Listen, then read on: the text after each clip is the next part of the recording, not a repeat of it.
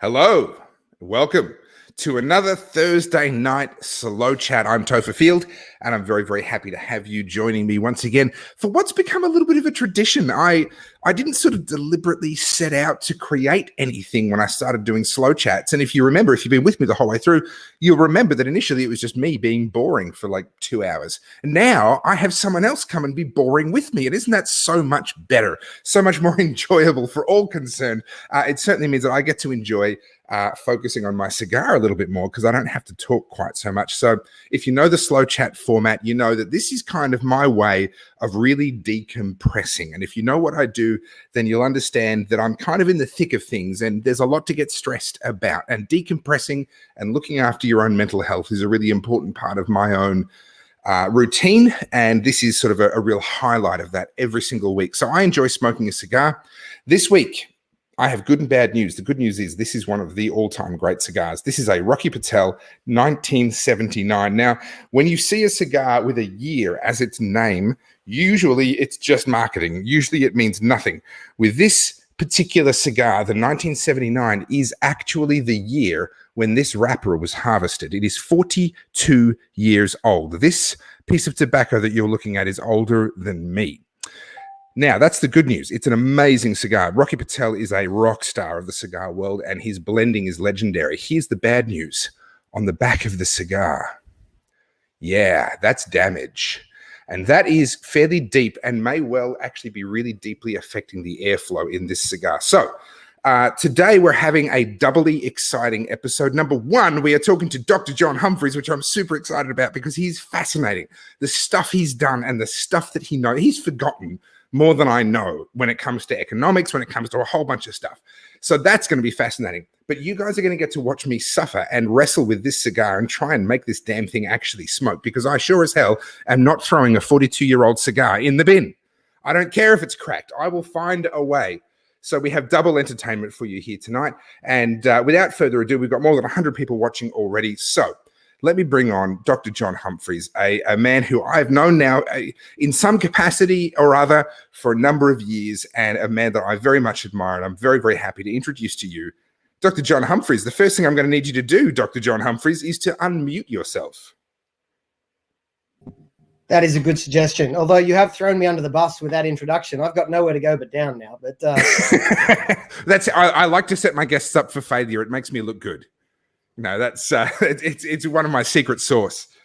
Look, I want to start by pumping my own tires up a little bit more here, because I haven't really talked about what this is sitting behind me here. But this is actually an award that I was given a number of years ago for being the Libertarian Activist of the Year, right? For 2015, if my memory serves me correctly. So I can just pump a bit of air into my tires here and say, look at me, I'm amazing. However, in your company, I have to be a little bit humble because that award exists because of who now? Who invented that?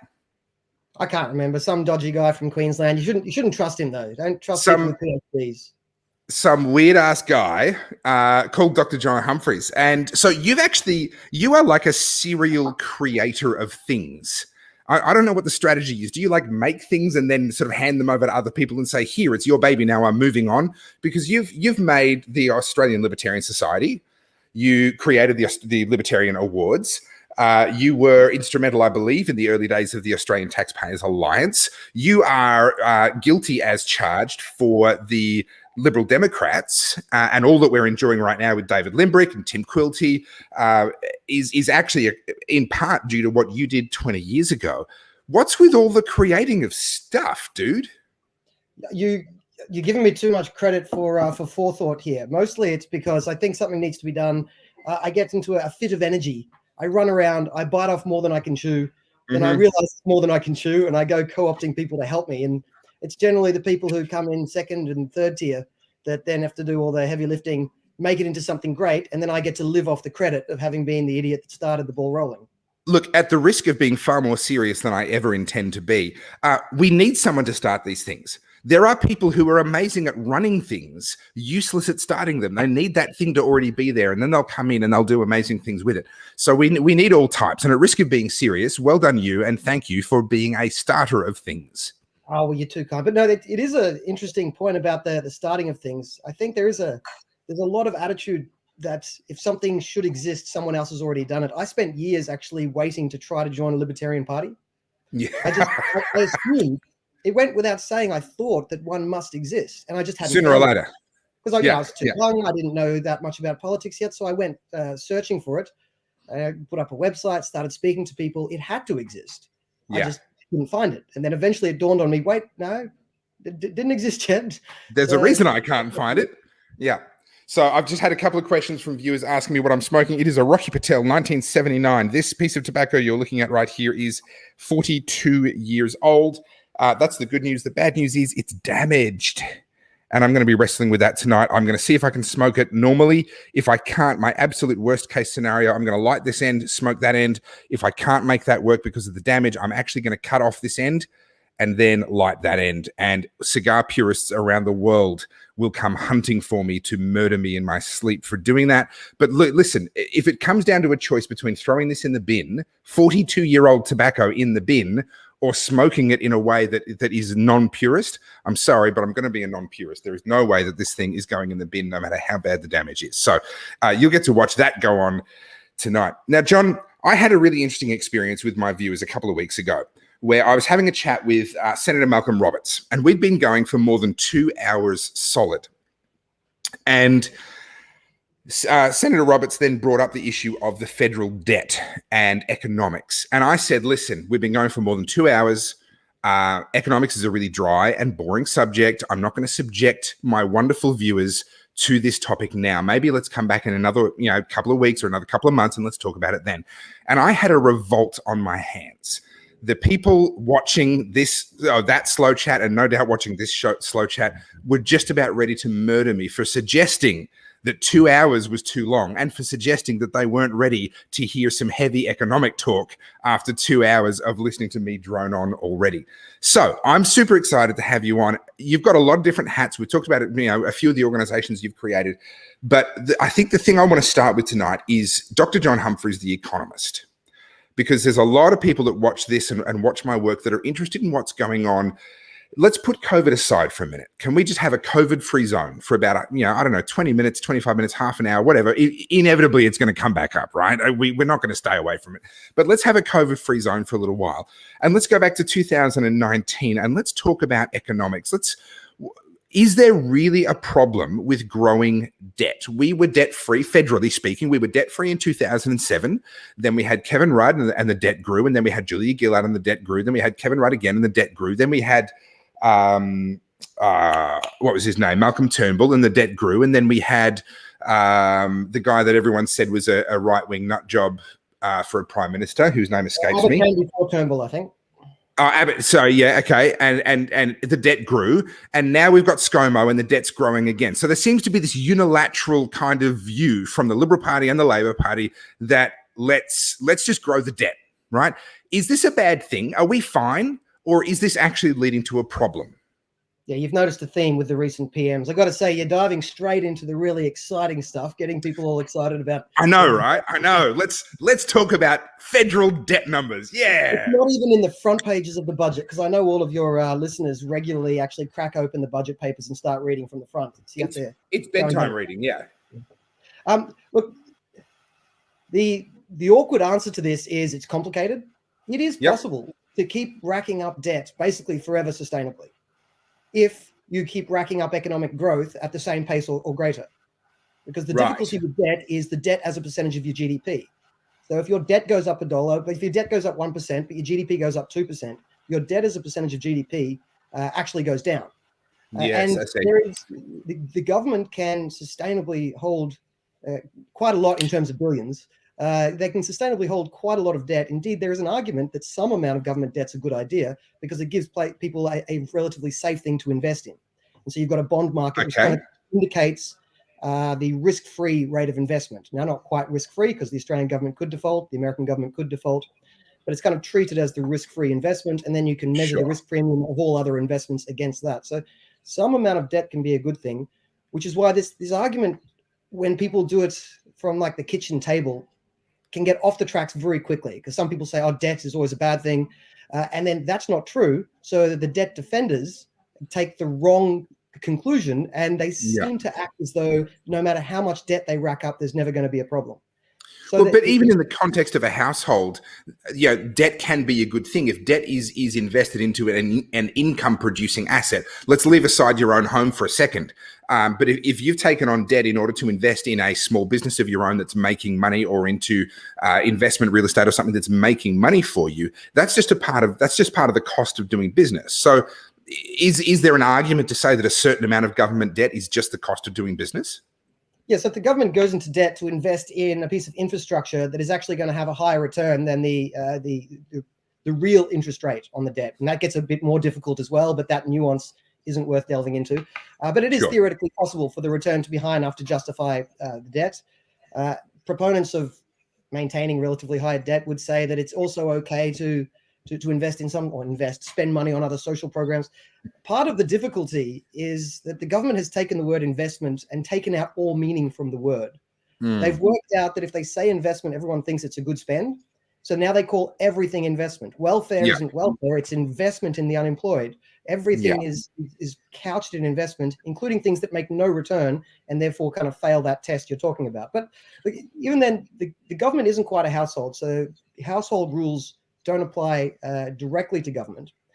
The simple version is some amount of debt isn't a problem. Too much debt becomes a significant problem. And if I can just do a little monologue for a second, and I think I've said this to you previously, privately, I've said it to a few others. The issue with government debt is once you hit a problem, it's not a small problem, and it's not something you can reverse from easily. I liken it to walking up to a cliff. Once you walk off the cliff, you are, can I swear on your show? Sorry? You're family friendly. You probably don't swear that much, do you? I swear occasionally, but only for a good reason. All right. So it's like walking up to a cliff. If you're off the cliff, you are screwed, right? It is like game over, plunging to your death. But every step you take towards the cliff, you'll note every step you take, you're not falling off the cliff. It feels totally safe. It's fine. It's fine. True. You can take a lot of steps towards the cliff. You can keep racking up debt for quite a long period of time and get away with it. Now, the wrong lesson to take from that is you can just keep doing it forever. Because eventually, when you take that step off the cliff, it's really hard to reverse. It's hard to undo that step because you're falling. So this is the difficulty with debt, is that a lot of people have noticed that the debt was at 30%, and some people who are hawkish on debt said, oh no, the debt's a problem. And then the debt went up to 40% and there was no problem. And then the debt went up to 70% and there was no problem. And now you've got in America, the debt creeping up to 100% and they're not seeing a problem yet. And the lesson people are drawing is, oh, there is no problem.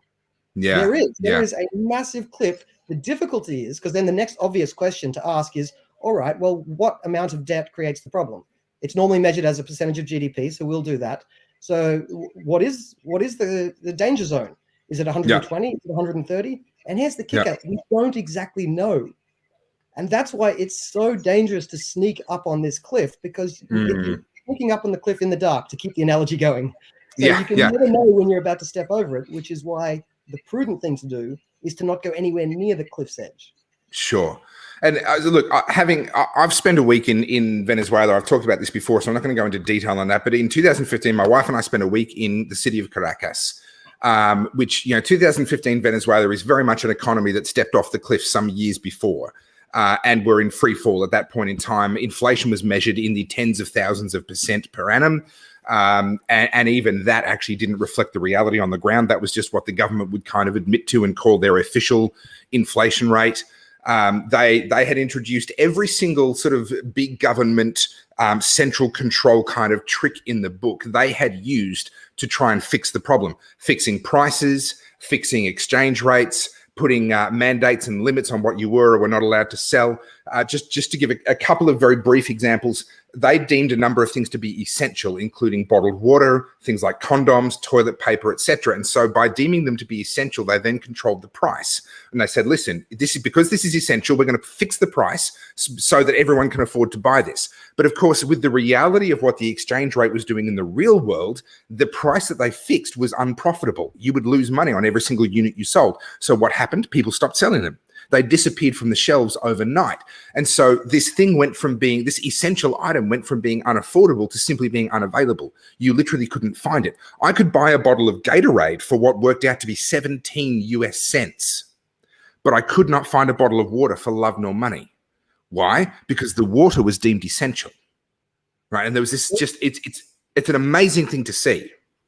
Well, I mean, this goes a step beyond debt. This is one of the cliche fallacies of socialist thinking, where they think that prices came because some businessman decided that they were going to set a price that's convenient for themselves. I mean, most prices in most markets exist because they clear the market, right? It's a cliche thing to say, but that supply and demand graph that everyone would have seen down before, that price in a properly working economy, it's not that one person sat down and worked it out. It's that it evolved over time to actually clear the market. Yeah. But if you don't think that, if you think it was just set by a smart person in a room or a dumb person in a room, or if you're a socialist and you're looking at capitalism, you think it's set by an evil person in a room, then all you need to make the situation better is to have a nice, smart, generous, caring person set that price. Yeah. They step in, they set that price, and then they act totally gobsmacked. Because the truth is, the underlying price that they didn't like was actually representing real things.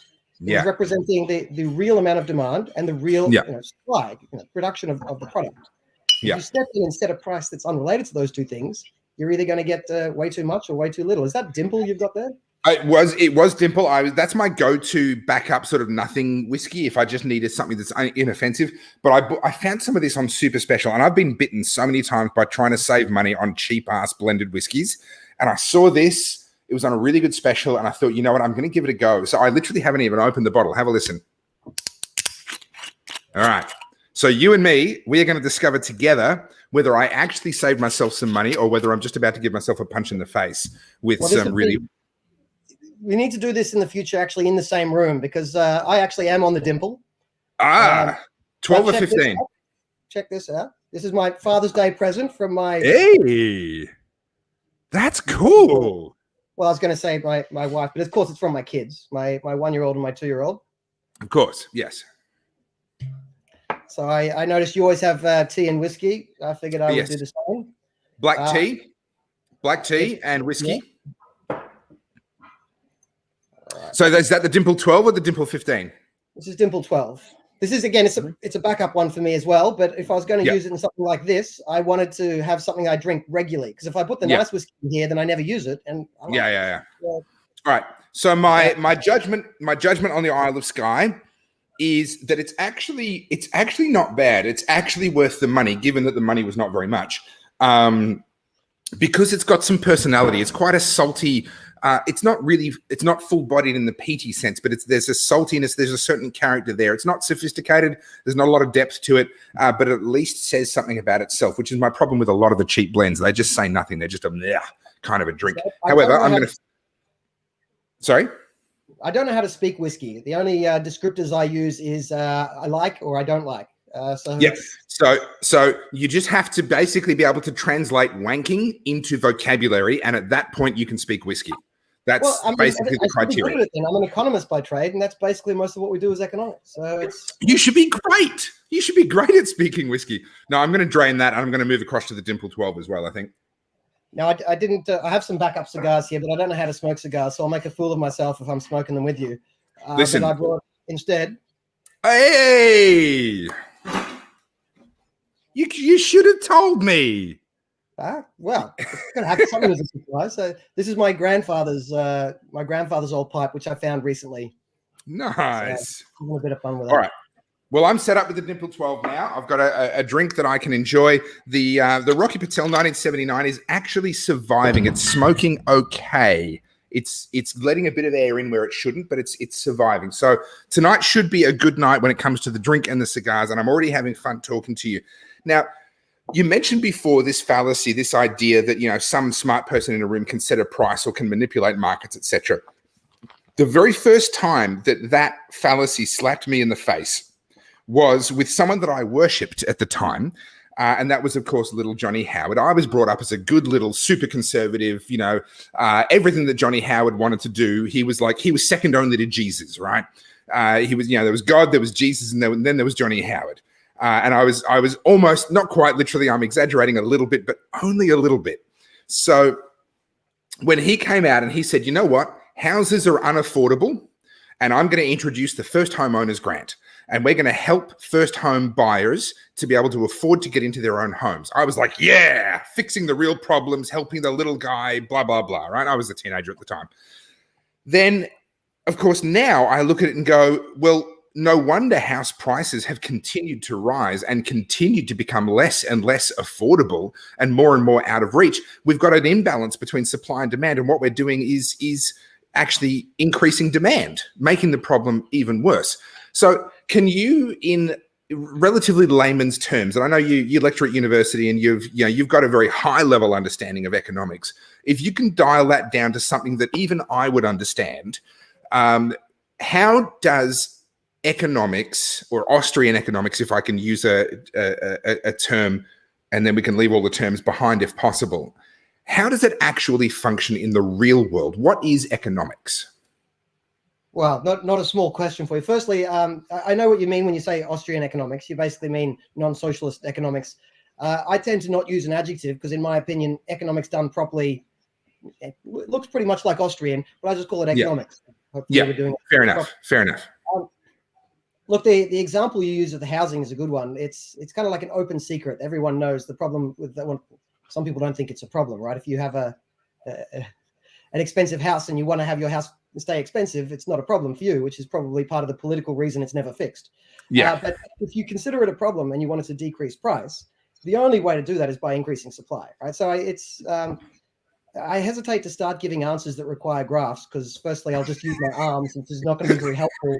And if I try to move them around, it's going to get very messy very quickly. But the underlying issue with housing is that there's not enough houses. Lots of people are trying to get them. So if there's not enough houses, lots of people are trying to get them, people bid up the price. You just think of, in your mind's eye, it's not always how it works, but I suggest thinking in your mind's eye of like at an auction, and there's a bunch of people who want something, and there's just not many of them. So they keep saying, well, I'll pay 20, I'll pay 21, I'll pay 22. And eventually the price gets high enough that some people can't afford, or they choose to go buy something else. And that's the way you equalize the supply and the demand. So in the situation with housing, if you then just give people a housing bonus, what you're doing is increasing demand. But the underlying problem is there weren't enough houses, right? That is the underlying problem, right? That's the reason the prices keep going up. The only way of solving a problem of there's not enough houses is, and wait for it, this is a kicker, build more houses, right? Slow down. Hang on. If there's not enough of something, the answer is to make more of that thing? You're breaking my brain a little bit here, John, because that's not what I hear from like politicians and their pet economists. It can get a bit tricky with economics because things get abstract, and then lots of people throw shade at economists for making things too abstract. It can be quite useful to make things abstract in economics. It helps you solve puzzles and problems that are very difficult to think about if you get all the details on the table. So it can be useful to be abstract. But fundamentally, this abstract philosophizing and wanking we do in economics does represent something underlying all that in the real world. And it's really incumbent upon good economics to, abstract away. That's great. Use all your funky maths. But you've got to remember what it's representing. And this can be sometimes where you get this disjoint. You get so caught up in the theory, you forget the underlying problem. If the underlying problem is not enough houses, then, I mean, this is kind of an open secret within economics anyway. Basically everyone within economics of left and right accepts that the issue here are the NIMBYs, the zoning laws at the local level are not allowing enough development. Therefore, there's not enough houses built, and therefore that pushes up house prices. We kind of all know that. But when politicians try to solve it, they don't want to lose the votes of the NIMBYs. So they come up with any other possible solution. Now, here's the kicker here. I'm going to try and be, well, I always try to be fair, but there is the idea of subsidizing buyers to shift up house prices. That actually does do some small benefit. Now, it's not the obvious way, because the underlying benefit you need is build more houses. So drop the zoning restrictions, drop the regulations that drive up the costs of building houses, and you'll have more houses and they'll be cheaper, more affordable. But the approach used by the government does work in some small way. And that is they subsidize the buyers, that drives the prices up. But when you drive the prices of houses up, you slightly increase the incentive of the house producers who are willing to jump through the hoop. There might have been a house that last year they didn't build because the regulatory costs were just so high that it wasn't worth it. But now because the government's pumped up house prices, that builder can now justify those extra regulatory costs and one more house gets built. Now, it's a ridiculously convoluted and inefficient way to solve the problem, right? Because you solve the problem, build more houses. But it does have some small benefits. So we got to, I think it's the wrong policy. I think it's bad policy. But I think the best way to attack bad policy is to just be fully honest about it. Admit that there are benefits and costs and just point out that the benefit is small, the cost is huge. Don't try to deny the benefit, which is the same as I was saying before in the debt discussion, right? I started the debt discussion by saying, debt can be a good thing. And some amount of debt can be appropriate and some amount of debt beyond that can be sustainable. But you've got to end up balancing all the benefits and costs and have a healthy respect of them. And this is a problem in our politics now, I think, is this this absolutism that goes on where people aren't willing to actually discuss the nuance.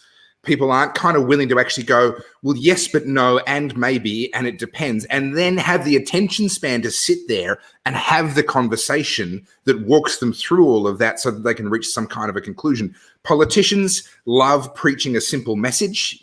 Political communications is all about that couple of word slogan, yes, we can. It's this sort of, that's the level of political communication.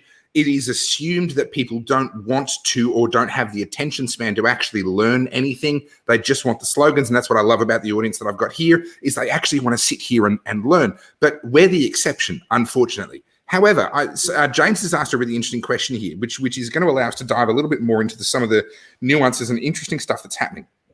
Now, my wife's a mortgage broker. And so we are very closely connected to the housing industry and what's going on with that. And one of the things that has been bending my brain in the last 18 months is, why are we seeing house prices continue to rise in many areas faster than we've seen in decades? When I would have thought, due to the international borders being closed and international immigration into Australia, which is our primary source of population growth, given that that's closed down right now, do you have, and I'm throwing this at you, you've had no advance warning on this question, just so if you're watching this and John goes, you know what, I have no idea, so I'm not going to try and answer that, that's all good because I gave him no advance warning on this question because it came from James. Thank you, James. Do you have a possible cause for why we're seeing house prices breaking records right now, 18 months into a ban on inward immigration with all that implies for population growth? Yeah, well, I think the first part of the answer is the one you hinted at, which is I don't know, but I'll put that in the context of this is a history question and we're living through that history. I mean, I teach at the University of Queensland, I teach about China, and there's some fascinating parts of the history of China. Maybe we can do that later, but we can talk authoritatively about what Mao got wrong. We can talk authoritatively about what Deng got right. And those are really interesting parts of world history, I would. I'm not going to let you go until we do have that conversation because I genuinely want to hear it from someone that really knows what they're talking about because I know the surface level. My point of this is we've got Xi Jinping happening now, and there's a lot of very strong opinions about what he's doing to China. I have some strong opinions about it, but I always, when I'm teaching this, I always add the caveat that that's current affairs. We don't have the proper context yet. We don't have the 2020 hindsight that you need to be able to really understand it properly. So I tell them, come back and redo my subject in 10 years and I'll be able to tell you exactly what Xi Jinping's doing. But the same thing with the housing prices. To some degree, we might need a bit of a vantage point of history to see it properly. But a couple of things to keep in mind when you're looking at house prices. One is the amount of money that, with tourism, for instance, tourism shut down. And we look at that and think, oh no, our tourism industry is losing money. Tourism is a net importing product in Australia. You shut down tourism, it actually boosts GDP.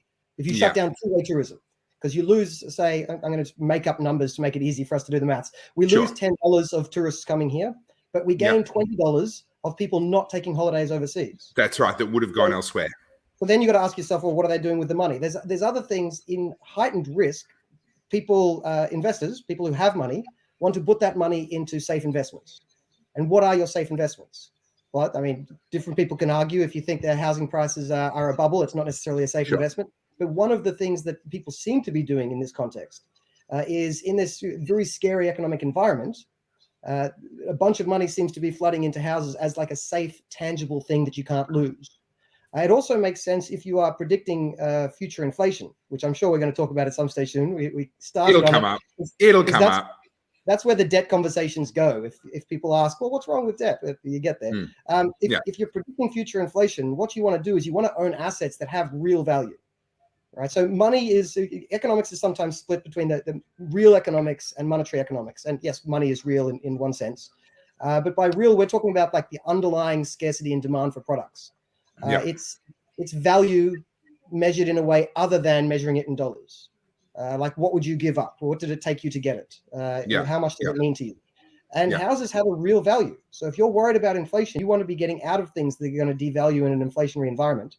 And you want to own things that will be tangible in the future once our currency has been destroyed, if our currency is destroyed. So there's several things going on there. The money needs to go somewhere. People have a flight to safety, and they want solid assets. And that could explain some of it. So look, and we didn't talk about this beforehand, but that exactly mirrors my own view. And those that watch my slow chats have been watching them for a while. You'll know that my view is that the reason why the house prices were increasing is because the smart money are hedging against inflation. That's my personal opinion, and should not be attributed to John because he might want to disown it. I don't know, but that's my personal opinion. The smart money is looking for things that will inflate as inflation kicks in. I think it seems like a pretty reasonable explanation for what's going on now. I just caveat it with what I said before. We'll understand this a lot better in a few years' time looking back. 100%. I think when we look back, that'll be part of the answer. There may be other parts of the answer that for future people watching this will be obvious to them that we're forgetting to mention now. That aren't obvious to us right now. The other really interesting thing to me is the incredible rise in, actually, I need to ask a question. Someone commented before that my microphone was a lot louder than John's. I've pushed it back a little bit. Has that balance improved, or am I still like really, really loud? If I am, I'll try and find a way to dull it down a little bit more. So if someone could just throw that comment in there, that'd be great.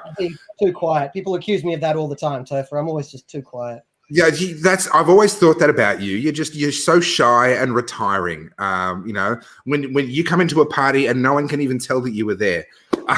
Sorry, inside joke. Now, the other interesting thing that I found fascinating myself, and this I'm guessing, and I'm leading here, but I'm guessing is more to do with direct supply and demand, is the fact that used car prices actually went up instead of continuing their gradual progression down. Caravans, jet skis, off-road vehicles, they actually went up in the first year or so in 2020 and the first half of 2021, although I think that is peaking now. They actually went up. Is that purely a matter of supply and demand, do you think? Or is this sort of the dumb money is buying toys? Or what could possibly be at work there? Well, dumb money buying toys is still an issue of supply and demand. So, I mean, to one degree, very easy to answer you. Yes, it's obviously an issue of supply and demand because no one's fixing the prices. But the more interesting question is, well, what's going on in the production side and the preferences side that's leading to supply and demand changing? Because supply is just a funky curve on a graph, which is representing production. Right? Production is the underlying thing in the real world that's happening when you look at a supply curve, and preferences is the underlying thing that's happening in the real world when you look at a demand curve. And so what's happening with production and preferences? Well, when COVID struck and then the government shut down everything, there was a significant increase in transaction costs pretty much across the board. So anything that has a significant amount of transaction costs in its costs was going to have the price go up. Sorry, what do you mean when you say transaction costs? That's a genuine question. I actually need that to be broken down for me. That's a good point. I'm talking too much like it's insider. I'm talking too much insider. Transaction costs is basically all of the costs of a product except the actual sticker price. So you want to buy a soccer ball and it costs $10, but you've got to say the underlying, the manufacturing, it costs $10, but you've got to, it's not manufactured in your house. It's got to ship it there. So there's transport costs, there's communication costs. You don't instantly know exactly where every soccer ball is. So these days you could probably Google it quite quickly, but there is still like the search costs, communication costs, the negotiation costs, the enforcement costs. Now, in a soccer ball's case, a lot of those costs are very small. But in some products, those transaction costs can be quite significant.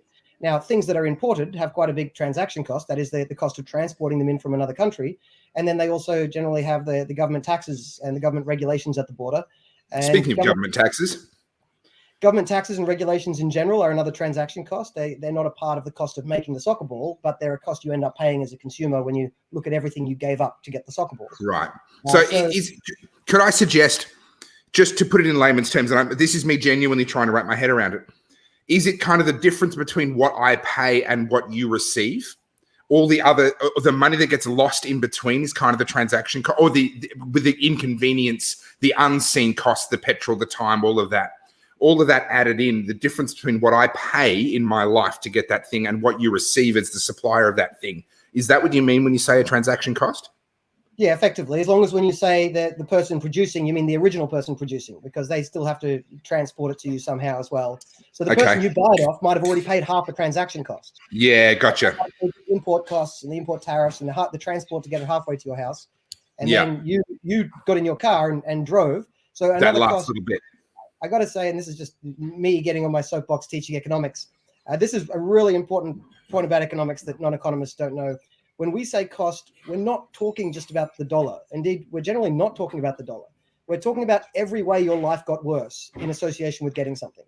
So part of the cost of buying a soccer ball is the fact that you had to give up 15 minutes of your day to get in the car, to go out and walk amongst a bunch of people wearing masks, muttering under your breath why they're wearing masks. And you have to walk into a shop and, if they deal with you nicely, that's not a transaction cost. If they deal with you badly, that's a part of the transaction cost. So all inconveniences and deleterious things in your life count as a cost in economic sense. Right. The actual just dollar cost in economics, we call that the accounting costs. And we look down our nose at the accountants who just don't add it up properly. Just to make it confusing for all of us, you've invented your own language. Thanks for that. I often say one of the jobs I used to have years ago, back when I had a proper job, with no offense to my current employers, I used to work as a consultant in Canberra, and I used to joke, and it was only half a joke, that my job was as a translator. I used to translate economics into English, and that is a legit thing. It is a required thing, and it's not a skill that that all economists have. So maybe I don't have it all the time as well, but it is a language. A lot of words that economists use really give a very misleading impression. Economists are often accused, you assume everyone's rational. The concept of rationality assumed in economics is basically just that preferences are transitive. Now, yes, I know, more jargon. It means if you think if 10 is bigger than 9 and 9 is bigger than 8, you're allowed to assume that 10 is bigger than 8. If you prefer cigars to whiskey and whiskeys to cigarettes, I can assume you prefer cigars to cigarettes. That's what we mean, right? We're not saying that every decision people make is correct. People make dumb mistakes all the time. But because we use the word rational to describe transitive preferences, and normal humans, people who speak English, use the word rational basically to mean make good decisions. A thought process, Normal people think economists are saying this absurd sentence that everyone makes good decisions, which is an absurd idea, but economists aren't that dumb. That's not what we mean. Wait, you're not? Well, some of us are, but I mean, I have a policy. I never interview someone smarter than me, so I'm sorry. I might have to just end this here. What? Sorry? What? yeah, exactly. I cut you off. Continue. No, I'd actually finished that sentence. I mean, I had a list. I was starting to write a book of, I was going to have a book of translation of economics to English. I don't have it near me. And I'm blanking now at the top of my head what some of the other terms are. But as we talk, I imagine others will come up. Cost. That's the one we started on. When people say cost, people think the dollar amount of a soccer ball. Economists mean everything you gave up, your time, your inconvenience. If they looked at you the wrong way and it made you sad, it's all a cost. Okay, so I would actually like to, and I premeditated this. I was like, actually, this is something I want to talk about, because this was something I did not understand until I had some conversations with you, and I listened to you talk at the Australian Libertarian Society Friedman conference where I've heard you speak a couple of times now. This concept of at the margins. When politicians talk, they like to talk as though we all fit into certain sort of groups, right? There's this group here that are the lower socioeconomic, then there's the evil rich, and then there's these people and there's those people. And they want to sort of put people into groups. But actually, in reality, everyone's on a continuum. And no matter what policy change you make, someone's going to be at the margin and is going to make a different decision as a result of that change. Can you kind of break that down for me? Because I have found that to be an incredibly useful concept, to understand that every little decision, every little policy change does still have some effect. Yeah, it is. It's a tough one to explain. It is an extremely important issue. You're welcome. But when people don't get it and I try to explain it, I often find they still don't get it. So excuse me if I fail with this one. At the margin means we're looking at so there's a cause and effect, right? So when you look at the outcome of the cause, we're looking at only what incremental part of the effect was changed. Sure. We're not looking at the alternative ways of looking at things is the total or the average. So the total impact, the average impact, and the marginal impact. And especially the difference between average and marginal can be really confusing because the average is averaging across everyone, including people who aren't changing their behavior. The marginal impact is just looking at the people who, when you tweak a policy, the people who are just on the edge of changing their decision. So there's always some people who, some situation, let's stick with soccer balls because I picked it randomly earlier. There's some people who just really don't want soccer balls. They're not at the margin because you change the price, they still don't get them. There's some people who just desperately love soccer balls. They're not at the margin because even if you doubled the price, they'd still buy it. But there are some people out there and they look at a $10 soccer ball and they think, oh, it's worth $9 to me. And so they haven't bought the soccer ball. Then you cut the $2 soccer ball tax, which I just made up then. So the soccer balls went down from $10 to $8 in this situation. The person at the margin is that person who was willing to pay $9. So they didn't pay it when it was worth 10, but now they pay it when it's worth 8. That's the person at the margin. It's always the change at the margin that is the relevant part of any policy change. And it can be quite infuriating when people are pointing at average outcomes or total outcomes or pre-existing outcomes when they're looking at a policy change. The one that comes to mind here, and I don't know if I can do this without getting too esoteric because it was my PhD topic, but the return on education, like the benefit you get from education. Now, there's a couple of ways of studying the benefit you get from education. The main way we talk about the answer is what's the average return. So think of it as like buying a share or buying some sort of investment. When you buy an education, what's the return? You can measure it as, say, it's like a 5% rate of return on investment. Or 10%. And they look at education and they find that the average rate of return on education is higher than the average rate of return in the stock market. Right? That's nice, right? So the conclusion from that is education is a good thing and we should invest more in it. Another conclusion that the commies draw is that means the market is underinvesting in education because if they weren't underinvesting, the marginal, the benefit would have come down to the same benefit as everywhere else. And they use that to justify forever investing. There you go, again, misusing the word investing, subsidizing more and more education. And they do that based on these high average returns. The trick is, if you look at this properly and look at the marginal returns, the marginal return on the incremental, the next piece of university education we're getting in Australia is shithouse. It's really low.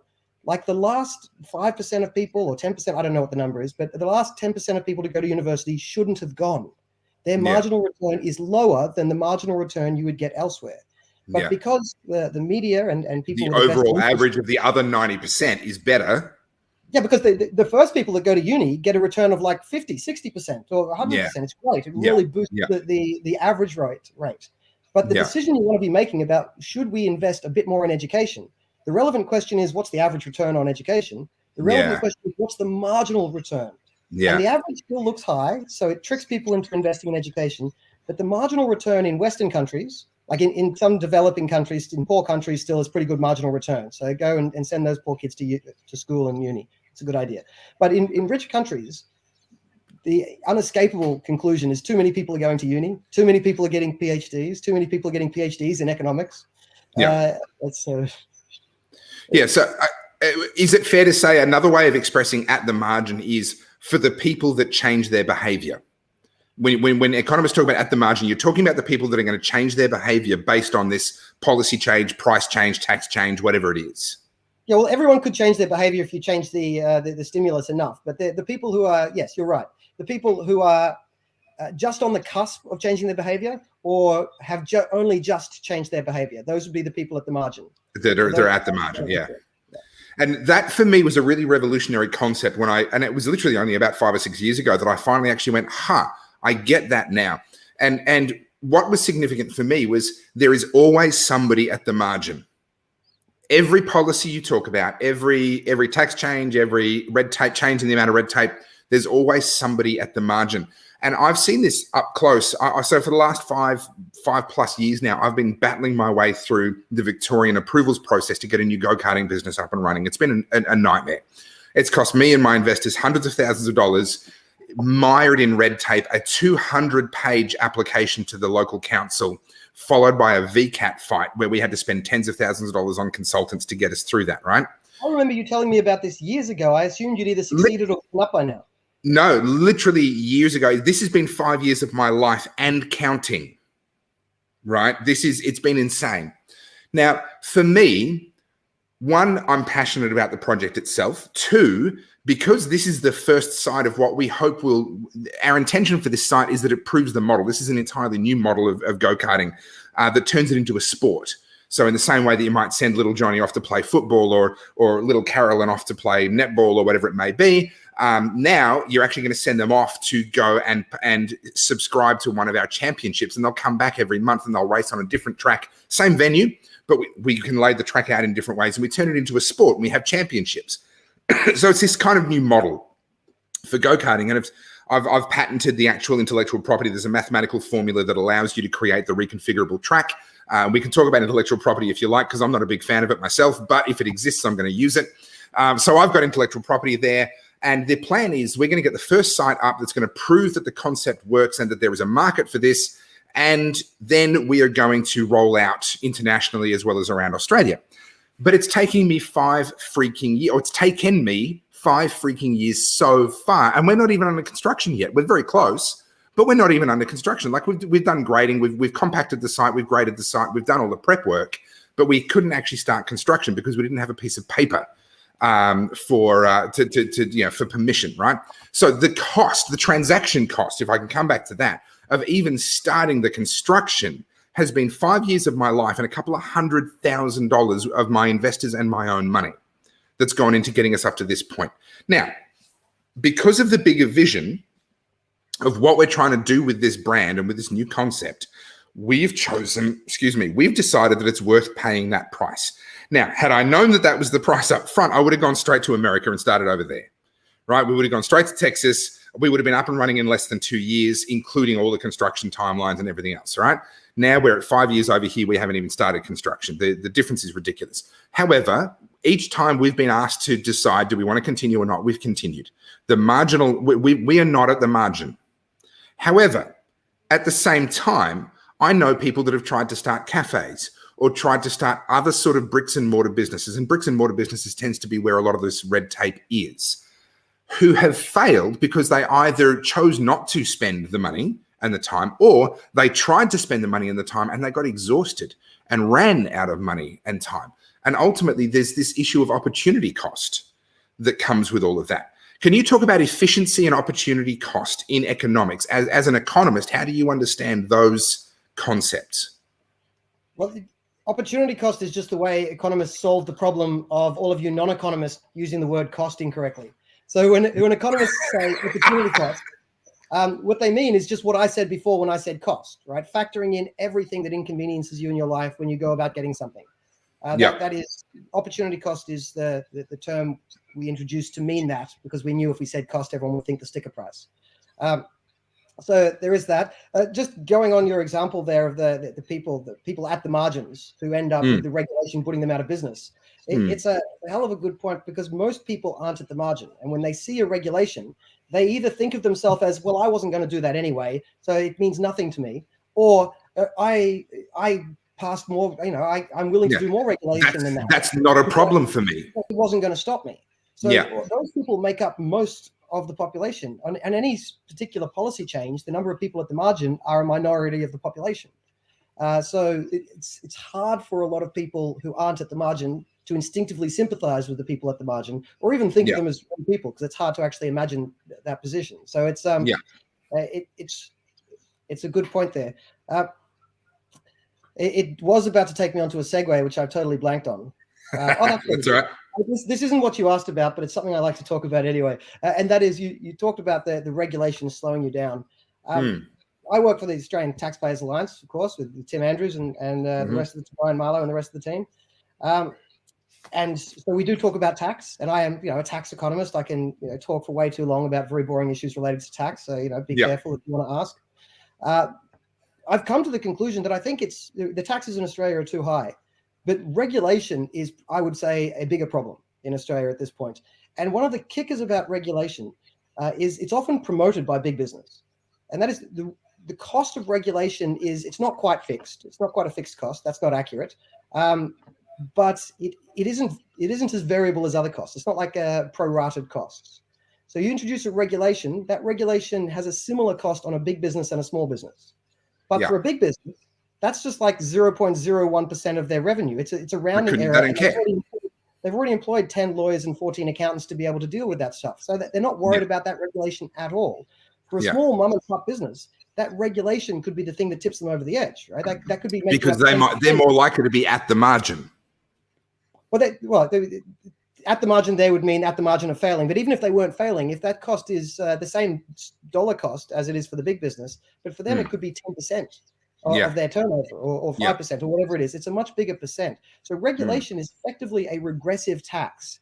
It's a regressive tax that hits small business and people who want to start businesses. And I've been thinking in my old age, I've been getting more esoteric and interested in the cultural elements of economics. Tom Sowell's a great man. Everyone should read his books. And he does this as well. He's a great economist who got into the cultural elements of it. And it seems to me one of the things that's very, very grandiose statement. One of the things that's gone wrong with the West is that we've lost this tradition that, everybody could just sort of pick themselves up and start a business. That is still a normal thing to think of in much poorer countries than us. Yes. As countries go from dirt poor up to the middle income level, the main way they do that is lots of just normal people start a little business.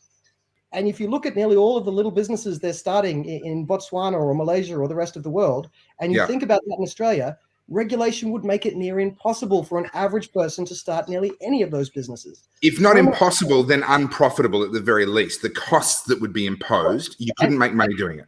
And what's that done to our culture? I mean, most people grow up now and we don't think it's normal that if you're an average person, you grow up and start a business. We think it's normal that you go and work for someone else. Go and get a career. There's nothing wrong with working for someone else. I do that. Sure. But it should be considered normal in an upwardly mobile, sort of robust, dynamic market economy.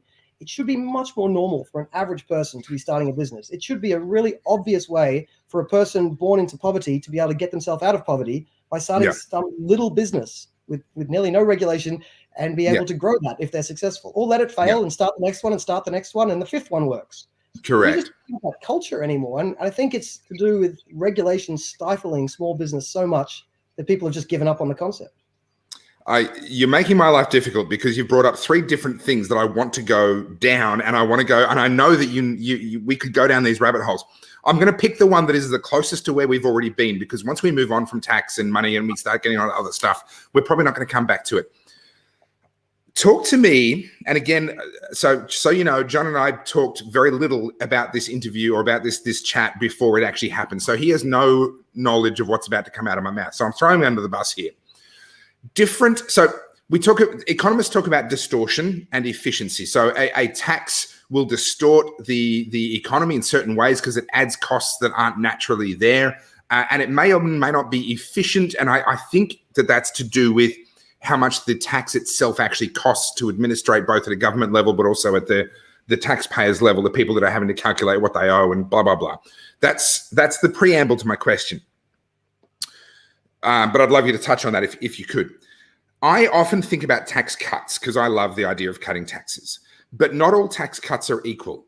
So can you help me to understand, for example, if we cut income tax, the result of that is people have more dollars in their paycheck, and they run out and they spend those dollars on things, which to my mind would potentially have an inflationary effect. If we, on the other hand, cut GST, then the sticker price on things would drop. And people have the same number of dollars, but they can now buy more with those dollars, which to my way of thinking would have a somewhat deflationary effect. Is that accurate? Am I even on the right planet with that sort of logic and thinking? And in your view, and I'm going to roll in one of the other rabbit holes I wanted to go down, what would be some of the best reforms that we could do to actually improve the situation that we find ourselves in terms of regulation and tax in Australia? Big question, multi-part question, go for it. I'm going to have a pen and paper with me as we do this, because you probably should as well. We go off on so many tangents each one. So you asked, was your understanding of that correct? That would have been a great place for me to interrupt, because basically, no, I don't mean to. Okay. No, good. School me, please. there's a bunch of costs of tax. One cost of tax is admin costs, so that is the bureaucracy. You mentioned that.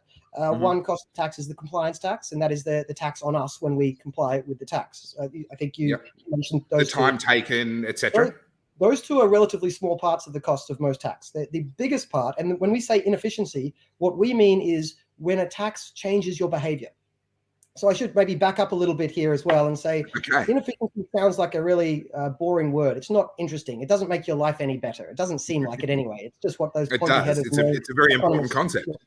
But I'm just going to put the word efficiency translate it into English. Please. By efficiency, we mean a situation where people are getting the best life possible for them to have, given the constraints they have. I mean, you don't get an infinitely perfect life. There's constraints. We don't have infinite everything.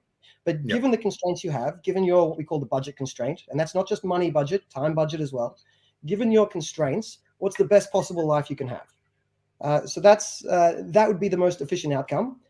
Anything that influences you to take a behavior away from your optimal life choice and towards the second best or third best or fourth best choice, that's what we mean by inefficient. So the way a tax is inefficient is it gets you to change your behavior away from your optimal behavior. So we all make a decision about how much of our day to spend on leisure, how much to spend on work, how much to spend on everything else. But the simple model just uses leisure and work to simplify things so that we can continue the conversation. And you'll look at the benefits of leisure, and there are benefits of leisure. No economist says you should work all the time, right? It's ridiculous to say we must always increase the participation rate. Bullshit. I mean, that's not the point of life, right? It's to maximize your happiness, not maximize your participation. So you get benefits from leisure, but you get benefits from work because firstly, work can be pleasurable. Secondly, they pay you and you can use that money to buy other things that you want. So they both have benefits. And then we go back to marginal. The issue is if you did spend all your time in leisure, the first couple of hours you did on leisure in that day has a high marginal benefit. That's great.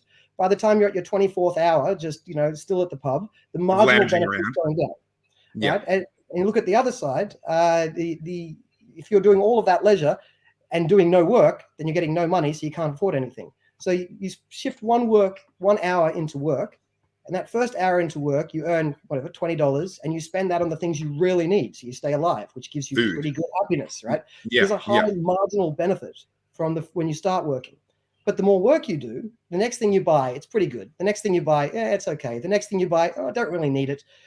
As you get more money, the marginal benefit's going down. So how much work should you do? How much leisure should you do? You should change the amount of work and leisure until the marginals equal each other, which is kind of a shorthand for any economic student asking this. If you've got a question and there's marginals in the question, the answer to the question, and I don't even know what the question is, the answer to the question is probably make the marginals equal each other, right? So that's a good rule to live by in intermediate microeconomic exams.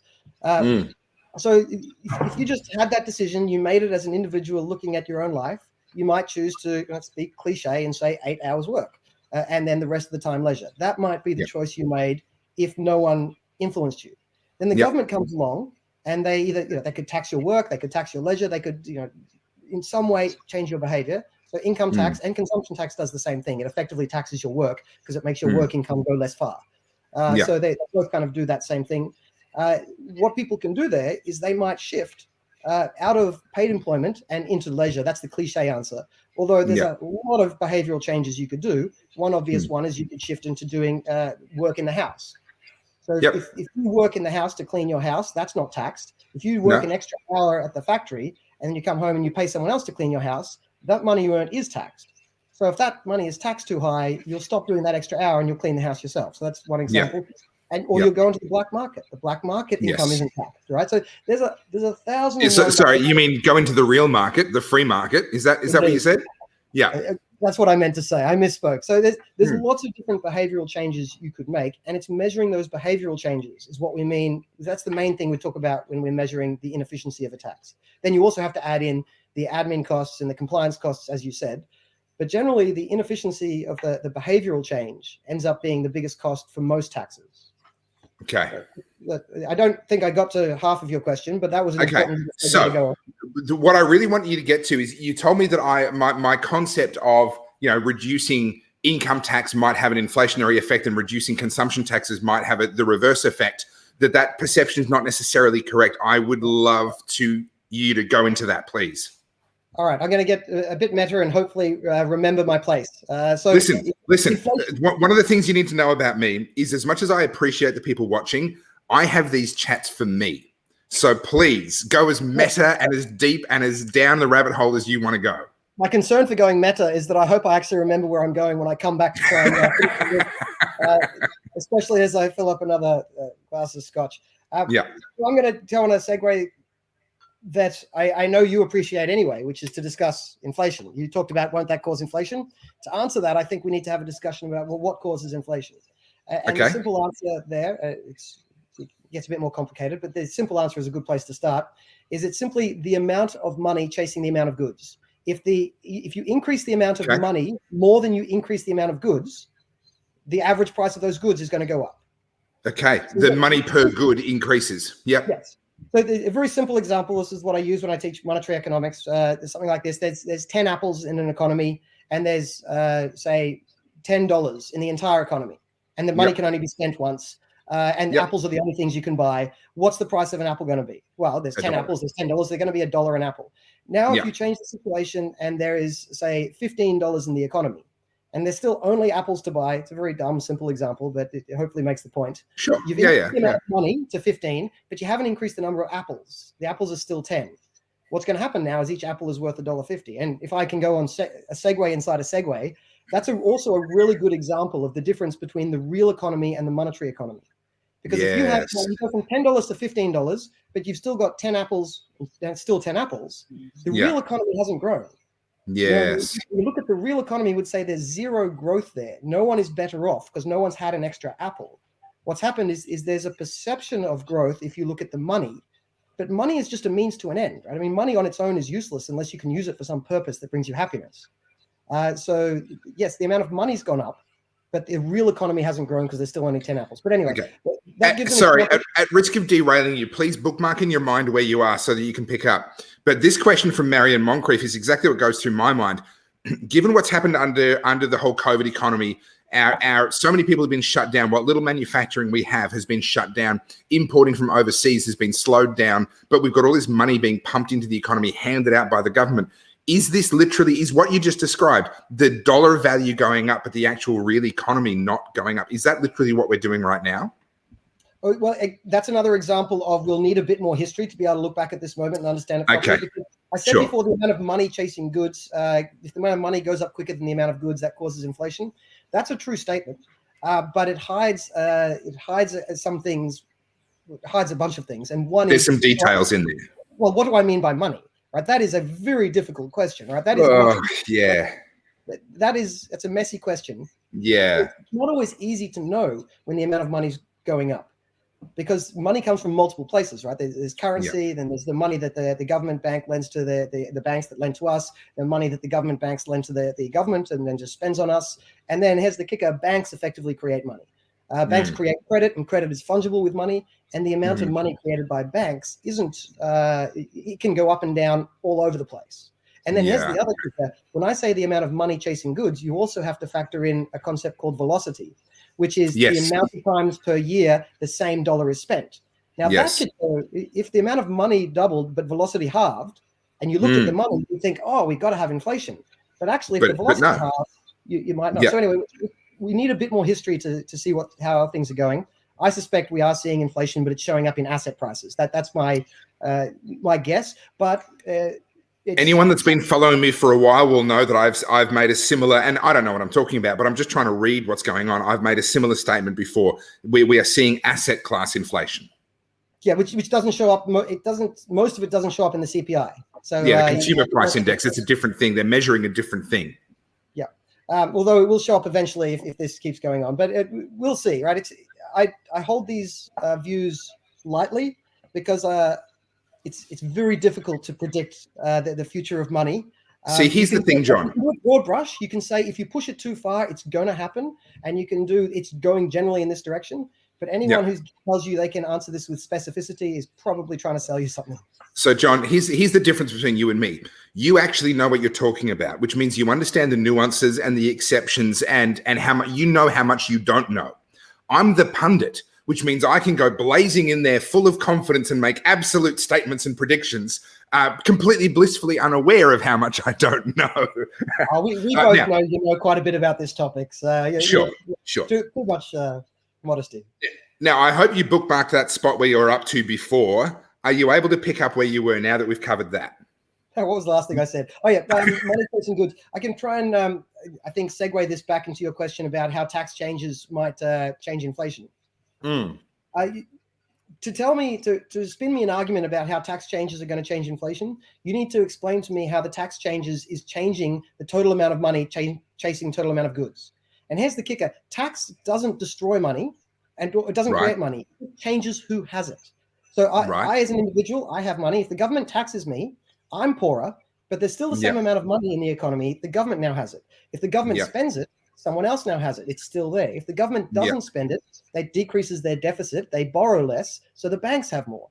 If the government doesn't spend it and they have a surplus, then they pay that. So in all of those scenarios I said, the total amount of money didn't change. Doesn't change. Yes, I see. It does get more confusing because sometimes government's fiscal policy, which is what we're talking about here, sometimes their fiscal policy will end up changing the amount of money chasing goods. That can happen. But it doesn't necessarily happen. And it's not really the purpose of tax changes. Or it shouldn't be anyway. It isn't for good economists. So there's no inherent link between these tax changes and inflation. It kind of depends how the tax changes are going to impact on this really messy discussion of how much money is there in the economy. And that you'd think that's an easy question. It's not. No. Okay, good. Look, I've learned a heap already, and I'm really enjoying this. But I want to keep exploring. And look, hey, there's more than just my mum watching. So obviously, there's at least one other person out there who's enjoying what we're talking about. So let's keep sort of digging down this rabbit hole if you're okay with that. Because honestly. Sorry, I don't know if you had a question that was going to segue us, or if everyone's like going to sleep and eyes glazing over when I talk too much about tax. But you raised the question of different taxes, different levels of inefficiency. Yeah, absolutely true. Hugely important. So the inefficiency I talked about with behavioral change, we often measure that as the dead weight loss. The dead weight loss is just the amount of utility that is just lost to society because people took suboptimal decisions. Utility is an economic wank word for happiness, right? So economists, for all the shade people throw at us, the core thing that economists try to maximize is basically happiness. Right? We just call it. And yes, philosophers, there is a distinction between utility and happiness, and we can do that after we've had 5 more scotches, but not now. So we're basically that's the dead weight loss is the measure of how much happiness has been taken away from a tax, and there's measures of dead weight losses for different taxes. So we can actually see which taxes have higher and lower dead weight losses. For instance, company taxes in most countries are very inefficient. Now, here's a kicker. Australia has a pretty well-designed company tax. Our company tax is more efficient than most other countries' company taxes. Okay, I want to stop on this for a second because one of the things that some people love to throw at Australia is this idea that only Australia gives input tax credits to people on their personal income tax. If I receive dividends from shares that I own, and they're already franked, they've already paid tax on those dividends, then I get a tax credit for the tax already paid. And people love to use that against the government and say, oh, you're helping out the fat cats and ignoring the fact that it's actually a lot of people's superannuation funds and retirement funds that are actually getting the benefit of that. So could I actually ask you to go a little bit deeper into the difference? You said that it's better. What's the difference? What do we do with company tax in Australia that's different and not typical around the world? The exact thing you're talking about, the imputation tax credits. As the exact thing I'm talking about. So most countries have a company. So you got to remember when a company earns money, a company is a paper fiction, right? The company only matters because there's humans in the company, and it's the humans in the company we actually care about, the workers, the customers, and the owners, right? Mm-hmm. So the owners, which is often super funds, and it's often a lot of mums and dads. Yep, and it can be rich people too, and can be just mum and dad shops, whoever the owners are. The owners make a profit. They pay the tax on the profit, but then the money is sent to a human. And then the human pays the tax on the money after they got it. So if you pay the company tax plus your income tax, you're paying the tax twice. Yeah. What we've done in Australia is we've worked out the company tax. And then when it's sent to you as an individual, if you are a richer individual, so you're in a higher tax bracket, you have to pay the marginal extra. And again, the word marginal, right? You the marginal extra tax. So the company tax is 30. If you're on a 45% tax bracket, after the company pays that 30% for you, it passes the dividend on to you. You pay an extra 15% on top of that to make sure you paid your full 45%. So that system actually makes our company tax, I would say, the best in the world. Or it's almost transparent. It almost doesn't exist for the purposes of Australians taking dividends in Australia. Company tax practically doesn't exist. Well, yeah, the big place that it exists is taxing on reinvested profits. So this is why one of the things that I think would be one of the best reforms we could do in Australia is to remove company tax on reinvested profits, which is something very similar to what the government does basically every budget. They come out and they say that they're going to have accelerated depreciation on assets, which is there's so many new words here for the people listening in. And if you don't follow this normally, I understand it's just gobbledygook. I get that. But accelerated depreciation is basically a similar way of saying don't tax reinvested profits. Okay, let me give you an example of that in our own lives. We had a car that was getting a bit too small because we had a second kid. Now we had 2 baby seats in the back, and it was a compact sort of car. And my wife has a mortgage broking business that I mentioned earlier. And we decided, because the threshold had been set at $30,000 for the instant asset write-off, we could buy something and write it off from a business point of view. We bought a larger car, and we had to spend less than $30,000. So we went and found a car that we were happy with, and we negotiated them down from about $35,000 down to $29,990 so that we could slide in under that bar. And that was an example of an at-the-margin decision. That we changed our behavior because the government announced a $30,000 cap on the instant asset write-off, and we went, hang on, we could perhaps use that. Now, of course, we pay taxes on the private use of the car and blah, blah, blah, but it was still better for the company to do that, and we would not have made that decision if the instant asset write-off had been, for example, $10,000. So it's a good example of marginal behavior again. But the important point for this is you reinvested that profit. So you made a profit in the business.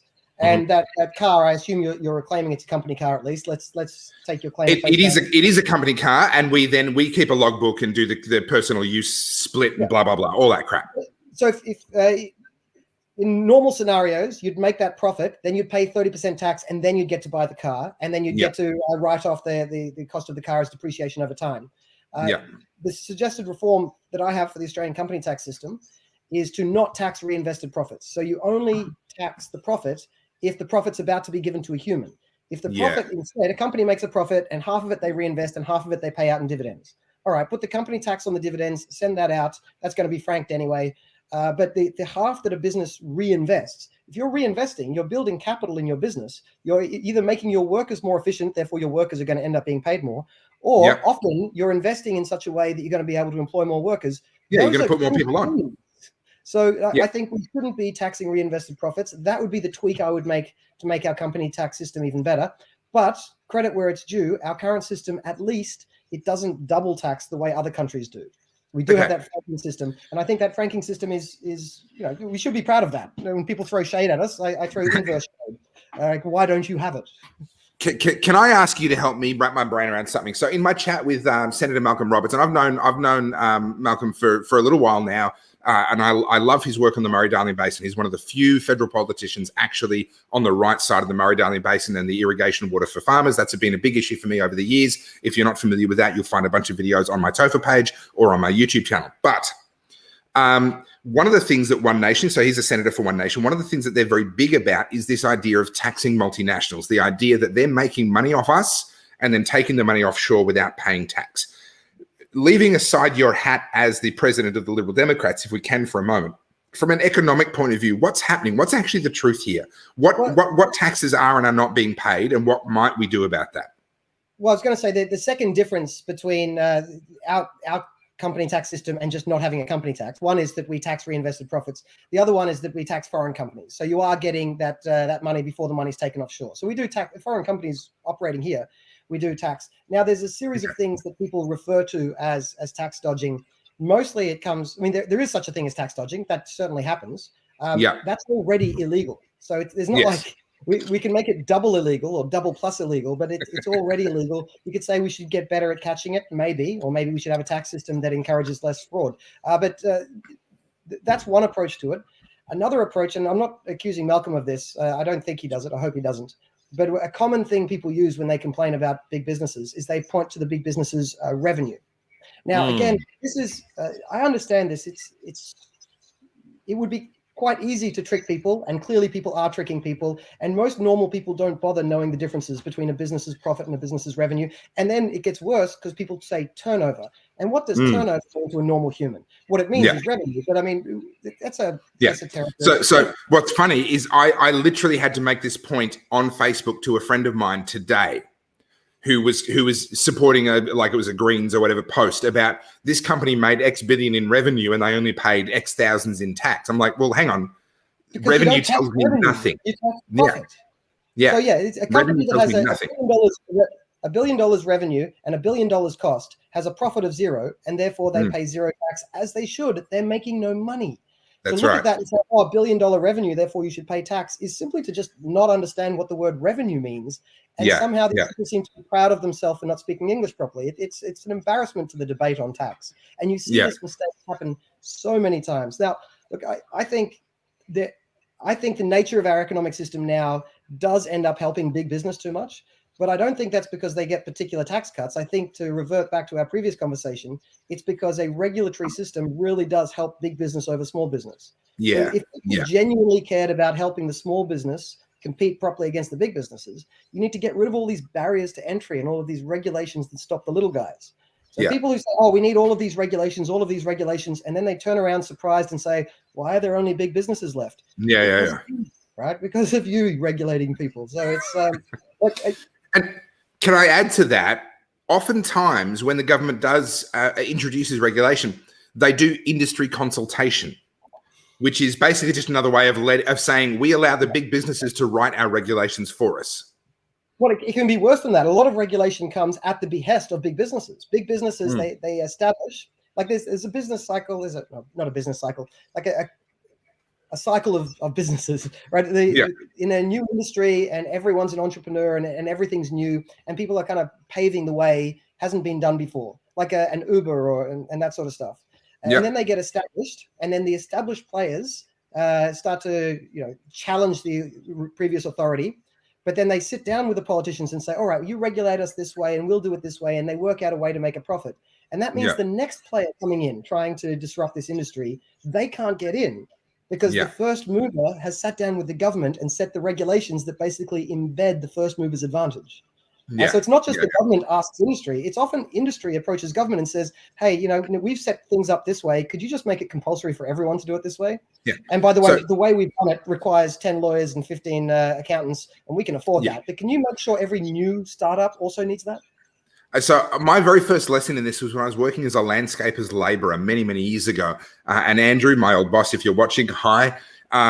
So he was a fantastic landscaper. He was a qualified horticulturalist. So when people said to him, oh, what plants do you think we should put over here? He wasn't just thinking aesthetically. He was thinking about how much sun it got, how much water it got, the type of soil that he knew was there, the drainage, but he really knew his stuff. But he was so cranky at the government because the government had deregulated landscaping, and now any old Tom, Dick and Harry could buy a lawnmower and start a landscaping business. And he was so upset about that because all these Tom, Dicks and Harrys didn't know what he knew. Now, that's true. He was not wrong. In his particular case, he was not wrong. He was more knowledgeable than pretty much anybody else in Melbourne that you could possibly find to come and do your landscape for you. But it was, to me, and I didn't recognize it for what it was at the time, but I recognized it in hindsight. It was literally the established players who had the qualifications and had jumped the hurdles in the past were angry about those hurdles being removed for other people. It's the same with the taxi industry and Uber, which, by the way, funny story, is related to that little award right there, but that's another story for another time. This sort of, it's not just the first mover advantage, but using government to cement their advantage.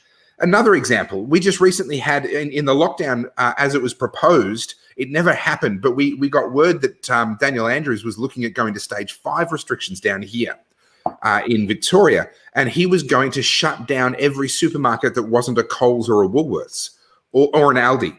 All the IGAs, all the independent grocers, all the independent butchers, they were all going to get shut down by him. I mean, that is, we have done pretty well at not talking too much about COVID, and I'm keen to finish the discussion on tax if there's anyone still listening. but I can't see. Doesn't matter. I'm still listening. So, But yeah, one of the things that COVID's done is it's really decimated, this small business. It's another example of this. It's like a hyper example, and it's an example on steroids of government regulation really hurting the small business and not hurting the big business as much. And people who like to say they care about this, they like to lament big business, but just as a cover story to raise taxes. And they like to say they support small business, but only if it's the small business that's owned by their friend and not if it actually requires any difficult political reform. I mean, this is like that example on steroids now with COVID. And it really is. I worry about what the nature of the makeup of industries is going to be after, or if Australia ever returns to sanity. I'd like to say after, but if. All right. Look, I was going to say, I don't know if you wanted to move on from tax, but I did mention different taxes have different qualities. And I was actually angling at something that came out of the last federal budget, which I commented on at the time. And that is the government introduced 2 tax cuts the last federal budget. Yep. And you said different tax cuts are different. One of the tax cuts the government introduced is the LMITO, the low and middle income tax offset. Now, I analyzed that. You get this. This is quite amazing. The government and the Treasury does not factor in behavioral changes when they analyze tax. It's amazing. Now, get this. The whole concept of efficiency is due to behavioral changes. Yeah. The whole concept, the whole reason people say tax reform improves productivity, that's entirely based on tax reform gets better behavioral responses leading to productivity. And Treasury and the government simply assumes that no one responds to taxes, which is insane. Like they've told me they know it's wrong, but they still do it anyway. So anyway, I redid the budget tax cuts, analyzing the taxes properly, because that's kind of my job. And one of their tax reforms basically had no productivity benefit. It was almost perfectly designed bad tax reform. Like I never thought I would find a tax cut that I didn't like. This tax cut was so bad, I almost don't like it. Right? It is quite remarkable. The other tax cut they had was related to what we said before. It was the enhanced write-off for enhanced accelerated depreciation. And that was a great tax cut. So they introduced a really good tax cut that really improved behavioral changes and made a more efficient economy, therefore happier people in the economy, because that's what it means. And they introduced this other tax cut that they put up in bells and whistles because the government describes it this way, the media describes it this way. All they describe is where you're reallocating the money. A proper economist is supposed to be looking at how does this change people's behavior in a good or bad way. But no one talks about that anymore. We used to talk about that during the 80s and 90s. Hawke, Keating, Howard, to their credit, they talked about microeconomic reform, which is basically what I'm talking about here. When's the last time you heard a leading politician talk about microeconomic reform? I mean, it is sad. But this is sort of going full circle right back to where I started. The soundbite problem, the 24-hour news cycle where politicians are just trying to find the shortest possible slogan using the simplest possible words. They aren't willing to actually try and explain or sell a meaningful reform that people don't already understand. And that kind of means we're stuck where we are. Now, John, I had a bit of a problem on my hands in the first couple of slow chats that I did because we just talked and we would talk for 2.5 hours, sometimes for nearly 3.5 hours. And people started getting really grumpy at me for not offering them a toilet break. So I made a commitment that I would offer a toilet break during the slow chats from now on. And now I'm looking at the time and I'm saying, right, we're approaching the time when we need to have a bit of a toilet break. And after this, I want to talk to you about, like, we've only covered one aspect of sort of who you are and the stuff that you know. I want to talk a little bit about your travels and what you've learned. I want to know why you got a knighthood in Cambodia. I actually don't know that story. Yeah, I actually don't know that story. So I want to understand more about that. And then, if you don't mind, I want to try and get a free university class from you on China, because that's actually what you lecture on at the moment. And understanding and dispelling some of the myths and actually understanding where are we at with China? Is it really as doom and gloom as it seems, or is it not? But let's do that after the toilet break. Now, what I'm going to do is I'm actually going to play a little video here. Sorry, I'm just going to get that all the way back to the beginning. So this is a video that I did in 2012. Prior to the election between Barack Obama and whoever the hell he was up against, I don't remember, called The Little Government That Could. And it's a little story about the American government from when it was born up until the modern day, or up until that 2012 election. And about a year ago, I realized that this story, although obviously made for Americans and made for the American government, actually now directly applies to the Victorian government as we see it today. So I'm going to play this for those of you that have iron bladders and you don't need to take a toilet break. You can sit and watch this. For the rest of us, I'm going to take a minute. I'm going to refill my mug of tea, take a bladder break, and we will see you back here in just a couple of minutes. This is a bedtime story for my American friends. Once upon a time, I was a newborn government. I was a very small government and not very strong.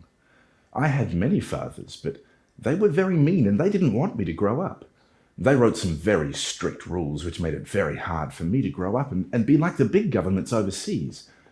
But like all little governments, I still dreamed of a day when I would grow up and be big and strong.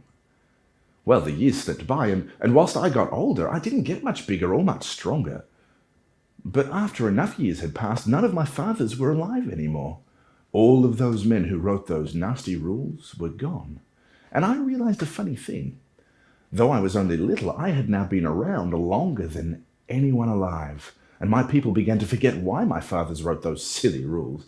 And so I, the little government, waited and watched. I knew my chance to grow up would finally come, and if I was patient, my dream of being a big, strong government would finally come true.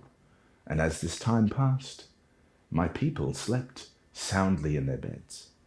Until one day there was trouble. The economy was bad and some people were going through very hard times. Well, I knew my time had come. I knew exactly what to do. "I'll look after you," I said. "I'll get everything back under control. All you have to do is let me get a little bit bigger and a little bit stronger and break those rules just a little bit. And I promise I'll look after you."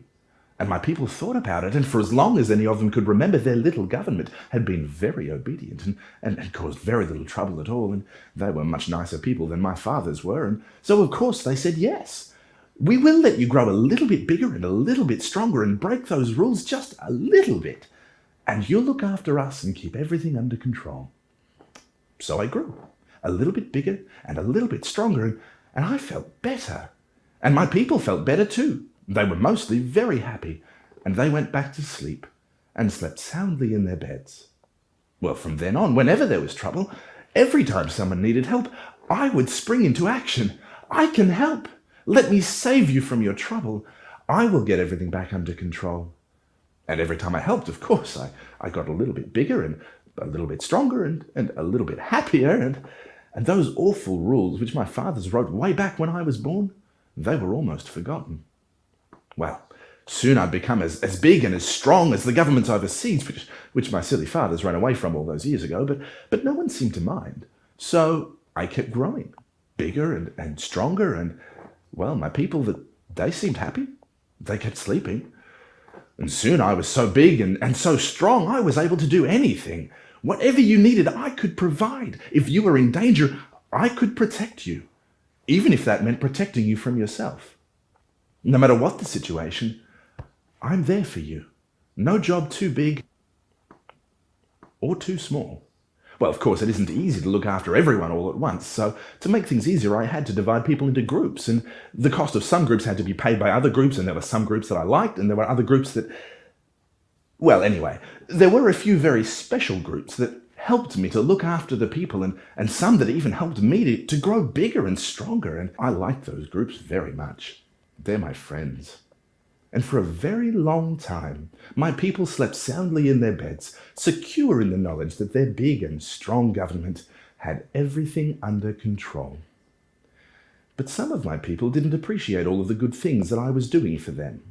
Some of these ungrateful people began to suggest that I'd become too big and should be made small again, that those old forgotten rules should be applied once again. They wanted to turn me back into that little, weak government that I used to be. See, I understand something that these ungrateful people do not.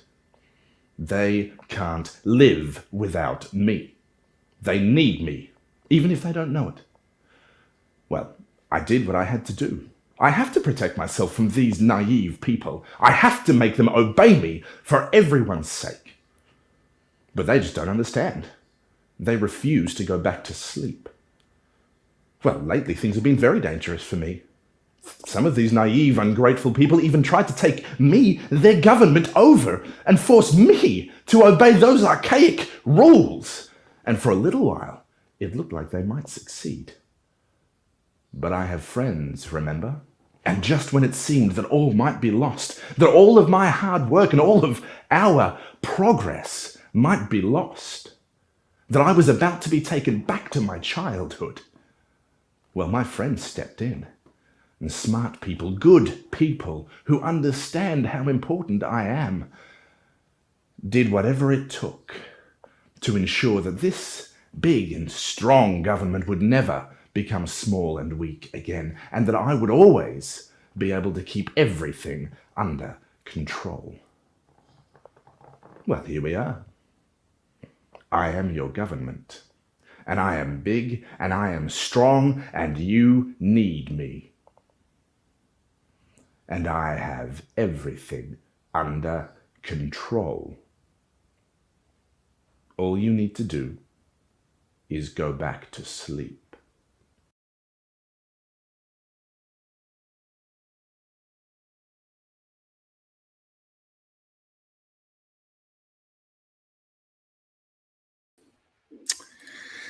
Well, not to bring a somber note to things, but that was a little project that I did, what is it now, 9 years ago, as almost for my own amusement, for some American contacts that I had, and I just stuck it online and went, oh yeah, that's a bit of fun. And then all of a sudden, I find myself looking at the Victorian government and thinking, yes, that seems relevant all of a sudden. That was the Ron Paul Revolution days, wasn't it? Yes, it was. Yeah, and it was the deplorables.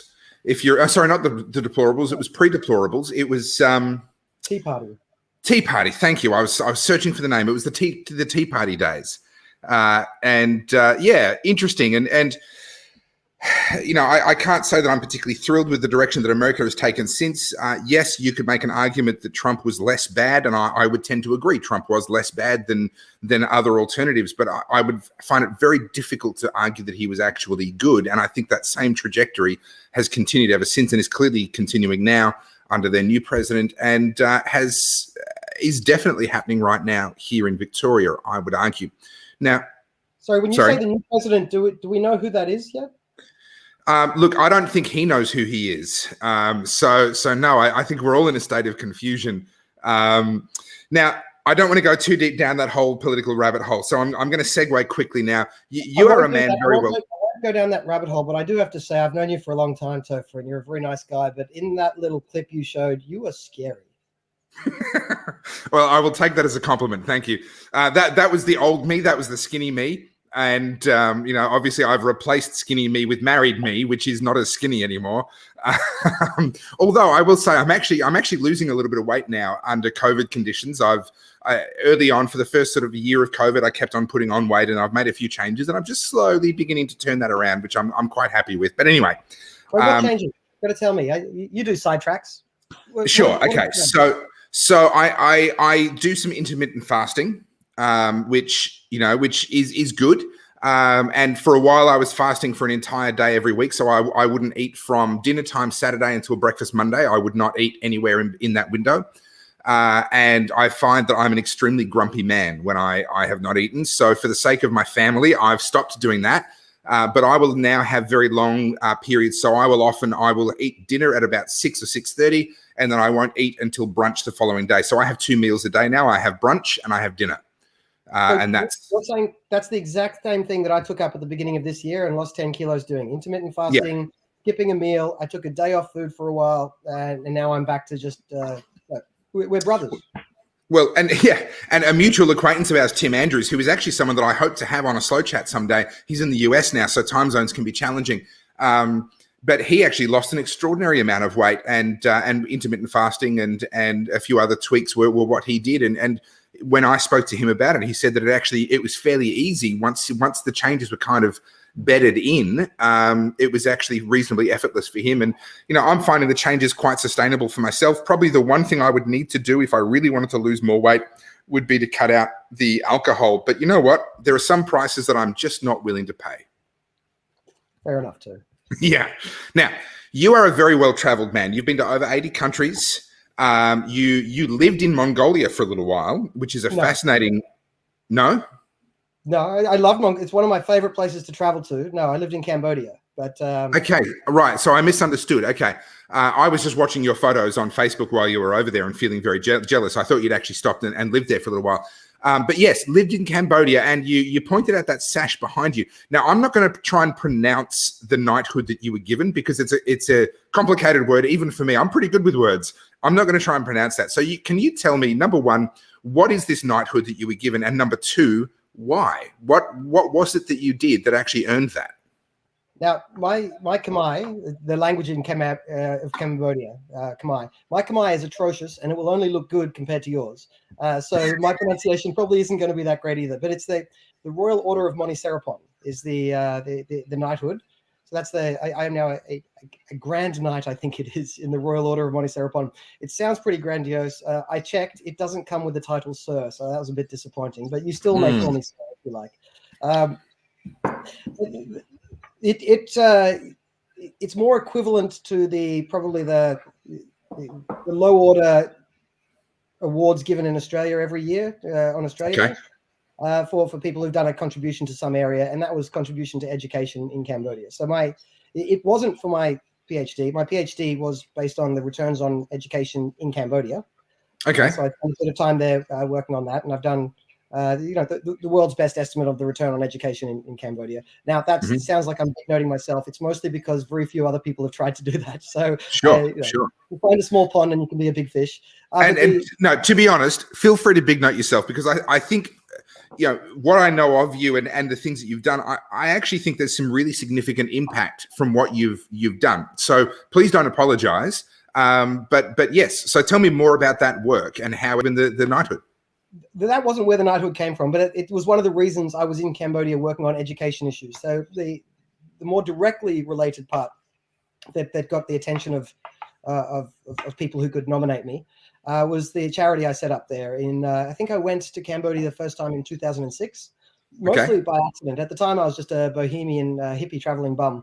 And I do remember those days with you. You were an interesting character. Those were fun. It was 4 years I spent as just a traveling hippie bum. And I came back to Australia briefly to go to Duncan Spender's wedding. Duncan Spender, briefly a senator for the Liberal Democrats, and soon to be another senator when he gets elected at the next election. Excellent. Good to hear. But I came back for his wedding in Tasmania. I just ducked into a little cafe, and on the side of the cafe, because I didn't know what I was doing next. I generally didn't. It was just traveling to whichever country came up next. And there's a little sign saying, do you want to come and lecture or volunteer in Cambodia? So I sent them an email saying, can you give me more information? And they wrote back basically immediately saying, you're hired. I said, what? No. I said, could you give me more information? And then I thought, no, screw it. That's just the universe telling me where to go next. So I just packed my bags and went to rural Cambodia. At the time, the place I went, you can now get there on a sealed road in less than 2 hours. But when I went there back in 2006, it took 10 hours in a van with 8 seats. We had at least 22 people, if you count the people sitting on the roof as well. And it was basically just one giant pothole. I guess you could call it a road. There weren't bridges, so you had to go get ferried across in a little, I don't know what you call it, ferry, I guess.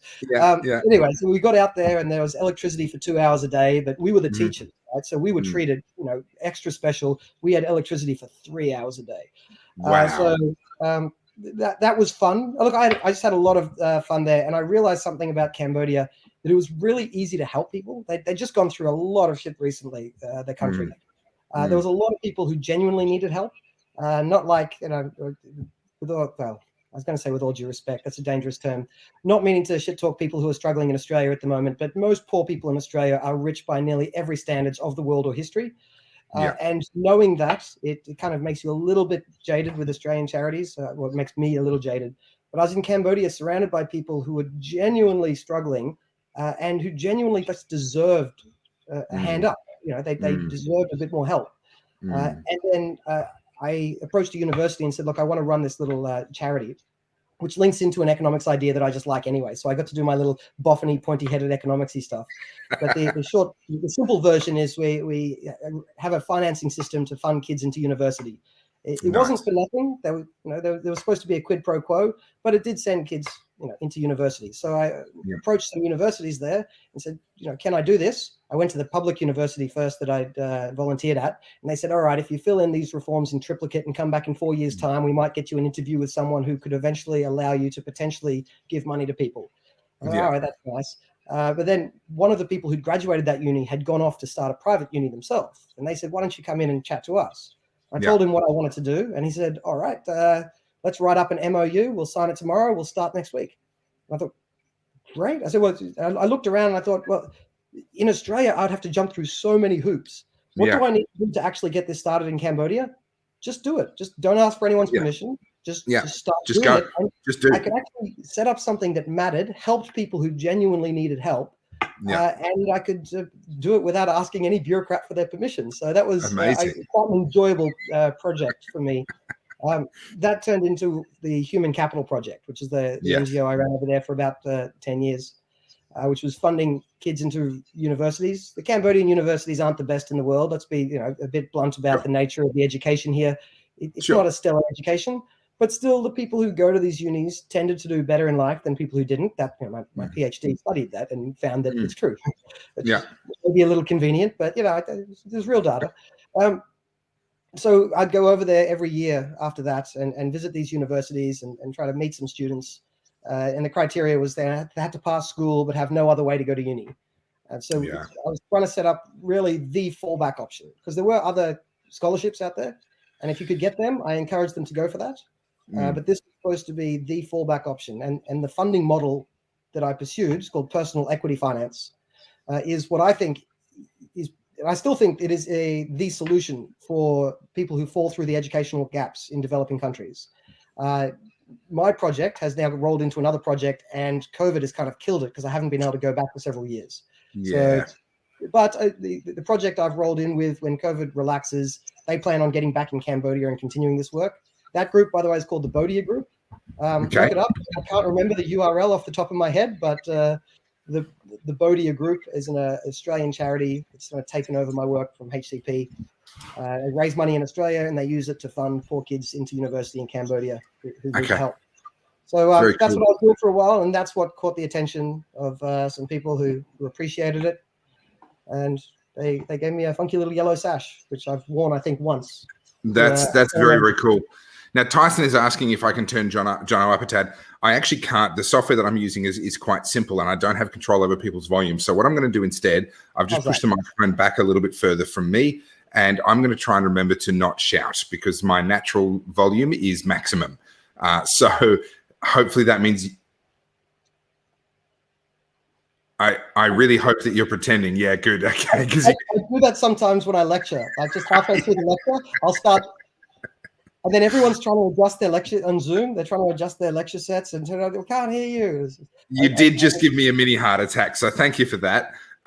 So I will try and remember not to shout, and that should mean that you can just turn the volume up a little bit more, and you'll be able to hear John a little bit better.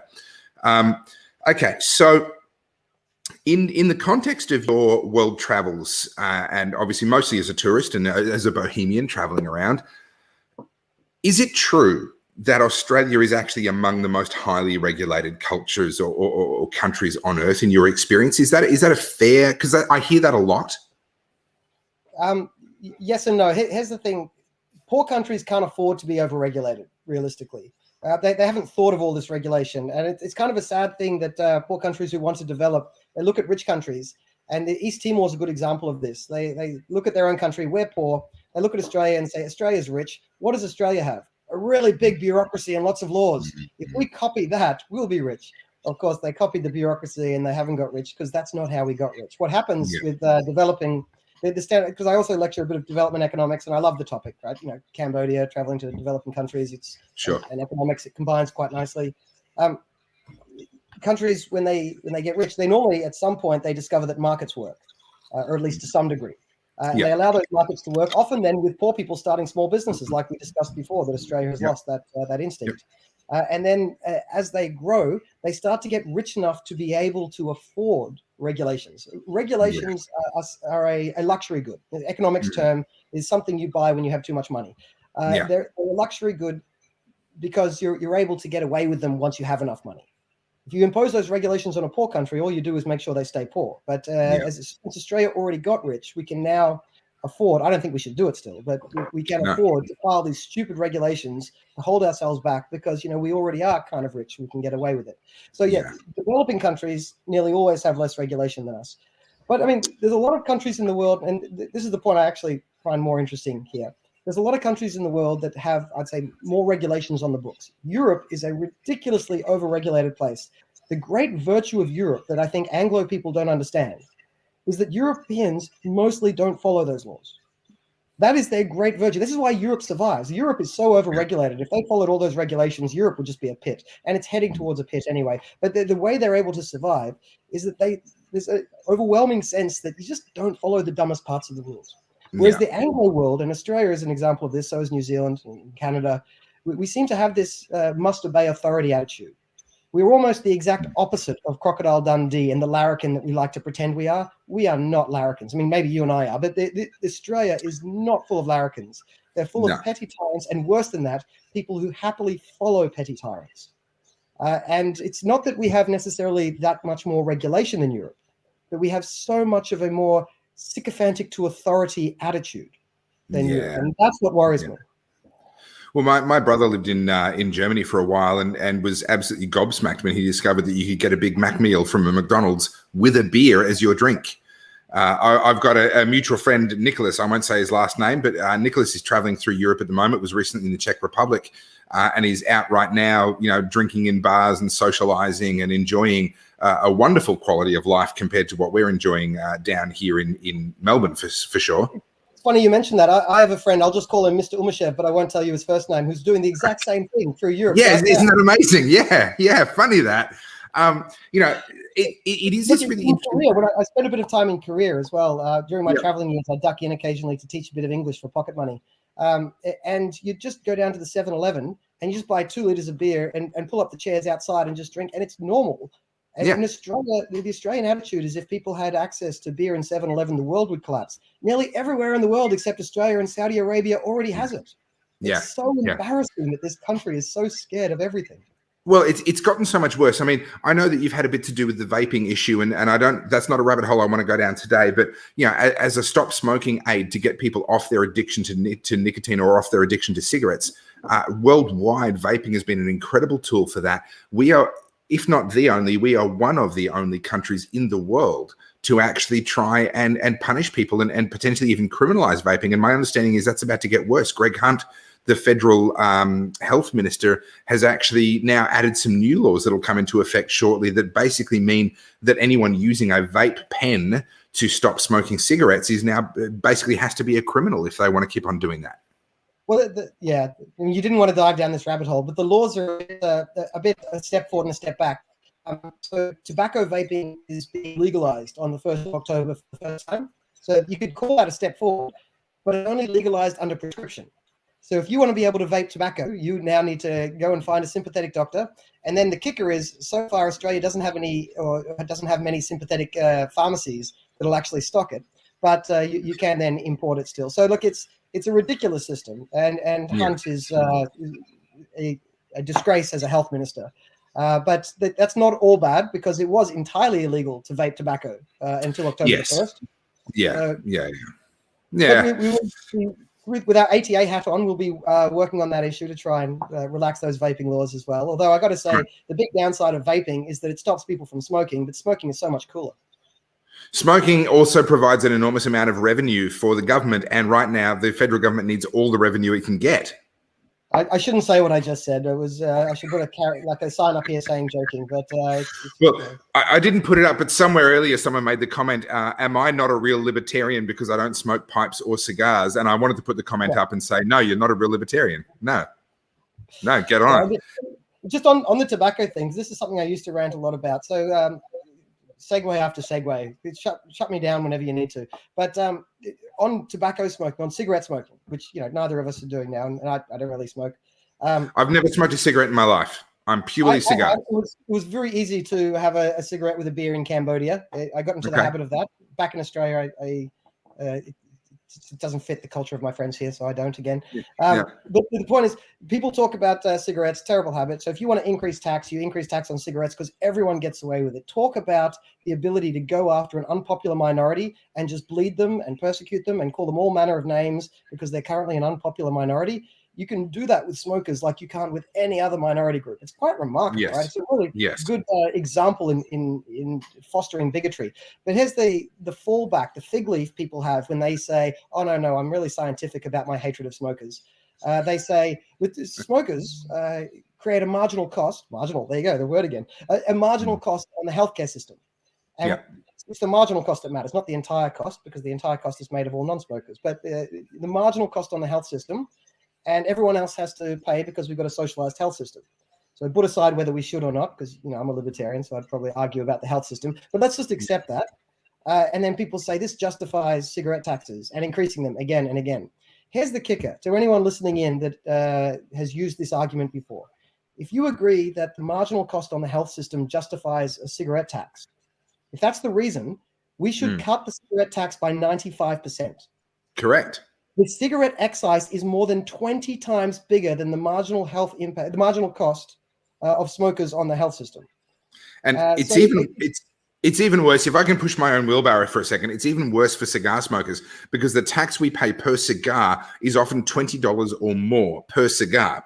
But because cigar smokers tend to be much more occasional, one a week, two a week, one a month, depending on who you're talking to, the actual health implications are negligible. You cannot actually, and studies have been done on this, you cannot measure a difference in the health outcomes of a human being who is a non-smoker versus someone who smokes no more than one cigar a day. The health outcomes. I believe it. The argument on the tobacco, even going back to the worst one, is even. I'm being generous in what I said there because I said the impact on the health cost. If you look at the marginal impact of a smoker on the total budget, it's less than that. Smokers die earlier and use less pension. So actually, the pension saves money when people smoke. The health system is up a bit more.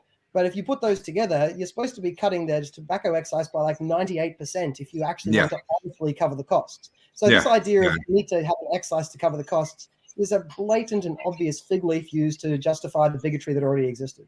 Yeah. So Daniel, no, the Romeo and Juliet number 2 is not a bogan cigar. However, if you want to smoke Romeo and Juliet, get the Wide Churchill. The Wide Churchill, Romeo and Juliet Wide Churchill. It's a Cuban. That is my number 1 cigar of all time. So if you want to smoke a Romeo and Juliet, find a good supplier. If you can't find a good supplier, get in touch through my page. I'll put you onto somebody and we can get you, I can tell you where you can find the good stuff there. Romeo and Juliet Wide Churchill. Now, I've probably just broken 10 laws by even saying that. I have noticed that a significant percentage of your slow chats ends up being cigar discussions. I wonder why that is.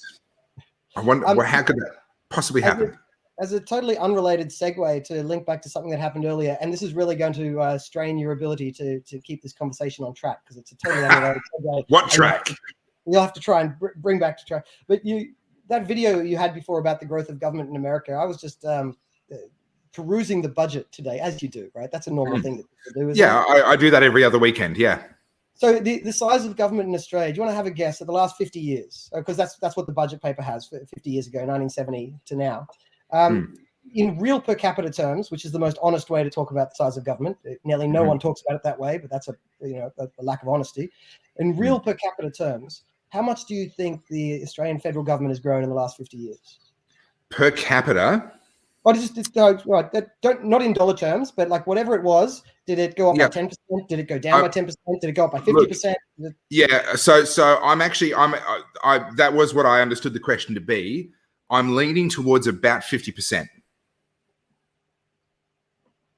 100%? 150%. It's more than triple. 200% increase in the last in the last 50 years. Per capita. Real per capita. So adjusted for inflation as well. Yeah.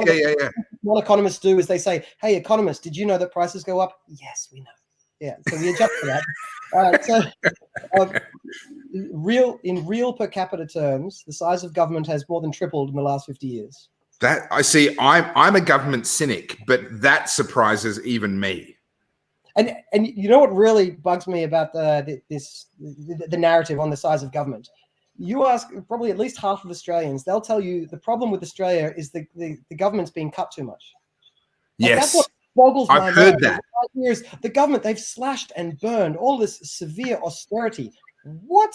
Look at the numbers. The numbers just go like up consistently, and that's austerity. Okay, listen, if we go down that rabbit hole, we're going to end up talking about the 3 reasons why the Western world is doomed, and I don't want to go there.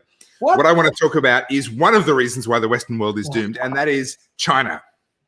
Now, that isn't even one of my 3. I mean, I don't know if you have a different 3 to me, but no. You mentioned your 3 to me the other day, and I agree with all of them. However, if we go down that path, we're going to end up in real doom and gloom. And COVID's not even one of them, by the way. The 3 things, COVID, it doesn't even make the list. But you are a lecturer on China. Now, there's some interesting things happening with China at the moment. We know they've been getting pretty belligerent with their militarization of these reefs that they've been kind of building out on, and they promised they wouldn't do military installations. And now it's recently come out that they definitely are stationing military assets on, goodness, I've just lost the name of the reef, but the Mischief Reef and a couple of others that definitely have military assets on them.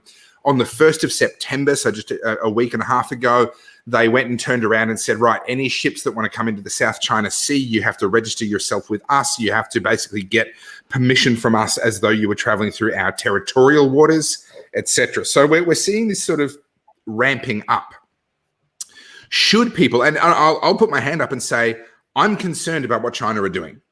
I'm concerned that that Xi Jinping has some parallels to someone like the rise of Hitler in terms of how he's treating minorities inside his own country, how he's trying to annex territories outside of his own country. I am concerned about the implications of that. Should I be? What's the 30-second version of an entire university course on China? And go. 30-second version. All right. Yes, you should be worried, but it's also entirely understandable. And the trick I do when I lecture this is I try to make sure everyone's annoyed. So the Chinese students are annoyed that I'm too anti-China, and the Western students are annoyed that I'm too pro-China. Because that's the thing about China. Look, I do worry about the trajectory they're taking now.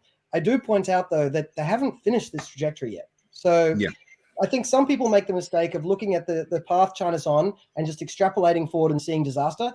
Sure. I can appreciate that. I think there is potential disaster if they continue unabated on this current path. But remember, it's not written in stone that they're continuing on this path. China has undertaken a couple of radical changes of direction in the last 50 years. Like Maoist China was one of the example of super communism, right? The Soviets thought that they were way too communist. I mean, this is they were like crazy in their communism. And then Deng Xiaoping basically took the country in a 180 direction. It's a very different China under Deng Xiaoping, and then Jiang Zemin, and a little bit under Hu Jintao.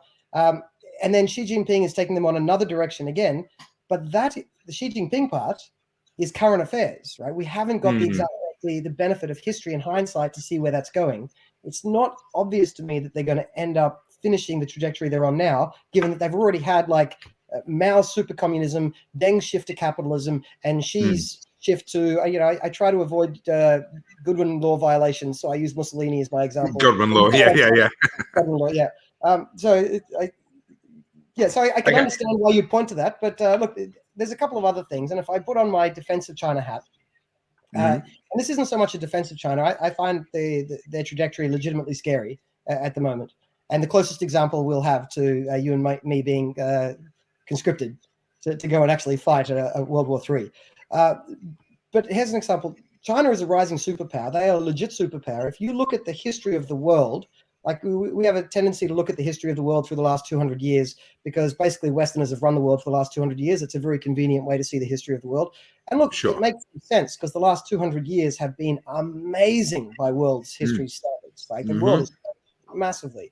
But in those 200 years, the world was basically run by the English and the Americans. Now, China's rising seems to us as China, kind of like the upstart, challenging the established order. If instead of looking at 200 years, we look at 2,000 years of history, for 2,000 years, if you had to pick a civilization that was running the world, and no one was, but if you had to, China would be pretty close to being it. Like the example I used in the lectures is if an alien visited Earth and said, take me to your leader, for the last 2,000 years, more often than not, they would take you to, I was going to say Beijing, but Beijing wasn't the capital for a lot of the time, but, you know, Xi'an or wherever the capital was at that time. So China was at the center of the world for a lot of history, and they are rising as a legitimate superpower, the second biggest economy, probably the biggest economy soon, arguably already the most important economy, because, you know, the size of your GDP is nice for you. But from the rest of the world's perspective, what matters is how much foreign investment and foreign trade you engage in. And China already leads the world in total amount of savings and total amount of international trade. So they are a legitimate superpower. And if we take a world, we say like America gets to control all the institutions and we're comfortable with that. But there's a superpower that is becoming, you know, basically equally powerful. But we want them to just shut up, sit down, and behave like a good little kid, behave like a second-tier power. It is like probably in our interest for them to be a second-tier power, because I think, you know, an American-run world is probably a safer world.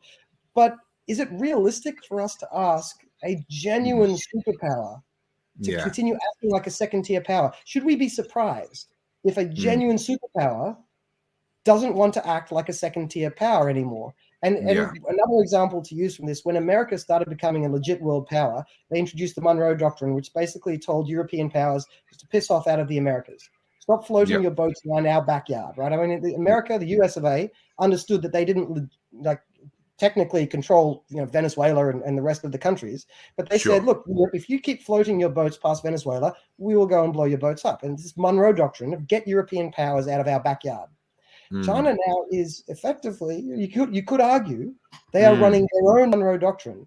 Now, they are more of a superpower now than America was when America had the Monroe Doctrine. And China is saying, could you please stop floating your boats through what they call the first island chain? And from China's perspective, if they wanted to be able to assert power outwards and engage in the world as a superpower, they really need to control the first island chain. Yeah, it starts there. We as Westerners are saying, no, you can't have the first island chain, and it is outrageous that you would even think you could. Now, I am genuinely scared about what China's doing, but I think we need to take a step back and ask ourselves, what would we do if we were in a country that is a legitimately rising superpower that may become the most powerful country in the world? Would we accept being told, you know, shut up, sit down, go in the back of the room and act like a second-tier power?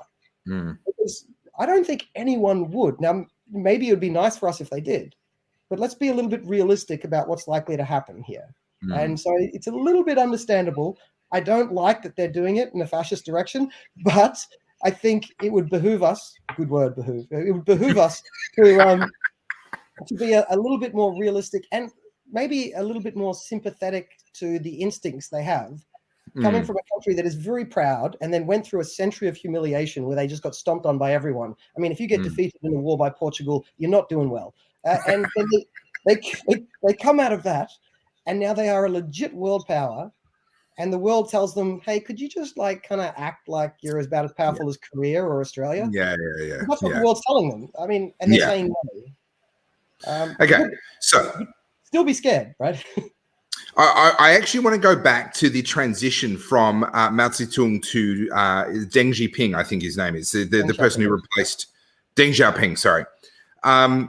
Because, so the story that I have read and heard, and I would love to fact check with you, is that he took power, and it was sometime shortly after that, I believe it was 1974, but I may have the year wrong, when some farmers in, I don't know, middle of nowhere China actually divided up their land and basically threw off the communist system themselves because they were all starving, and said, right, we are going to have a little secret meeting in the middle of the night, and we're going to divide up our land. That's yours, and this is mine, and blah, blah, blah. And they were so successful that then triggered the reforms. Is that true? Yeah, I'm so glad you're bringing that up, because every time I always have a couple of slides on this whenever I lecture on China. And I always talk about this as one of the greatest stories of like, you know, little stories of history that no one knows about. The town is called Xiaogang. And it was in 1979, so 1974. 79. So in 1979, and the town of Xiaogang, and it was required to still have socialist farming. And they just got together and they said, I tell you what, let's just split up our blocks and have de facto private property. And let's just run it like private property. If you grow it, you get to keep it and go and trade it on the illegal black markets. And they even had agreements saying, we know what we're doing is illegal. So when they come in, shut us down and arrest us, we all pitch in to help the families of the people who's like the head of the family's been arrested. So they knew it was illegal, and they got together and did it. And I think, look, I'm a bit of a spooker of Deng Xiaoping. I think Mao's responsible for more deaths than any other human on the planet Earth. And I think Deng is probably, not just him, there's a few other people, but if you have to put a figurehead on it, responsible for bringing more people out of poverty than any other human on Earth. So right. Cheese with Mao and Deng. To Deng's credit, Deng wasn't a capitalist reformer. He wasn't a Ronald Reagan or a Maggie Thatcher sitting there, saying, I can't wait to introduce capitalist reform. But he was a pragmatist who was willing to try ideas that were philosophically wrong according to his philosophy, right? So everyone around him saying, oh, you're not allowed to try that. That's too capitalist. And one of his famous sayings is, it doesn't matter if the cat is black or white. What matters is, does it catch the mouse? And so what he was willing to do is try experiments. And if the experiments worked, even if they were non-socialist experiments, he would say, oh, great, copy the experiment. And it worked. So the Xiaogang, the people in that village of Xiaogang, there should be a movie made about that. That is a brilliant story in human history. I would love to watch a movie about that. But so they deserve a lot of credit. Deng's credit is that when that came along, it would be if Mao was still in charge, he would have just stomped on them. But when this example came along, it was like, hey, that worked. Why don't we set that up as a template and offer, it wasn't imposed, and offer other villages to copy it if they want. And you actually have lots of parts of China not copying it for decades afterwards. There were still lots of socialist holdout provinces in China, while other provinces in China were copying the Xiaogangs and actually introducing market reforms and turning China into a much richer country. So it's I'm really glad you brought up Xiaogang. It is true, 1979, and then after that, to Deng's credit, he kept experimenting. He kept allowing experiments, and the funny thing is, and you'll be shocked by this, when people try experiments of allowing markets, they work. Wait a minute. What? I don't tell anyone. It's a secret. But so he didn't, if you look at his history, if you look at what he did, it would be very easy to look at that period of China and say, oh, Deng Xiaoping was a market reformer, like, Ronnie or Maggie. But he wasn't. That's not what he went in. He was an open-minded person willing to take risks, take experiments, and didn't feel the need to follow the ideological straitjacket that he was given by his predecessor. And so he became an accidental capitalist reformer. And to this date, he would probably still hate me. He's dead now, but he would hate it for me to call him a capitalist. And the people who like Deng would hate for me to call him a capitalist. But that's what he ended up being. He was an accidental capitalist reformer that brought markets to China and took more people because of those reforms, and it wasn't just him. I mean, Jiang Zemin, no one remembers his name, but he deserves a lot of credit too, the guy that came after Deng. Combined, they took something like 600 million people out of poverty. Now, that's a really hard number to conceptualize. So this is the way I say it in my lectures. I'm going to say it to you as well. Imagine if you wanted to do good in the world.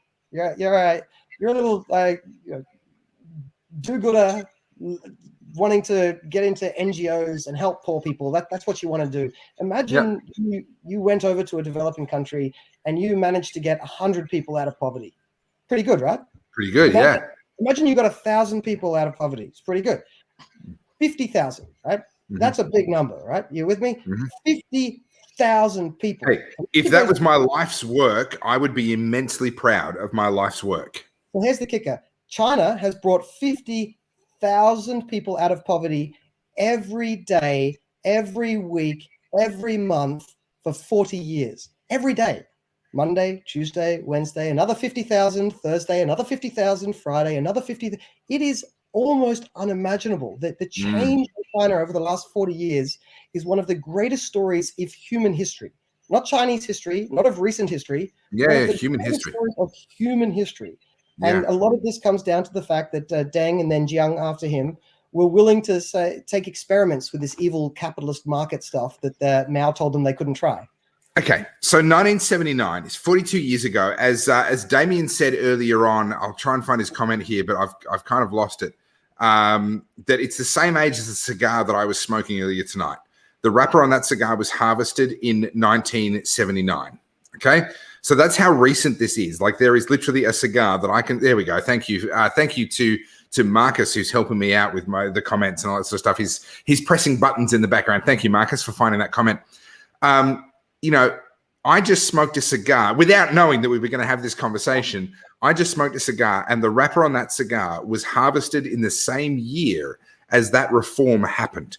And it is mind-blowing to think, and tell me if I'm being unfair, but under Mao Zedong, I would argue that China was headed towards a North Korea future. Had they remained under that regime, had his successors maintained his philosophies, I would argue that they were headed for a North Korea type of future. Now, as you say, they are an emerging superpower, if not an actual superpower already, in just 42 years from when those reforms first happened. What does that say about human progress? And what does that say about the power of markets? That you know, we're pulling 50,000 Chinese people a day out of poverty. What does that say about the future for Africa? Like, what does this mean for the future for us? Well, if you want to see how this works in Africa, Botswana is the example. And Botswana is the example in Africa that's experimented with markets. And they now have an average GDP the same as China. So it's people of our vintage still remember when China was poor. China's no longer a poor country. China is very much a middle-income country. Their GDP per capita is basically the average of the world's GDP per capita. And if you live on the East Coast, or like a Shanghai or a Shenzhen, you're basically living in pretty close to like a developed country standards, or at least an East European standard. So for Botswana to be at the same level, it shows people often think of all of Africa as a basket case. Incredible. Multiple countries, and different countries have tried different experiments. Botswana has been fairly sympathetic to markets, and it's worked, right? Botswana is the success story of Africa, if you want to look for it. South Africa is going the opposite direction, but that's a different story for another day. Look, the switch from Mao to Deng is one of the most important lessons anyone could learn from history ever. And you say Mao was taking them on a path to North Korea. Arguably worse. I mean, it's. I went to North Korea. I spent a week there. It was wow. I didn't know that. I'll tell you some stories about that another time. But just so I can continue my train of thought, I would argue, and I think correctly, Mao is responsible for more deaths than any other human ever in history. So everyone, the go-to one is Hitler. Hitler, very bad. Yeah, okay, yes, agreed. Hitler bad. And then some smartass will say, "Oh, but Stalin killed more than Hitler." True. Yeah, Stalin did kill more than Hitler, but that's the silver and bronze we're talking about. Mao gets the gold, right? I mean, the only one to really compare with Mao's the amount of death he caused is Pol Pot, and Pol Pot killed far fewer people, but he killed more as a percentage of his population. And Pol Pot being the Maoist, he was the only other, the only Maoist outside of China, the Maoist communist leader of Cambodia that destroyed the country, back in the 40, 50 years ago now as well. But in terms of raw numbers, Mao is, people quibble over the numbers, but whether it's 40 or 60 million, that's a hell of a lot of people to kill. But here's the kicker with this, and I stress this as well when I'm lecturing, and it's the important thing to note. A lot of people think, all right, bad man, and I think they're thinking Hitler, all right? Bad man intentionally killed people. You shouldn't intentionally kill people. It makes you a bad man. Most of the people who died under Mao weren't intentionally killed. It was a byproduct of his economic system. And it is so hard to get people excited about the question of, efficient allocation of resources. If I start a lecture like that, everyone falls asleep. I try not to start the lectures like that. But the kicker is, China under Mao did two big experiments. One was the Great Leap Forward. One was the Cultural Revolution. The Cultural Revolution was basically, anyone who's going to university, the socialist alternative types, the people trying to sell you the socialist rags. It's basically, they took over the country for a couple of years. Things went crazy. They did kill a bunch of people. It wasn't pretty. And the whole country kind of went upside down for a while. But only, isn't this a crazy sentence? Only a couple of million people died. The Great Leap Forward had a bunch of very serious adults with suits and ties in charge. And they said, we are going to reallocate resources according to these socialist principles. And we really don't want prices or markets to be involved at all. What a boring sentence. That boring sentence led to more than 40 million people dying. And I point out there's lots of really good movies coming out of China pointing to the Cultural Revolution because it makes for good movies because crazy shit happened during the Cultural Revolution, right? It was crazy, not fun, but it was movie worthy. But the Great Leap Forward isn't movie worthy. All it is bad allocation of resources. And it's so fucking boring, but it killed 40 million people. And I try to use this to slap people into paying attention. It might sound boring to you, but if your honest goal is to help people, like I understand you've got to, when you're at the pub, you've got to tell the cute girl your goal is to help people. But if your honest goal is to help people, wouldn't it matter to you that this boring misallocation of resources killed 40 million people? What could matter more than that? Yeah.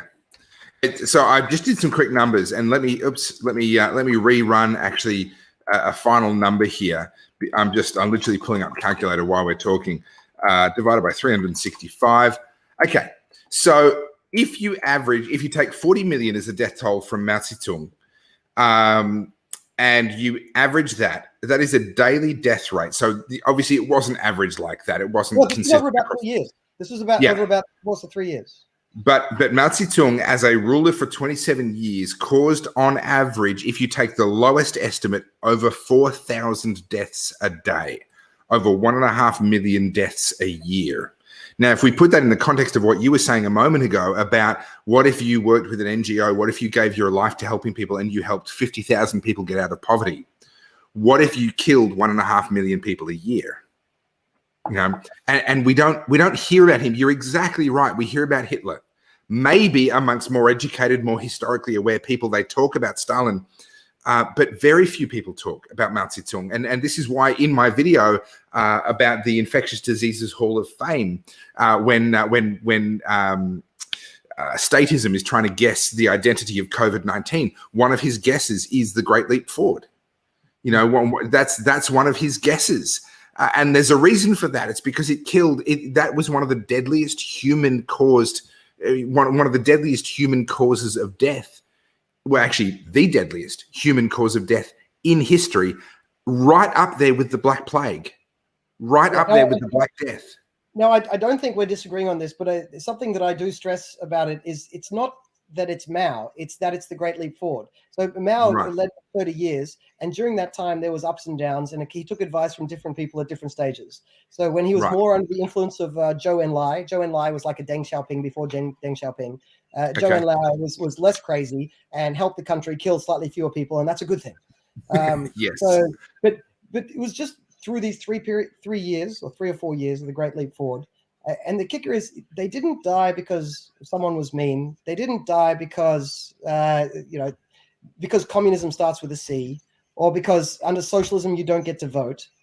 It's the most boring issue of allocation of resources. And I use this to try and get people to please pay attention to allocation of resources. Markets matter.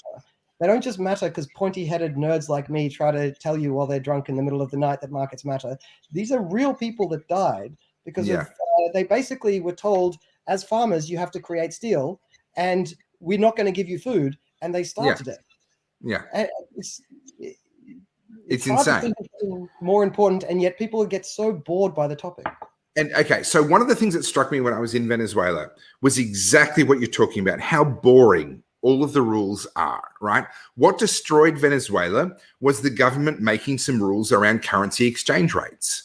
And so the government making some rules around price controls for essential goods that they wanted even poor people to be able to afford. It was boring economic shit that people would be completely forgiven for going, you know what, I'm not interested. I don't care. I don't want to know about this stuff. And yet it destroyed their lives. And what we're getting in Australia right now, if I can come back to COVID, and we've successfully mostly avoided it for the last, 2 hours and 17 minutes. Okay, so well done us, right? We've managed to get this far. We've referenced it a few times, but we haven't really dived into it. But isn't that exactly what's happening now? We're allowing a government to make some boring rules for public health around, oh no, you can't open your hairdresser, you can't open your whatever it may be that you own or where you work, and for public health and for good reason, and for, we've got all the justification in the world for why we're doing what we're doing. There's this perception, and I think it's incredibly naive, but there's this perception for people like Daniel Andrews, Gladys Berejiklian, etc., that they can turn the economy on and off, that the economy is a subset of government, The government can just make a rule, turn it on, turn it off, whatever needs to be done in order for the good of public health. Where does this end up if we don't manage to break the back of this thing in this somewhat near future? I mean, is there a pathway out of where we are? Sorry to come crashing back to the reality of where we are today, but is there a pathway out of where we are, or are we stuck with these micromanagers trying to centralize the control of the economy? I don't know. There's so much going wrong at the moment, and like you have backup plans, I have backup plans. I've been thinking about which countries to escape to. Look, I Sure. hope we don't have to escape. I'm the same.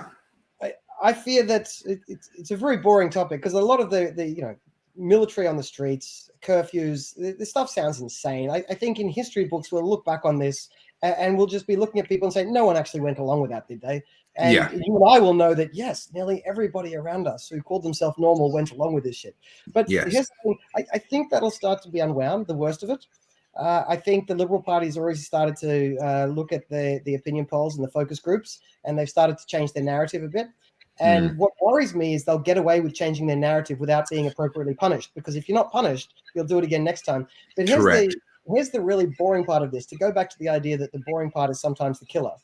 The amount of debt, where we started this whole conversation, the amount of debt we have racked up without caring, without knowing. It's like of course we do. Who cares? Like if it saves one life, the how far we've gone down that path now. I think in 20 years' time, when we look back on this, I think we will see COVID as the relatively irrelevant spark that kicked off the debt crisis that destroyed the country.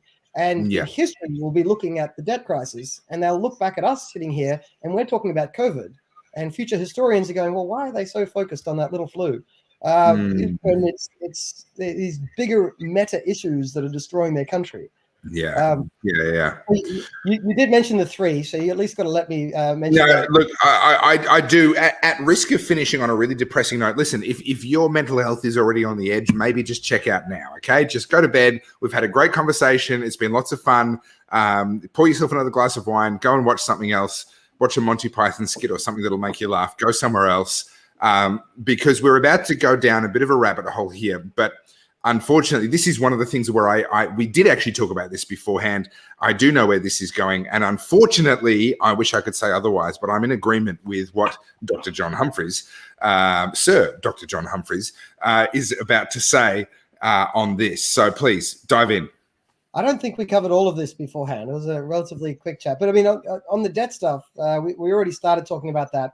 And I think Australia's heading in here's the kicker with the debt thing. COVID has thrown us in a much bigger deficits. We're not going to get out of those deficits for a long time. Each of those deficits is going to rack up debt. And the nature of the overregulation and the overtaxing means that we're not going to grow out of it very easily. I mean, if they let you and me in charge, then we could cut tax, cut regulation. We could grow the economy sufficiently that debt would look smaller as a percentage of GDP. But not going to do that, and we know that. But here's a kicker with the debt scenario. Even if COVID didn't come along, you probably know this, we have an aging population. With an aging population, we have fewer and fewer people paying tax, and we have more and more people requiring health services, and health services are socialized in our country. So if you look at the intergenerational report and just focus on the health part, the increase in the health spending by the government is going to require a doubling or tripling of the GST over the coming decades. Now, we both know they're not going to do that. They're not going to triple the GST. That'd get voted out, right? We live in a democracy. You say anything too radical, you're out. Now, to get costs under control, so you could let costs blow out and like double income taxes or triple GST. They're not going to do that. Or you could get costs under control. Which are the costs in the budget that are out of control? All right. So I know a lot of people watching this would say, all right, don't fund the ABC. I agree. Save $1 billion. We're talking about an issue of $1 trillion. Saving $1 billion is a rounding error. So they'd say, all right, give less to welfare.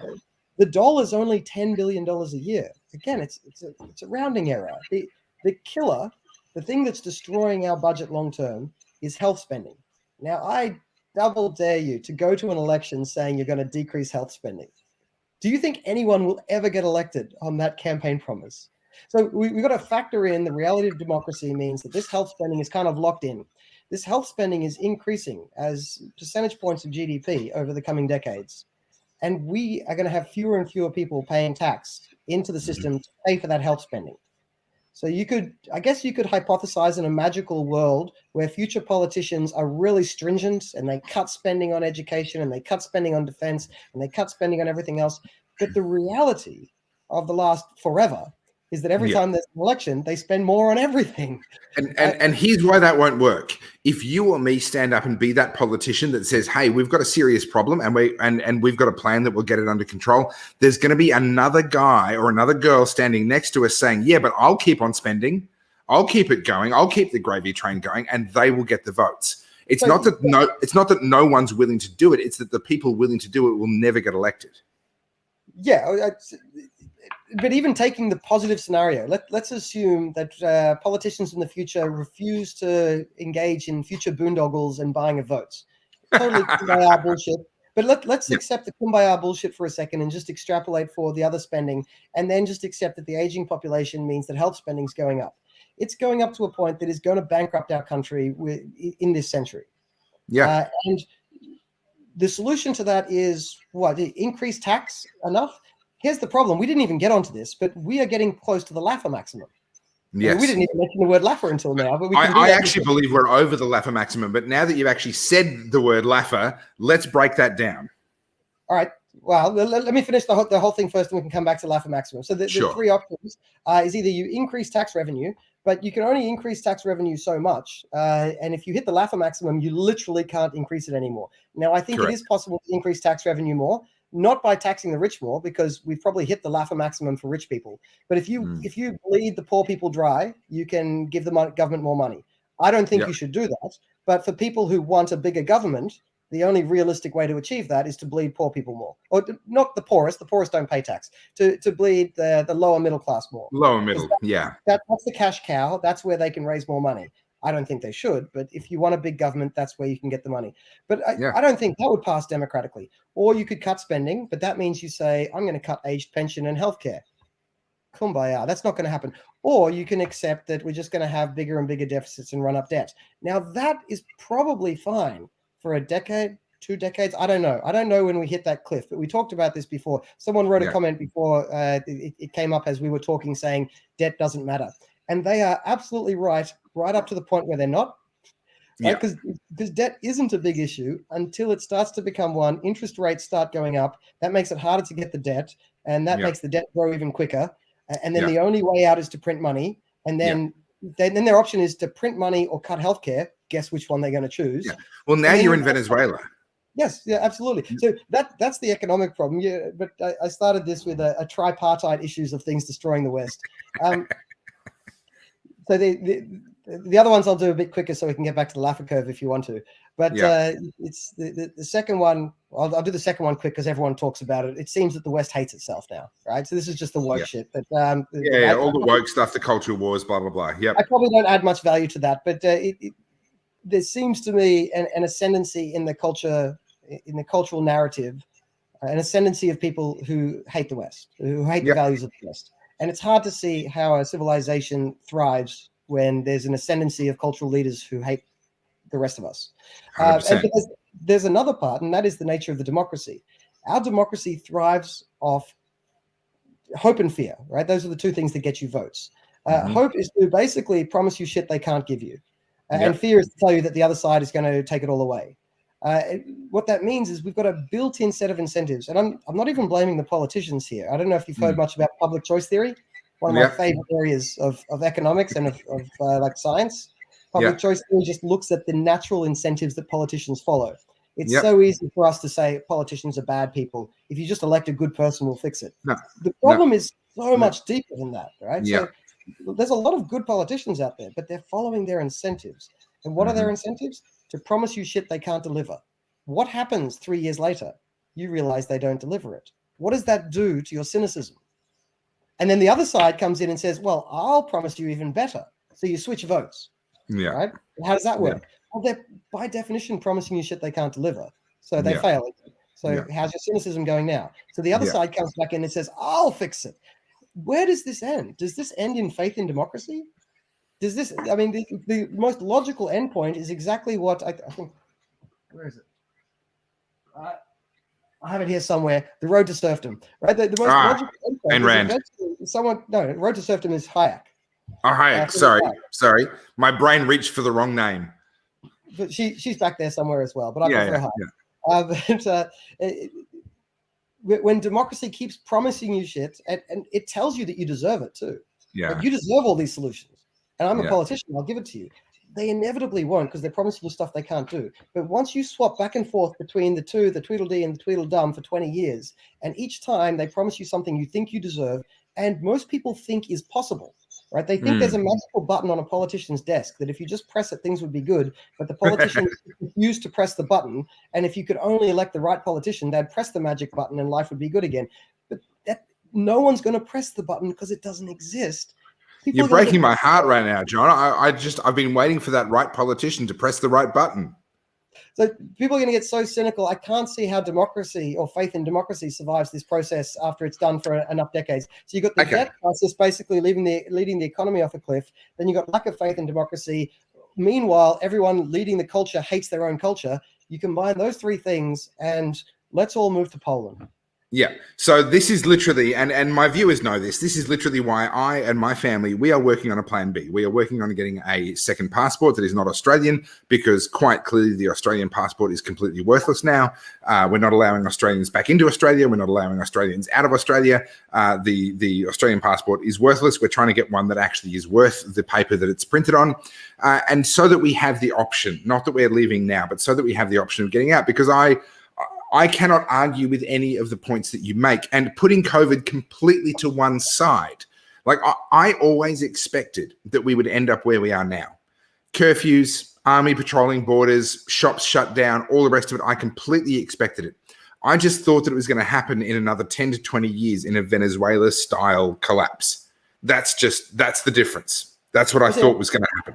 Maybe I'm more optimistic than you, because I think there'll be a bounce back from this, and people will perceive themselves to be free because they'll be given back, 10 or 20% of their old freedoms. But the way we're conditioned is if you're given back 20% of your old freedoms, and the other political party is threatening to not give you back the 20% of your freedoms, sure, you'll cling on to those 20% and you'll pretend you've had a victory. And I think that's what the next election will look like.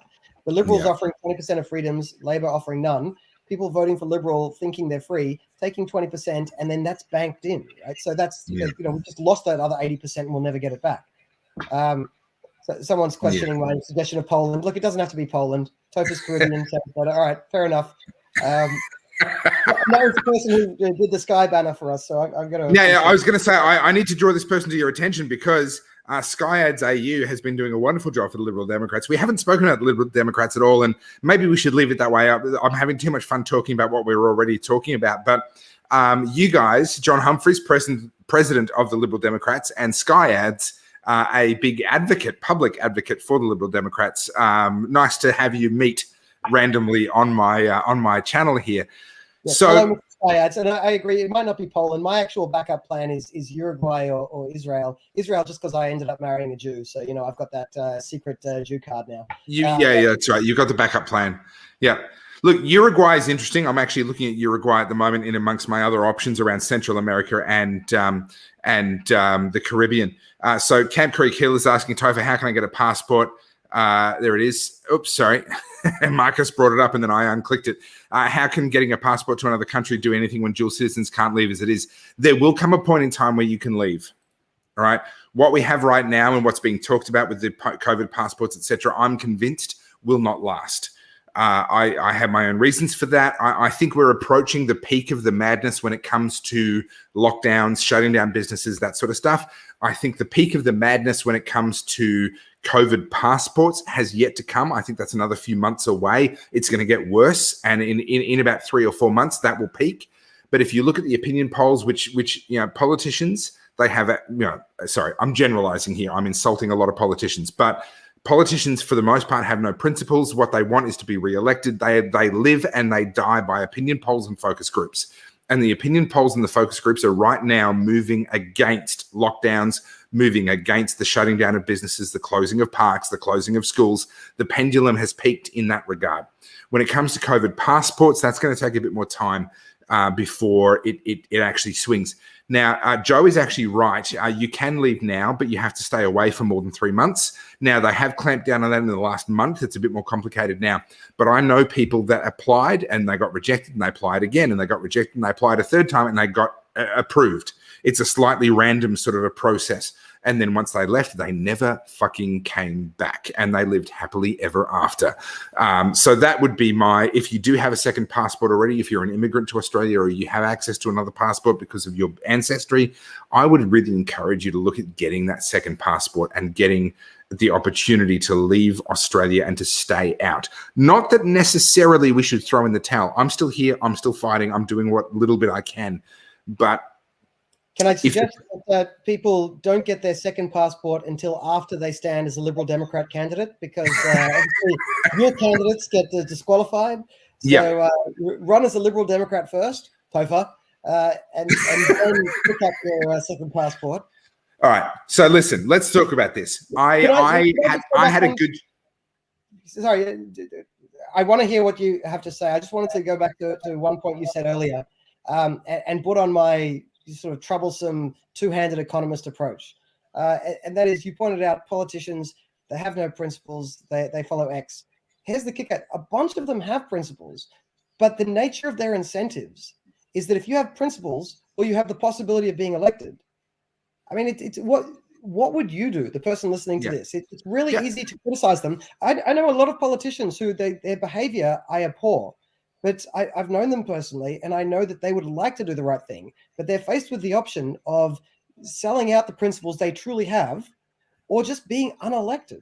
And when you're faced with, so here's the thing, go back to what I said before about public choice theory. The problem with politicians isn't that politicians are bad. It's the nature of the game sucks. The nature of the game is broken. If you play, so that old that movie, the only solution is not to play. But it is really difficult. I would point out there's a distinction between major party politicians and minor party politicians. Minor party politicians, we have the freedom to pitch for 10% of the vote. We can tell uncomfortable truths sometimes, even if 70% of the country hates us, or 90% of the country. But it depends how hateful they want to be and how unpopular I am. But the major party politicians, even if they're good people, if they don't play to 50% plus one, they are called an ex-politician.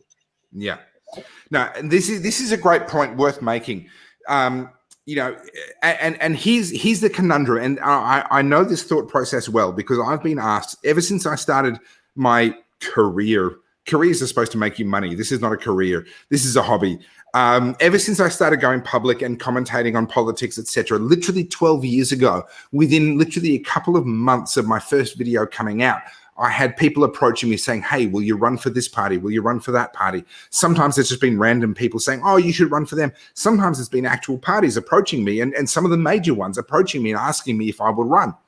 And I've always said no up until recently, and regular viewers will know the thought process that I'm going through. And I had a good chat with Malcolm Roberts about that live on air while I was interviewing him a few weeks ago. But this is what you point out is exactly the reality. You have a choice as a decent human being, and many of the politicians, as much as we might not want to believe it, many politicians are actually decent human beings. They have a choice. I can maintain my principles and not be elected and therefore have absolutely no chance of affecting anything, or I can compromise my principles and get elected and have a chance to actually do some good.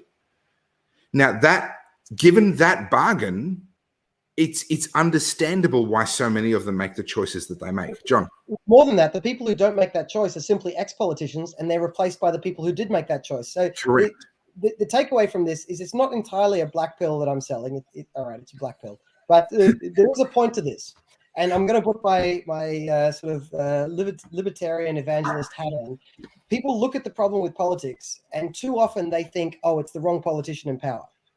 What I would suggest, if you understand the nature of the incentives of the game, the issue isn't it's the wrong politician. The issue is that all politicians simply have too much power. There is no other solution to the game other than giving all politicians less power, no matter how nice they sound, no matter how evil they are, anywhere in between. They simply need less power. That's the only winnable game, the winnable solution to the game. I heard a wonderful quote or a wonderful little saying on that. instead of having politicians with so much power that it doesn't matter who's in charge, let's have politicians with so little power that it doesn't matter who's in charge. Yeah. Yeah, like actually just flipping it on its head. Like at the moment, does it really matter if, like, honestly, Matthew Guy, the new leader of the Victorian Liberals, would it have mattered if he was in charge when COVID-19 came along? I can say with a fair degree of confidence, no. He would never have withstood the pressure from the media, the so-called experts, etc. What we have right now in Victoria would be very, very similar to what he would have done had he been in charge when COVID-19 came along. Again, because of the incentives, and I have talked about this before on my channel, the incentives that they have, the incentives that their staffers and their advisors have. No one has an incentive to speak uncomfortable truth. The advisors, the staffers have an incentive to continue to confirm what the politician believes or wants to believe about a particular thing. Politics is attractive to people who want to believe that government is the answer. It's not attractive to people like myself who believe that the government is actually most of the time the problem. So yeah, we end up in this kind of a situation. The interesting thing here is that there's two very different groups of people who both identify the problem somewhat correctly, right? That is, there is a current government that sucks.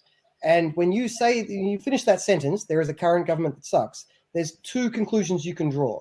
One is we need another government just as powerful, but they're better.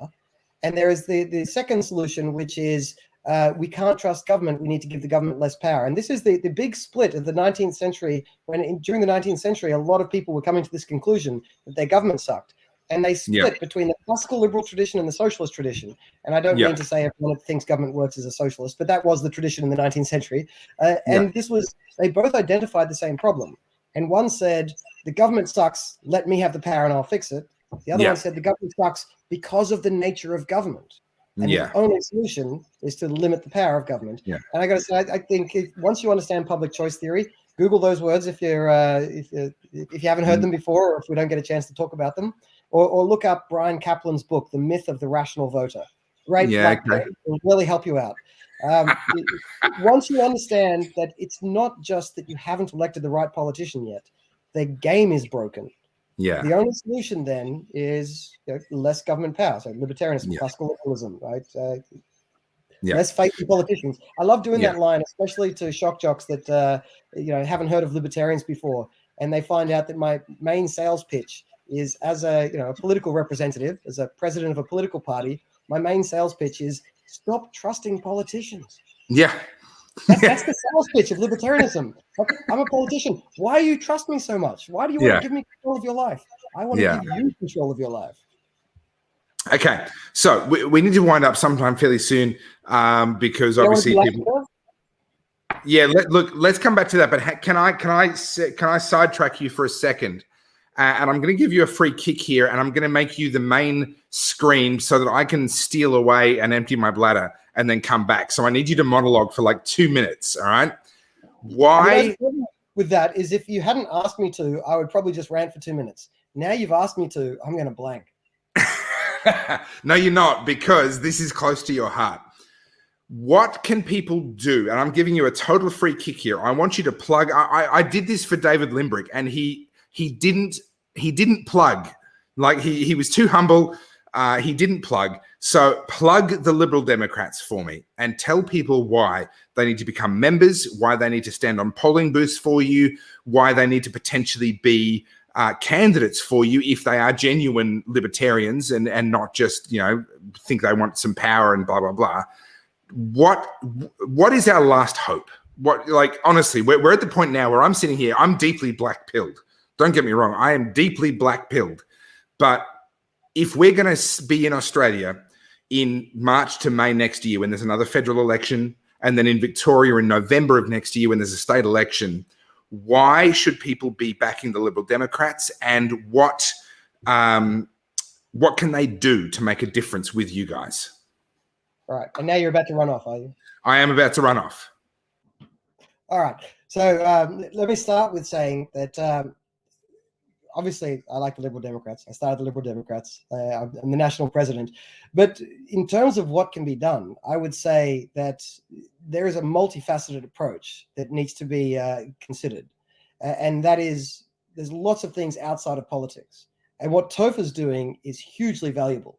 Like this giving alternative voice. Australia's Joe Rogan. He'll love that I said that, right? But the giving voice to ideas and having people come together and push back against the cultural zeitgeist that's going the wrong direction. So effective academia, effective journalism, effective activism. But also, as part of that, effective politics. And this is where I get back into my Lib Dems kicker. And I got to say, to do effective politics, it's really hard to do that in a major party. There are good people in major parties. There are some people I consider friends in major parties, and they have the heart in the right place and they want to do the right thing. Major parties have to follow 50% plus one. They really can't avoid it, right? I mean, that's the way they win. So how do you shift the pendulum? A very effective academic, a Jordan Peterson, can shift the pendulum. A very effective journalist or commentator, Joe Rogan, can shift the pendulum. If you want to change the zeitgeist, change the Overton window within politics, it's really hard to do that in a major party. The way you do it, I would suggest, is by joining a minor party that has your values. Now, I'm speaking to a screen. I have no idea who's listening to this, so I don't know your values. Pick the party that has your values. So I've told you the values of the Liberal Democrats. It's distrust of government. It's wanting to have the government have less power. But there's other minor parties out there, right? If you want a party that is basically all just about memes, then join United Australia, right? Clive Palmer. It's a very funny party. Like the Greens actually have done this well. I don't like their principles, but they are a party that has their own bad principles, and they have shifted the Overton window. Find a minor party that that their values resonate with you. And if you believe in small government and distrust of politicians and distrust of big government, then that party's probably the Liberal Democrats. But find the small party that resonates with you, join them, and help them to influence the public policy. Because when major parties see a minor party gathering support, shifting in one direction, they're forced to follow it. Not because they necessarily believe in it, but because they want votes. They need the 50% plus one. And we can be the thing that influences them when they need that 50% plus one.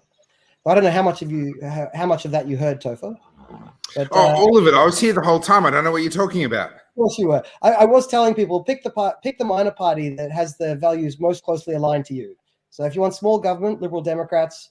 If you just want a meme party that is a great fun to laugh at, join the United Australia Party. If you want socialism, join the Greens. Whatever it is, I hope it's ours. But whatever it is, join a minor party, because that's the way you can shift the Overton window. Yeah. And then I didn't actually get around to the point of like volunteering. Look, here's the thing. Candidates, realistically, I mean, we're not supposed to say this, right? Realistically, our winnable candidates are our lead Senate candidates, right? That means we have 6 winnable candidates. But we need other Senate candidates to play second and third fiddle, and we need 151 House of Reps candidates. Realistically, your chances of success are quite small. What you'd be doing is you'd be pitching into the cause. You'd be helping to raise the profile. You'd be helping to get the senator, the lead Senate candidate in your state elected. It's not that glorious, but you would be helping. People who are willing to do it, please consider that, right? I mean, it's different people are going to be in different situations. If you are money rich and time poor, give us your money. If you are time rich and money poor, then save your money. You'll need that to buy your beers or your whiskey or whatever it is you're buying, and give us your time. Share the memes, share the posts. There's lots of different ways you can contribute. So can I say, the philosophy that I'm pushing now is when it comes to voting day and you're faced with that sheet of paper, lower house sheet of paper, upper house sheet of paper, vote for all of the minor parties that you support to any degree. Right? If they have your sympathy and your support to any degree, vote for all of those minor parties before you vote for any major party. And especially in the Senate. And this is, I had this discussion in a previous slow chat, so I'm not going to go too deep into it here. But the way that preferences work now, because preferences are not done by the parties, they're actually done by you. When you vote on the Senate sheet of paper above the line, you have to write at least 5 different parties in. The moment you put 6, is it? Okay. All right. I was corrected last week on that as well, and I thought I was right. So maybe I must be wrong. Okay. It must be 6. So, and the instructions are on there, so don't stress. You can read the instructions. The minute you put one of the major parties, it's not quite technically true, but the way to think of it is the minute you put one of the major parties, that's where your vote stops, right? Can I give a suggestion that I think will align with what you're saying? Fill in every minor party you like, then put in the major party you dislike least, and that's basically the way you stop. Right? Yes. So make sure you put every minor party you like before the major party you dislike least. So like if you prefer Liberal to Labor, understandable in the current context, then just fill in like Liberal Democrat first, then One Nation, then UAP, then every other one that you don't hate. Fill them all in, and then give the major party that you hate least the last of your votes, and then stop. Yeah. And that I think is the number one thing. If we could get 10%, 15% of the Australian population to do that, right? You're still voting for your favorite major party, right? You're still voting for your favorite major party. Your vote still counts when it comes to the big question of, Labor versus Liberal, right? But if you just put all of the minor parties that you have sympathy for, that you feel represent you to any degree, let's not let perfect be the enemy of good here. If they are good, include them. They don't have to be perfect. And you put all of them before you vote for any major party, then your vote will count. I agree. The more lower house candidates, the better. Lower house candidates for minor parties realistically have Buckley's chance. But you can help to amplify the message and to help to get that Senate candidate elected. Now, understand this. Strategically, the Greens have held however many Senate seats federally, I'm talking federally now, have held however many Senate seats, 5 to 7, sometimes more, over the last 20 years. What that means is typically they have held the balance of power. And if any government has wanted to get a piece of legislation through, they've got to get it through the lower house, which usually they can because they're the government. That's what sort of defines the government, is they have the majority in the lower house. And then they have to get it through the Senate. And so they've had to negotiate with the Senate. And at times, even a Liberal government has had to negotiate with the Greens to get legislation through the Senate over the last 20 years.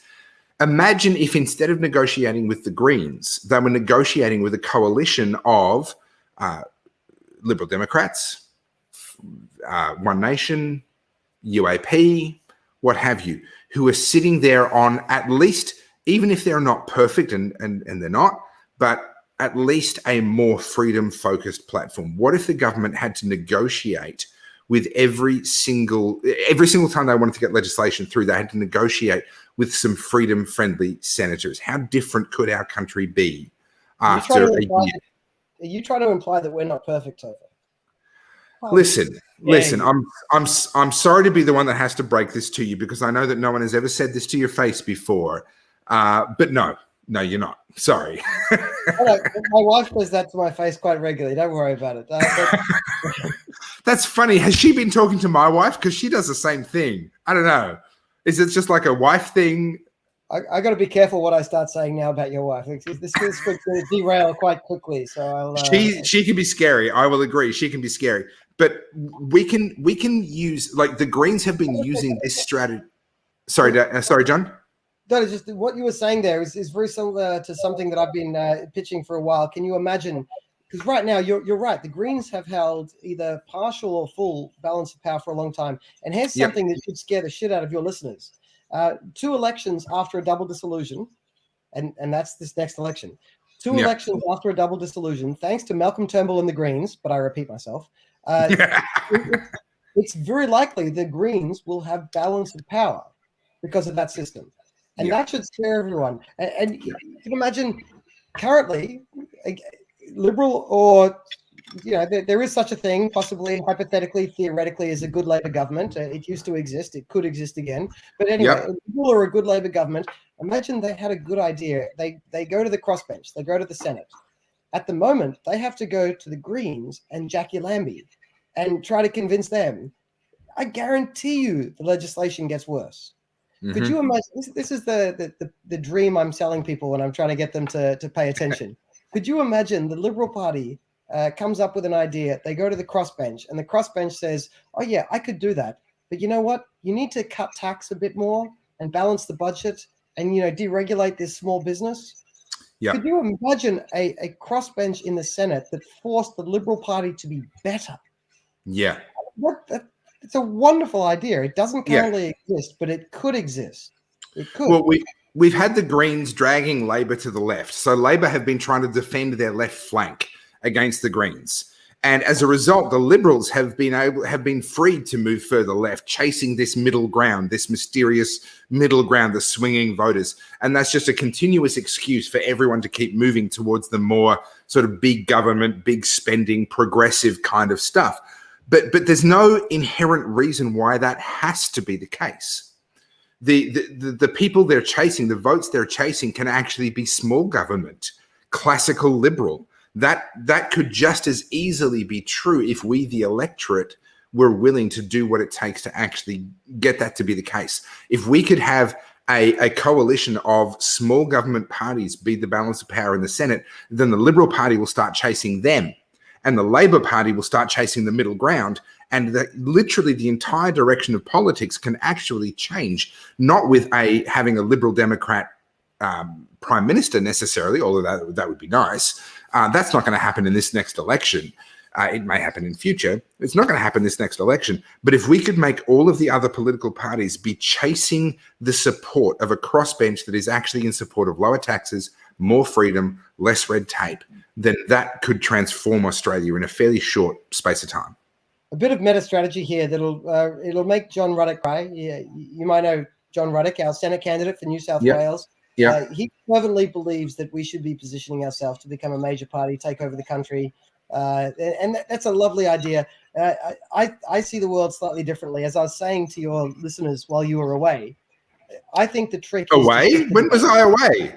You never saw me leave. That was an outrageous story by me. I don't know what I was thinking. But anyway, the point is, I think the most important thing we can do politically is shift the debate. And as I said to start with, one of the good things you could do there is in the academic sphere. If you're a good academic like a Jordan Peterson, if you're good in the media sphere like a Joe Rogan or a Topher Field, Australia's Joe Rogan, then too kind. It shifts the debate. What matters is shifting the debate, which is why joining a major party doesn't help. Joining media, academia, or a minor party, if it shifts the Overton window, which is a wanky term to just mean the sort of things that you're allowed to talk about and is taken seriously in politics. Shifting the Overton window is what it's all about. These conversations, what Topher does now, even if he stubbornly refuses to join the Liberal Democrats, which he shouldn't, we should all tell him to join, but even if he stubbornly refuses, what he's doing with this show is hugely helpful in helping to shift the Overton window, as are good academics like a Jordan Peterson, as are good minor parties.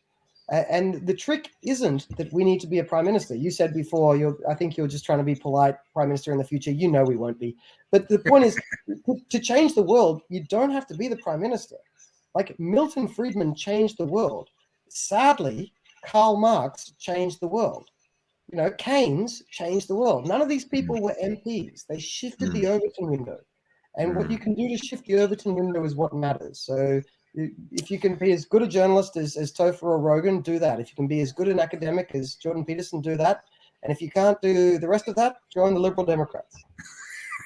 Look, you're being very kind, but I want to actually reference back to a book that I read that was very influential on me and has influenced what I've done and how I've done it ever since. And that was the very first book released by Andrew Bolt, and it was just a compendium of his previous columns. But he wrote a foreword, and for me, the most interesting part of his book was the foreword, because that was actually the only original part of the entire book.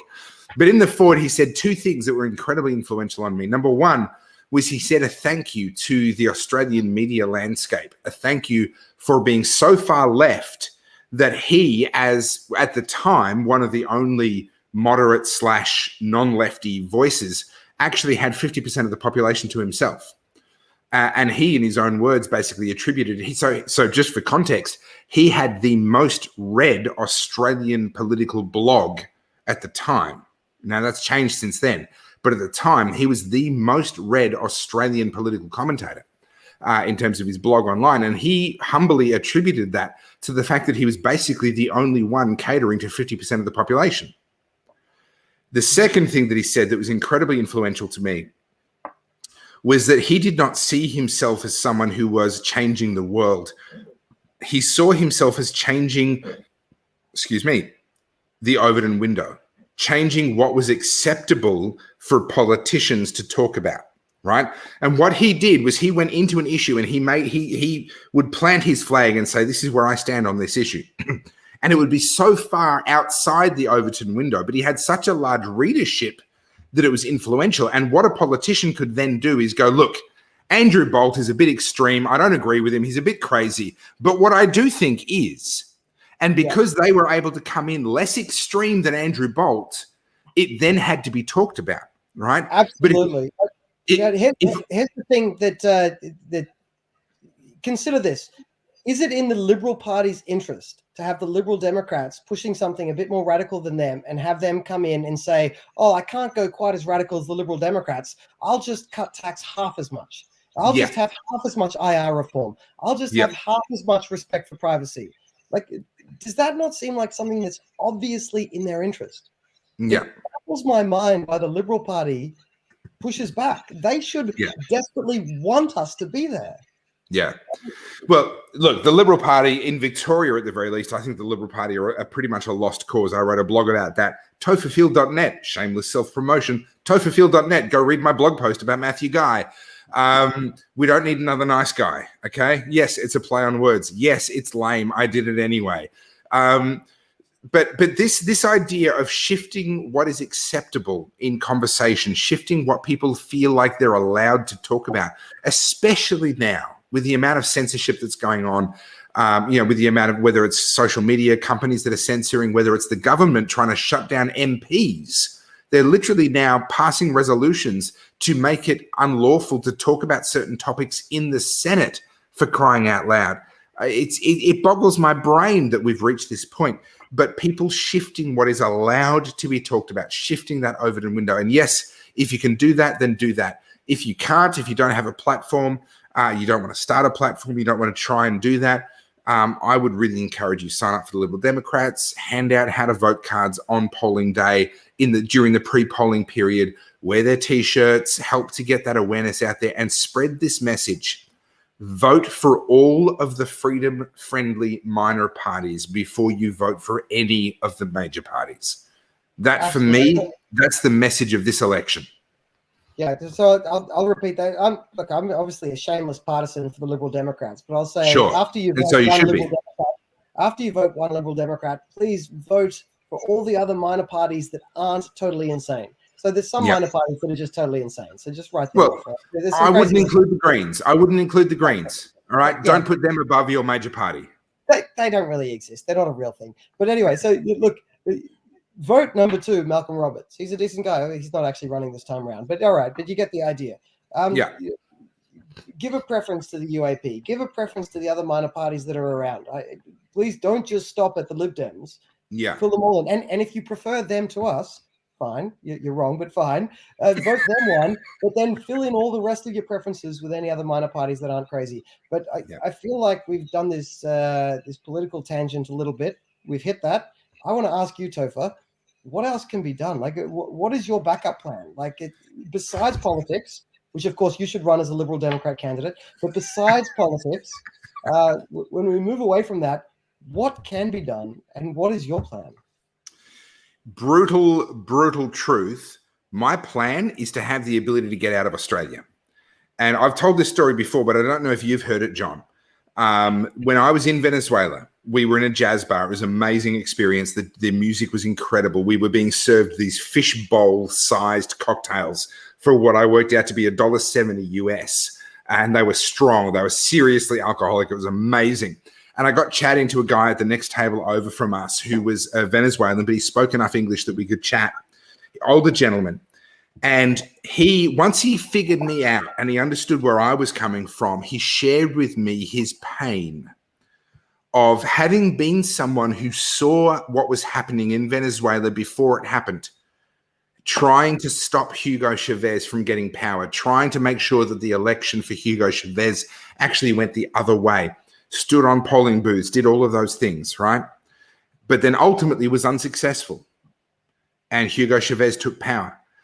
And having him share with me the pain of raising a family in a bankrupt country, watching his son lose his career and lose his future prospects. And now he was old enough, watching his grandson grow up malnourished without access to health care.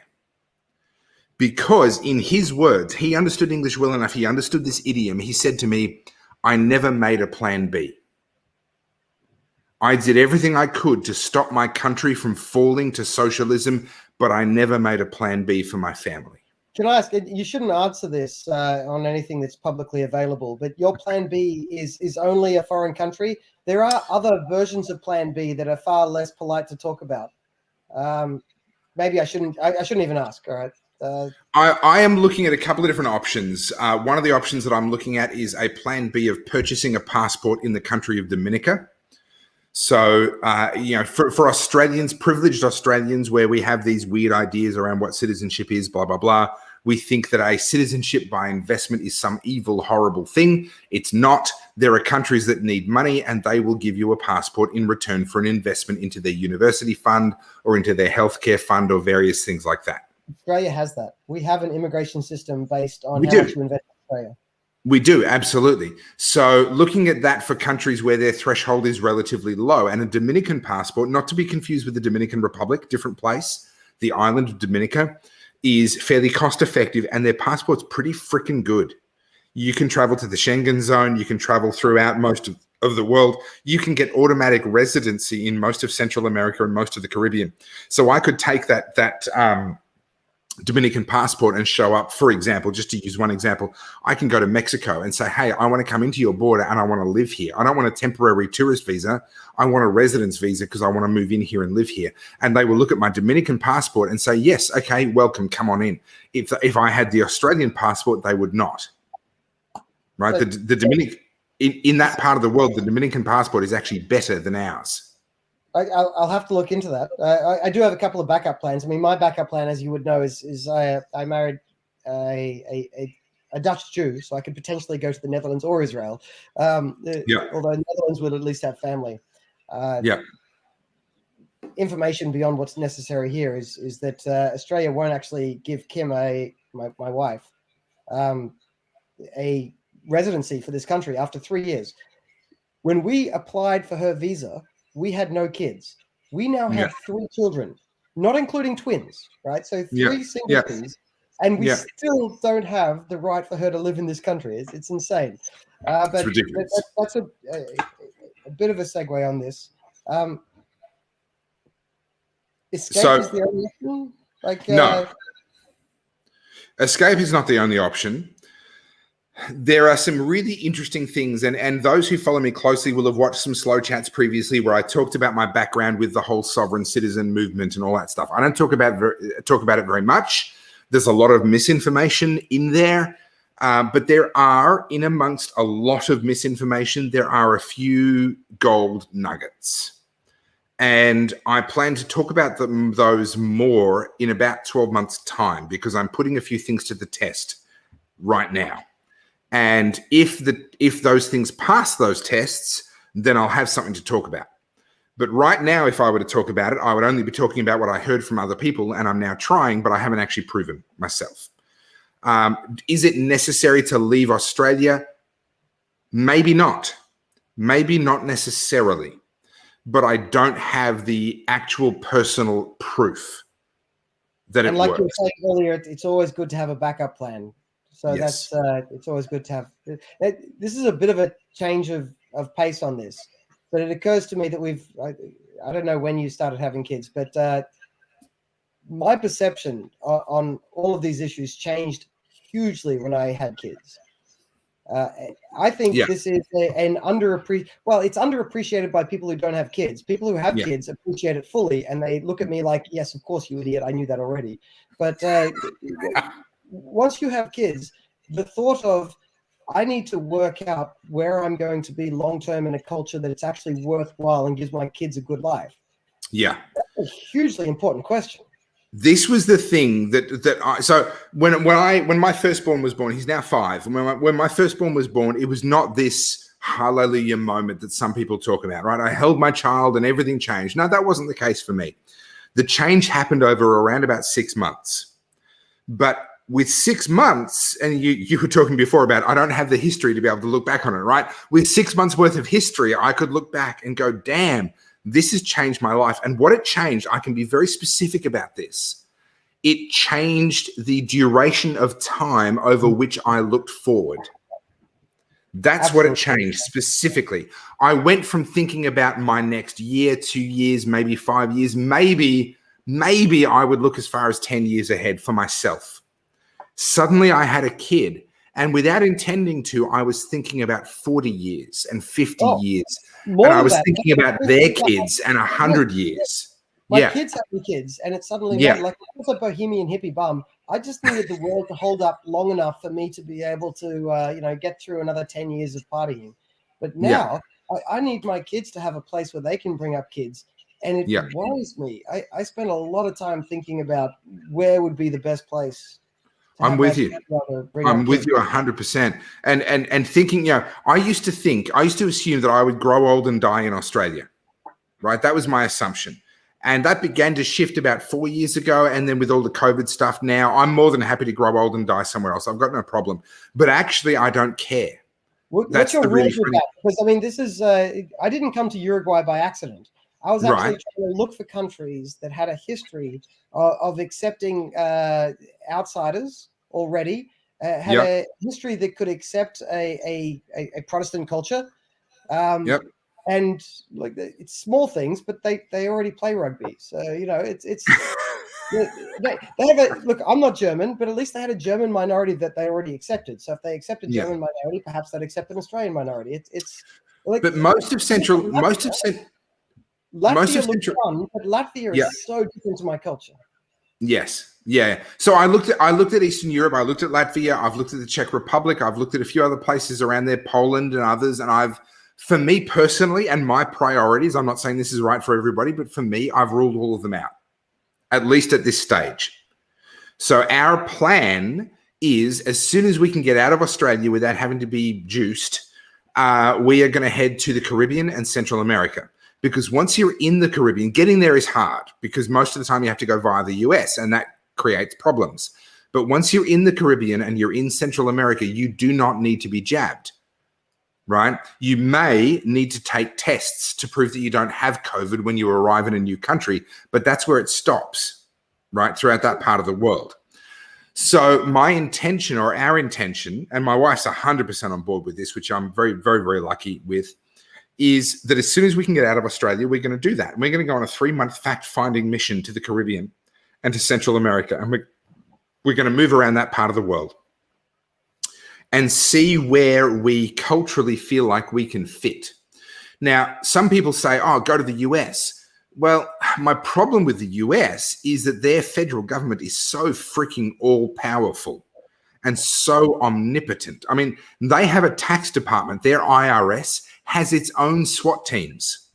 They have their own military wing for their tax department. Now, I have no intention of ever committing tax fraud, but since when did that stop someone kicking down your door, in the middle of the night? Like, I'm not really comfortable with America as a place to be. Now, if Texas or Florida seceded from the Union and became their own country, I'd be there in a freaking heartbeat. Look, I don't disagree with you about the skepticism about the nature of America, but what about the meta issue of eventually there's going to be a country that runs the world? And if there's not good people propping up America, who do you envisage? And we had a previous conversation about the other alternative. Who do you envisage being the country that props up the world? Okay, so settle in, because we are 8 minutes away from setting a new record for the longest slow chat ever. And if you're asking me that question, you better get comfortable, because we're going to be here for a little while. Can I give you a monologue while I go to the bathroom then? Or sure. But so I'll do a monologue while you go to the bathroom, and then I'll recap my monologue because it ends in a specific question for you. All right. How's that for a deal? Someone make my screen disappear? Yeah. Okay. 3, 2, 1, gone. Okay. So here's where I see things going. John talked correctly about China. China is a rising superpower, and it is somewhat arrogant of us as the West, where we've been the ones in charge for so long, to sit there and say, oh, no, you're not allowed to rise. You're not allowed to be a superpower. Now, I have no sympathy for what Xi Jinping stands for. I have absolutely no sympathy for China. I spent just a week in Guangzhou, which is in the south of China, just across from Hong Kong. I spent a week in Guangzhou and a week in Hong Kong, and my goodness, the difference culturally, the difference between the two. You could see the effect of Hong Kong having been a British colony for so long. The difference was amazing. I really loved Hong Kong. I hated Guangzhou. Anyway, so don't confuse me for a China sympathizer. I am not in any way, shape, or form. However, John's right. If you put their hat on and you say, here is a country that, if you take the 2,000-year view, has been a superpower, has been an incredibly influential cultural, military, and economic power over the last 2,000 years. Now, yes, their recent history, the last couple of hundred years, has not been good for China. But now they're coming back. Now they're rising again, and they're wanting to resume what they view as their rightful place in the world. It's hard to kind of say, hang on, no, you're not allowed to have that spot because for the last 150 years you haven't had that spot. Well, in Western culture, we think in those sorts of fairly short timelines. In Eastern culture, not so much. But, and this is a question that I'll put to John when he comes back, in my opinion, China cut themselves off at the knees with the one-child policy. Their demographics, I mean, John talked about our demographics and what's going to happen in terms of aged care, the pension, healthcare, as our population ages. But surely things are even worse for China with the one-child policy. The demographic time bomb that they've created for themselves is phenomenal, in my view. Couple that. So John's just come back. I'm going to add John back in. So I'm just talking about, you were talking before about the time bomb that we have in Australia in terms of healthcare, age pensions, etc., because of demographics, right? But if that's the case, and I accept that that's the case, surely China have an even bigger problem because of their one-child policy. Their population time bomb is phenomenal. Now, I want you to answer that, but I want you to answer it in conjunction with another issue, and that is the rise of India. India, in my personal opinion, are 15 to 20 years behind China, but they never had a one-child policy. And so I don't see them being cut off at the knees the way that China might be. Go for it. There's a couple of kickers in here, and I have no idea how true this is. This is just me being a little bit devil's advocate.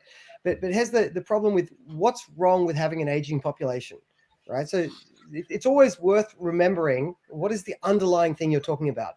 An aging population, the underlying problem we're talking about is people aren't dying. Now, if you are one of the people not dying, do you consider that a problem? No. Right? So why is it a problem? The reason it's a problem is we have a welfare state that requires a lot of tax money to fund a publicly funded age pension and healthcare system. Right. China doesn't yet have that. So China, a lot of people say China's at a big problem. They're growing old before they grow rich. That's the cliche line, old before rich. And I get that, right? So all the rich countries have this aging population problem, all the rich countries plus China. And everyone says that's horrible for China.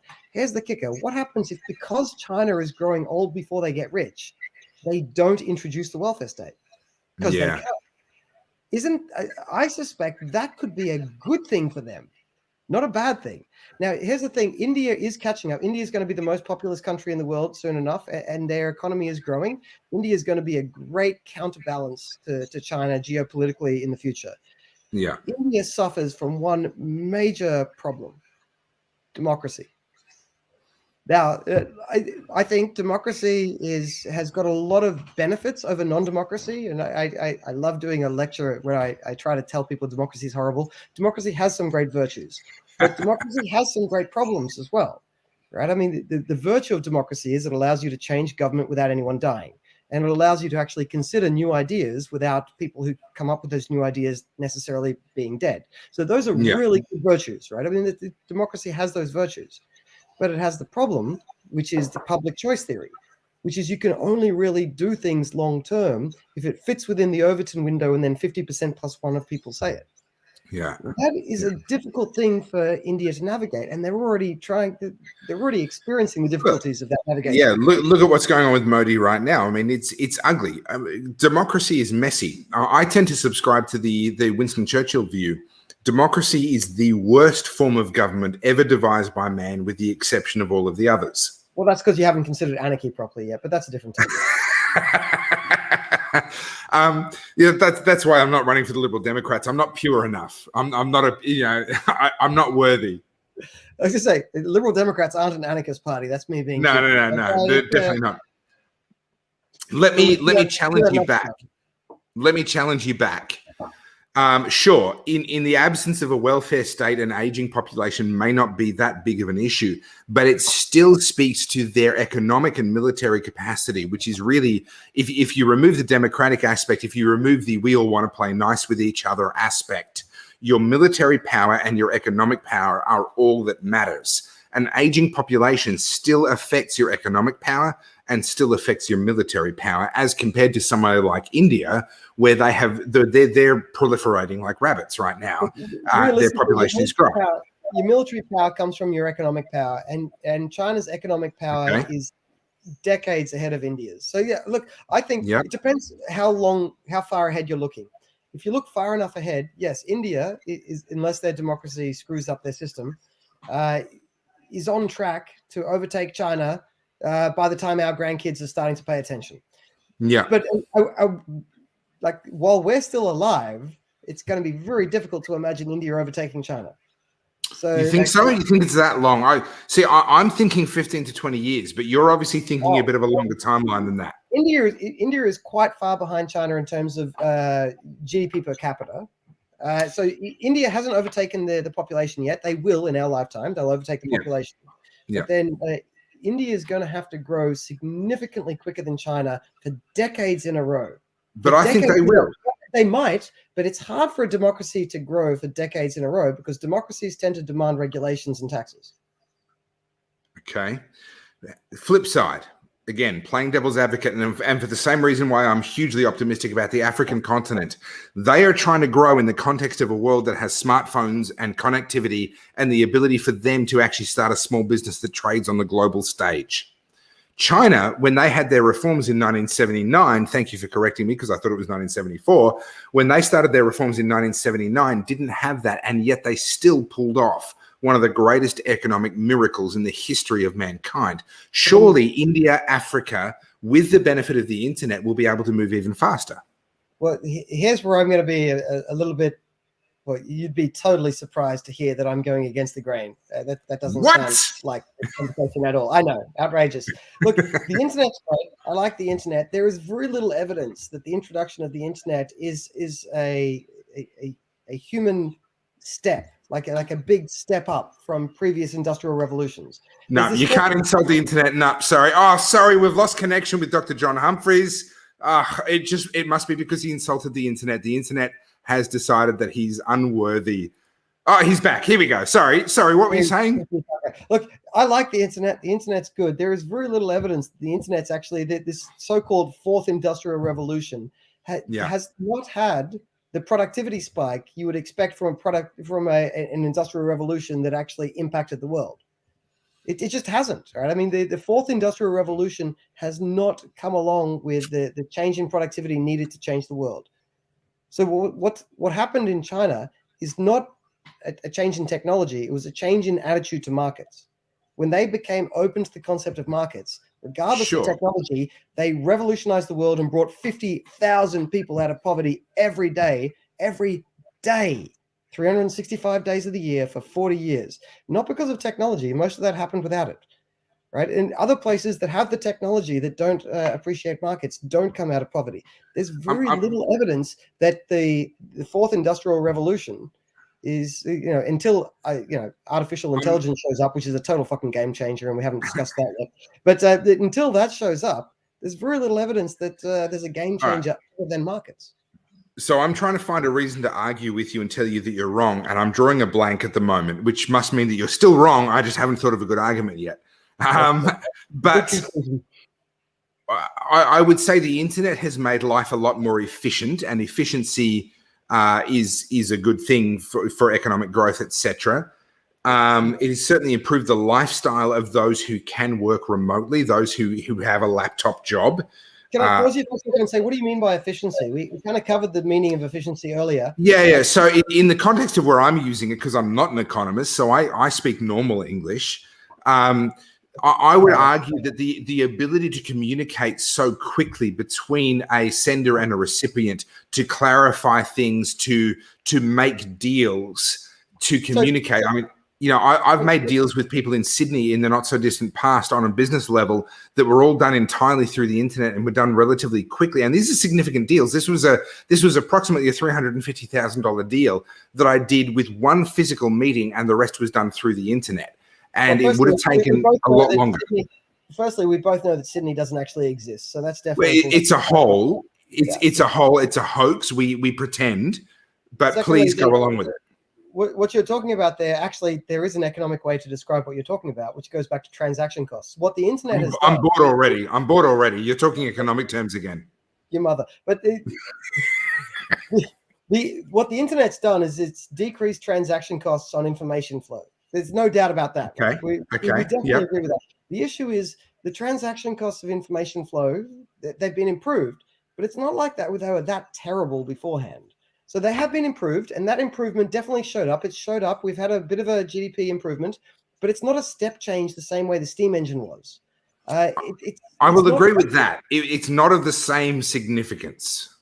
So the idea that India showing up like 30 years too late and growing slower than China is suddenly going to revolutionize the world because the internet exists is a bit of a tough sell. Would you stop being a Debbie Downer? No. I want to believe that India will offset China. I need to believe. I don't care if it's true. I need to believe it. No, India will offset China partially as long as America still exists and Japan still exists to play the other sides of that balancing equation. Yeah, okay. China's going to be the strongest power, but if the next three strongest powers stay together, they'll be able to balance them. I think. I should add all of this. I think no, but that's a given. That's a given. What are we? We're a couple of random internet people talking on a random internet conversation with a couple of random internet people watching. That's all we are. Let's not pretend to be anything more than what we are. And we still haven't even covered the Laffer curve. So I mean, it's okay. Listen. We've already set a record for the longest slow chat ever. All right. Now, I promised my viewers that tonight was going to be off the charts in terms of what we covered and the diversity of topics and blah blah blah. I never warned them that this was also going to be the longest, most boring evening of their life. Well, I tell you what, let's cover religion then. Oh, goodness. Okay. So, Laffer curve. And let's aim to finish on this, but I have a sneaking suspicion that some other rabbit hole is going to come up between now and then. If we're going to finish, let's just throw Laffer curve in the bin and do religion, because that's much more fun. All right. Okay, you go first. Well, you have a religion. I do. I am in the process of exploring, hanging out with your religion and trying to trick your religious types to accept me as one of yours, even while not being one of yours. So I need to know. Well, firstly, maybe I should understand what your religion is first. But what is your take on us evil cultural Christians, the sort of people who don't take the Bible quite literally, but think that Christianity is a net positive in the world? Okay. Let me be blunt. There is one pathway to salvation, and that is forgiveness through Christ alone. That's it, right? I'm not a Christian because I'm better than anybody else, right? I am completely dependent on the forgiveness that God offers through what Christ did on the cross.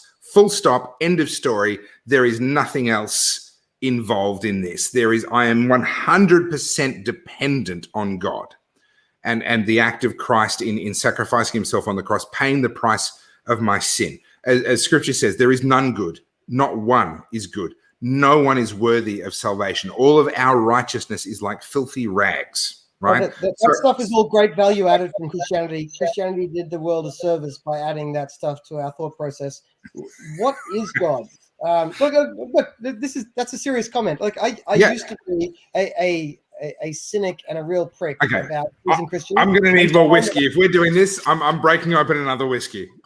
All right. Well, I'll need to get one as well. But to ask you a meta question, can you describe the concept of God to me? Because it's the concept of God seems to me that it could be so meta and so complicated that it could be beyond some people's ability to easily explain. But everyone seems to have an easy explanation for it, which confuses me. Okay.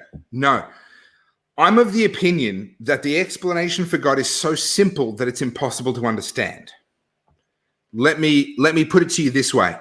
By definition, God is absolutely unlimited. Not limited by time, not limited by space, not limited by knowledge, not limited by power, not limited by anything. Think about this. If what we call God has any dimension under which God is limited, then God is then whatever created that limitation that limits God is more powerful than God. Could God create a stone so heavy he couldn't pick it up? In order for God to be God, God must have no limitation. Could he create the stone? Except the limitations that God chooses to place upon himself. But he couldn't create the stone. So, well, I don't know, and I don't care, right? You asked me what my description of God is. I'm not going to get sidetracked on some philosopher's little thought experiment, right? Because obviously that's a question that gets asked all the time. I don't care, right? That's a trap for the human mind. That's not a trap for God, right? So God is not. I'm only dealing with the human mind at the moment, unless you're claiming God. Sure. So let me answer the question as best as my human mind can, which is going to be flawed and limited in all sorts of different ways. In order for God to be God, by definition, there must be no limit. There must be no limitation.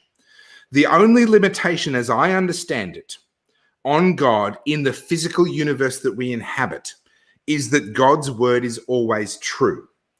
And that is because of the fact that the universe that we have was created by God's word. If you look at the Bible, if you look at how the universe was created, and we can debate about, whether it was theistic evolution or blah, blah, blah. Okay, that's fine. That's another issue for another time. But it was created by the will of God and specifically by the word of God. When God spoke, matter as we know it came into existence. Now, matter is a fascinating thing, and I know that you know a lot about this, that actually what we call solid tables and computers and cameras and all that sort of thing, like all of the technology that we have is mostly empty space. If you know anything about what an atom is, it is mostly empty space. It is actually a very small amount of matter and an enormous amount, compared as a ratio, an enormous amount of empty space. And for all of this to have come into existence, it came into existence, as I understand it as a Christian, on the word of God. God spoke and this stuff was made. And what that means is that there is only one limit on God, as God is expressed in the human universe, and that is his word. When God speaks, it is true. So God cannot tell a lie. Why? Because if God was to say something that defied the laws of physics would bend in order to match the word of God, because the word of God is the very fabric out of which our universe is made. That is how I would describe it. So God has literally no limits. There is not a single limitation upon God, because if there were, then whatever created the dimension, whatever created that limitation upon God would be more powerful than God. So number one, God has no limits. Number two, within our universe, the only thing that we can be sure of is the word of God, because the rest of the universe bends to match the word of God, because it is the word of God out of which this universe was made. Now, this might not be true, but it seems to me the only real distinction between your concept of God and my concept of the laws of physics is that your version of the laws of physics is self-aware. Now, that's the way I word that, I think, sounds instinctively offensive to a Christian. I don't mean it to sound offensive, but I think it is quite possible that the laws of physics could be self-aware. And if the laws of physics were self-aware, it seems to me that they would be something indistinguishable from a Christian God. So if that's true, to take it back a step, the only real difference we have is quibbling. We both agree that the laws of physics are awesome and mighty and can't be contradicted. The only difference we have is whether we believe the laws of physics are self-aware or not, which is a really difficult question to answer, and I don't think we know the answer. No, I think it does go beyond that. Because the concept of God, I mean, I agree with your point, but I disagree with that being the only distinction. If you take the Christian worldview, then there is a heaven and there is a hell. There is a purpose to life. This is I think is the big distinction. Someone can acknowledge the laws of physics without acknowledging that there is actually a purpose in life. But from the Christian worldview, we actually have to acknowledge that there is a purpose for which we were created, which is articulated in Scripture very, very clearly. Yeah, I think that comes out a little bit from the idea of if physics was self-aware. One of the things that comes out from Christianity is that then that self-aware physics takes an active interest in our life, which is the main difference I have from most of my Christian friends. And I mentioned this to you briefly. We don't know each other religiously well enough for this. I was brought up a Christian and then spent the cliche couple of decades of my life railing against Christianity because this wasn't right and that wasn't right. And now I've come back and rejoined a church, but have kept most of my views to myself because I don't want to get into arguments too often with my Christian friends. Sure. And I've come to significantly appreciate Christianity. I just haven't come quite to fully believe all of the nuances. And what I'm really trying to do is to come up with ways that allow me to swim in your universe without lying to myself. And yeah. See, I'm 100% in agreement with you on this. Faith, Christianity is a faith. It is not a practice. And people can be engaged in the practice of Christianity and not have any faith. And there are people, not as many as who think they are, but there are people who are not engaged in the practice of Christianity who do have the faith. And the faith is actually what Jesus himself talked about. He doesn't talk about the practice of Christianity. He talks about faith. And so I'm all for this idea of being able to actually grasp and practice the faith of Christianity without necessarily falling in love with the church as an institution. I'm not in love with the church as an institution. The church is a deeply imperfect bride of Christ. Now, I'm not going to talk disrespectfully about the bride of Christ, but we have to acknowledge there are some deep imperfections there. I get what you're saying, but I'm kind of inverted. I realize because I've grown up in a Christian world. Like I grew up, proper Pentecostal, Scott Morrison, speaking in tongues, all that sort of shit. So I'm not unaware of the background, and I'm surrounded by people who are saying like, I'm not religious. I'm just Christian. I found myself in my old age being the exact inverse. I like the religious trappings of religion. It's the actual faith part that I think is wrong. Okay. So that's. So let me finish with the point that I was making. There is no behavior that you should engage in outside of having the faith, right? There is like Constantine came in, he became a Christian and he imposed Constantinian sort of religion, Christianity, onto the empire, the world as it was known at the time, right? And that I think was an enormous mistake because you cannot impose belief by behavior. And there is no point in behavior without belief. So I'm rap poor old Constantine because I think there was a lot of things going on other than Christianity in the political environment of the day, but we go back and we impose the Christian environment on what he was doing. Sure. But I can ask you this question to segue a little bit into what I hope is more common ground. I've come in my old age. Hey, I have no need of common ground. I'm up for debate. I've got no problem with that. Yeah, okay. Well, the thing is, I've spent a lot of my life debating Christians and doing it in a kind of mocking, mean way. And I'm trying to get past that. So I'm actually much more interested in finding common ground these days. And part of that is I think Christianity has been a net positive to human civilization. And I find a lot of Christians these days saying, I apologize for Christianity. I'm so sorry for what we've done. And part of the thing that brought me back to at least taking Christianity somewhat seriously, even if I don't quite subscribe to all of the exact doctrines you have, is having a look at the impact that Christianity has had vis-a-vis other cultures, and saying, you know what, there has been some positives here that deserve a bit more respect from previous kind of agnostic atheist types like me that used to dismiss it all and say, oh, it's just all voodoo. Yeah. Look, I appreciate that. And I think that is a accurate representation of history. We look at what Christianity has been in the past, and there is a tendency to focus on the worst aspects of it. But even those that are able to take a more balanced view, there is bad. There is bad there, without question. And I'm not gonna shy away from the fact that under the name of the church, some awful things, horrific things, genocides have occurred under the name of the church in the past, without question. But there's two mistakes that happen. Number one, focusing on the worst that is done. And number two, comparing what was done to the modern day and the values that we have in the modern day.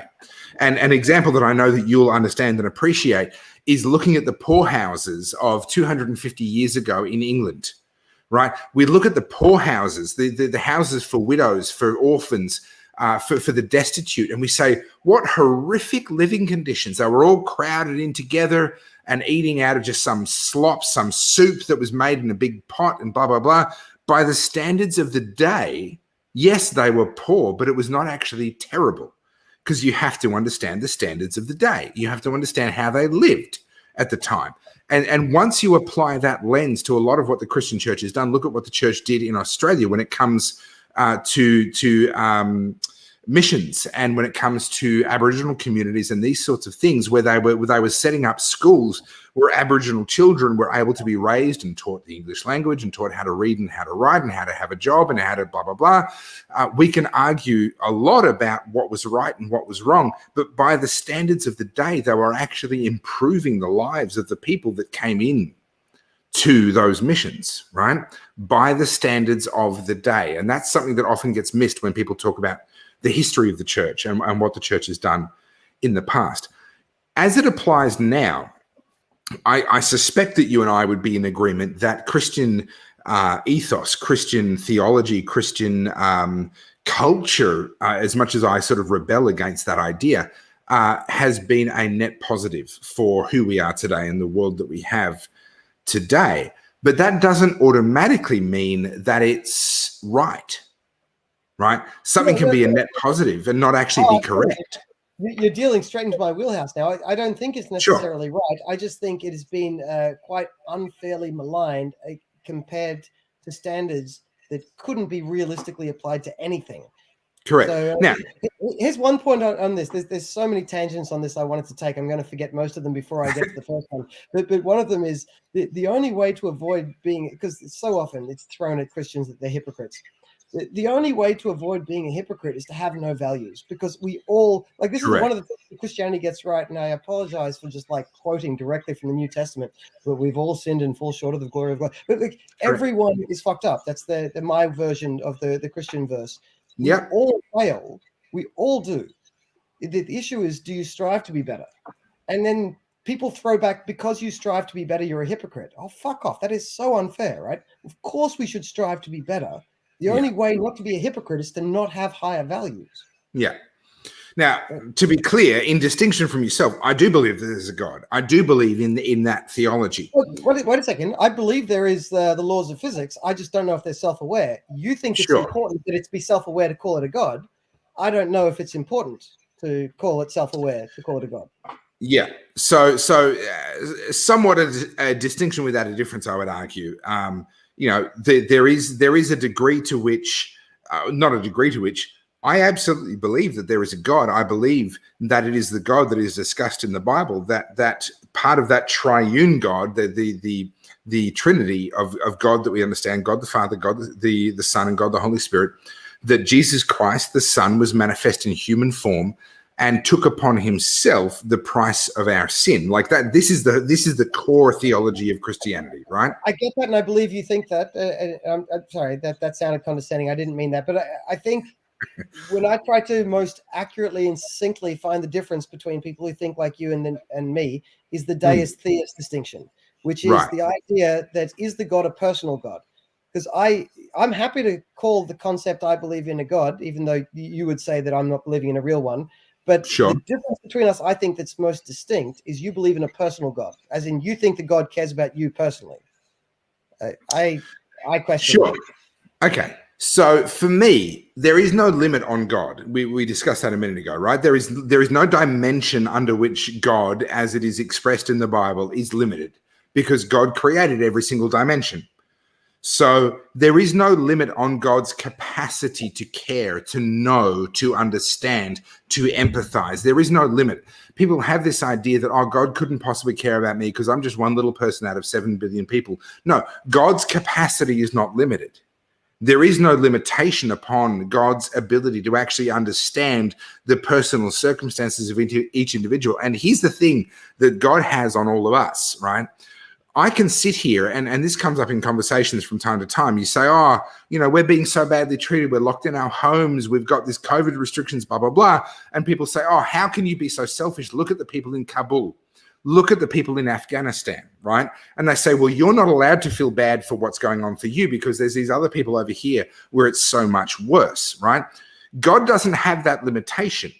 He actually can see you for who you are.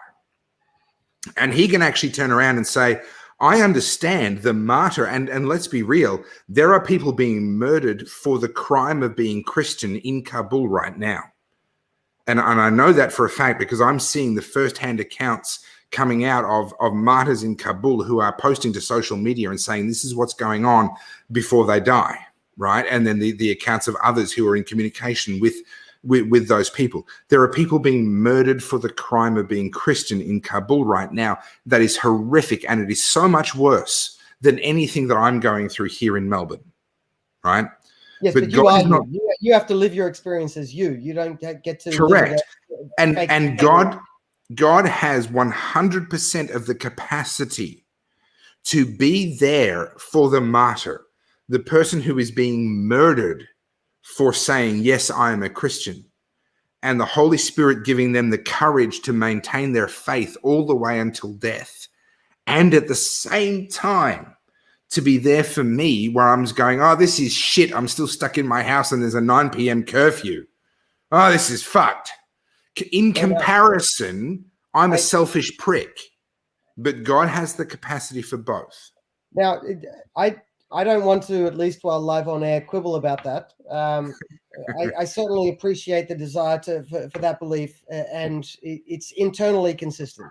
What I'm more curious about is, I think you get some sense of my beliefs here. I'm like a person that is desperately trying to be aligned with Christianity without being able to accept some of the things that you take as core to Christianity. So Sure. What I'm curious about is, how do you see people like in my role, cultural Christians who don't quite buy into the idea of personal God, who think, well, that's probably self-explanatory enough. What is my role in the cultural milieu of our age, from the perspective of a real Christian looking at our faith like me? Sure. So I think I know you well enough to be able to give you the blunt answer. Okay. And for those that are watching, if you don't know me and you don't know John, well, this might sound blunt, but screw you. John has asked me the question, so I'm going to give the answer. There are those who are forgiven, unworthy, and myself included, unworthy and forgiven, and there are those who are not yet forgiven, right? Those are the two camps. The only path to forgiveness is to accept the sacrifice that Christ made. There's a couple of core points. To accept that none of us are worthy of salvation, and to accept that the only way that we can get salvation is through Jesus Christ and the sacrifice that Jesus Christ made on the cross. He was not a sinner, but he paid the price of sin. That is death. Well, firstly, I could go on a sidetrack and talk about how I can accept all of that metaphorically, but that's probably going to take us down a different rabbit hole. Like, for instance, I agree we're all sinners, and I agree the only way to improve is to take on the burden of trying to imitate a figure of perfection of moral choice. I just don't necessarily think one literally existed 2,000 years ago. But I actually think, from my perspective, I take away most of the messages you think are important. But I accept the takeaway that you are warning your audience about, of you are still trying to tell them that I'm going to go to hell. I'm fine with that. I guess I'm a little bit more. I'm not going to shy away from it. Yes, that is my answer. No, I'm fine with that. I guess what I'm a little bit more curious about is I feel like there's a culture war going on. And I feel like I'm ending up accidentally on the side, from my perspective, quite vociferously on the side of the Christians. And I'm curious about the Christians who still think people like me are going to go to hell. How do you see my role in this culture war from your perspective? Okay, sure. So I am one of those people that you describe. Okay. And I want to be really clear about this. Let me take this tangent before I answer your question. I don't consider myself to be better. No, I just consider myself to be forgiven. That's it. Right? I am in desperate need of forgiveness, and I have found that forgiveness. That's it. All right. Now, in terms of the culture war, I kind of struggle with this a little bit. Okay. And my answer may not be entirely satisfactory to you. It is my view that Christians, followers of Christ, should be standing up for what is right and what God and what Christ especially embodied when he was here on earth. Now, that's often misconstrued, although other people would say that I'm the one misconstruing it. So there's debate around what that was, what that looked like, all right? To me, when I look at the life of Christ, I see an incredible amount of grace, an incredible amount of forgiveness extended to prostitutes, extended to criminals, extended to people who are morally wrong, the people that the church has traditionally judged. Christ himself, when he was on earth, extended an enormous amount of grace. I would argue more grace towards those people than what he extended towards the Pharisees, who were the religious leaders, the holy ones, the righteous ones of his day, right? So I'm not at all on the side of the church in a lot of these sorts of issues, right? But I'm of the personal opinion, and this is subject to change. I want to say that this is subject to change. This is an area where I'm wrestling with myself. I don't believe that the government, that politics is an area to try and make people righteous, right? So when it comes to the culture war, I'm not necessarily on the side of using government or even necessarily using social pressure to try and make people behave better. Sorry, just to pick you up there, a little throwaway line you just said there, I think, is hugely important, because when you say it's not up to the government, absolutely, I wasn't even thinking of it, right? Sure. But when you said it's not up to social pressure, that is a hugely fucking different sentence. So, like, yes, social pressure is hugely. They're different, but I meant both. They are very different, but I intended both. It's not up to the government, and it's not up to social pressure. I intended both. Social pressure is a good thing, right? You agree with me that social pressure is a good thing? It can be. Well, you can't avoid it. Like, how could you live life without trying to incentivize behavior that's better than bad behavior? Sure, you can't avoid social pressure. That doesn't always mean that the social pressure is good. Well, okay, the way you worded that might be technically true, but here's the thing. You're always going to give either positive or negative feedback to the people around you. And the best way to do that is to give positive feedback to the people around you who act well, and negative feedback to the people around you who act badly. And that's not a bad thing, because if I accepted the social pressure, I would have rejected Christianity when I was a teenager. I was under immense social pressure to reject everything that I believe now as a teenager. So social pressure, it can be a good thing. It can be a bad thing. That comes down to the society that is putting the pressure on you. I agree with that 100%, which is why this is a really weird tangent back to a different issue. And it's something we haven't actually touched on, but it makes it a bit more political again. People talk about cancel culture. You've heard of cancel culture? Yeah, sure, yeah. My pitch on that is there's nothing inherently wrong with cancel culture. The problem is what you're canceling people about. Like, I want to cancel pedophiles, right? I'm not apologizing for that. And I don't think anyone is. The issue with cancel culture isn't the concept of canceling. Canceling basically means that you don't invite people back to your house party if they've come last time and they trashed your house. Right. And of course you disinvite people who make your life worse. We Yeah. all do that, and we all should do that. Social pressure is a good thing as long as it's used well. And you make the point that sometimes social pressure is used badly. Yes, true. Like lots of things can be used badly, but we shouldn't throw away social pressure because it's been used badly before. Social pressure is still a good thing. Social pressure, it can be a good thing. Can be a good thing. Well, what's the alternative to social pressure other than government dictate? Well, social or pressure. Okay, so your example is a good one because social pressure arises naturally out of the choices that we make. I'm not going to invite that person because the last time I invited them, they smashed up my cutlery, smashed up my plateware and broke a window and punched my girlfriend in the face. So then never come to one of my parties again, okay? And social pressure arises out of such things. But, you know, you can go back and again to break Godwin's law. I already broke it earlier. John didn't, to be clear. John didn't, but I did. If I'm going to break Godwin's law again, you know, there was immense social pressure in 1939 and 1940 to point out the Jew living next door that hadn't yet dobbed themselves in and gotten a star on their shoulder. Social pressure isn't always a good thing. I'm not saying social pressure is always a good thing. I guess my counterpoint to the cultural right at the moment is that social pressure isn't always a bad thing. The issue with social pressure is it always exists. It probably should exist. The issue is how you direct it.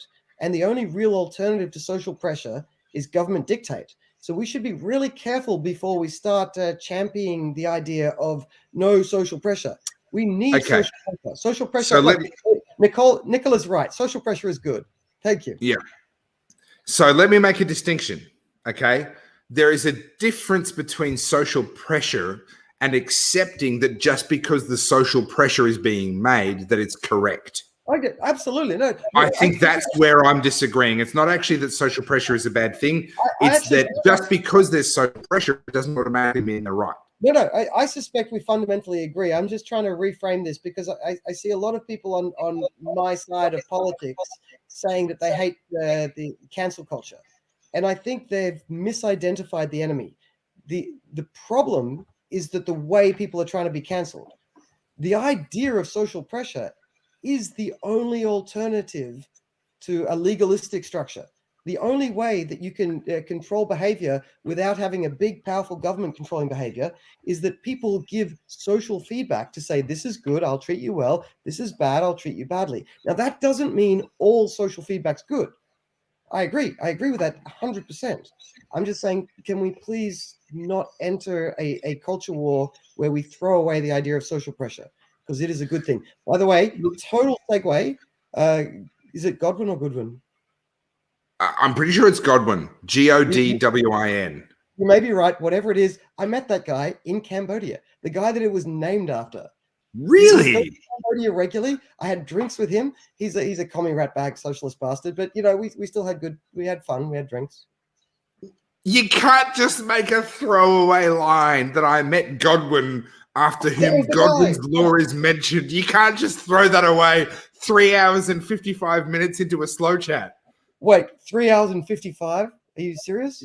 Yes. Well, we have to make 5 more minutes now just on principle. All right. Tell me about Godwin of Godwin's law, because that is freaking amazing. No, there's really not much interesting to tell. He established that was him, and then I argued it with him for a while, and then he didn't like the fact that I was arguing with him, and we went our own way. Why doesn't that surprise me? You meet a hell of a lot of interesting people. The fun thing about expat living is it kind of forces you together with people you wouldn't otherwise live with. It's the same thing that I argue, the great virtue of living in a country town. Yeah. It forces you to just associate with people that you wouldn't otherwise associate with. It's one of the downsides of big city living is in big cities, it's so easy to cut people out of your life as soon as they bug you once. But it is a great virtue and a value in life to sometimes associate with people that have bugged you once and go back there. Like life is too easy if you throw away everyone who bugs you once, right? It's actually a good thing to force yourself to associate with people a bit different to you. Like, you know, you ratbag crazy Christian types and me. Yeah, I know. I'm a horrible human being. You know, like I'm basically the devil. I'm white, I'm male, I'm Christian, I'm middle class, I'm CIS, whatever the hell that means. I'm basically, if I was rich, I would be the devil personified.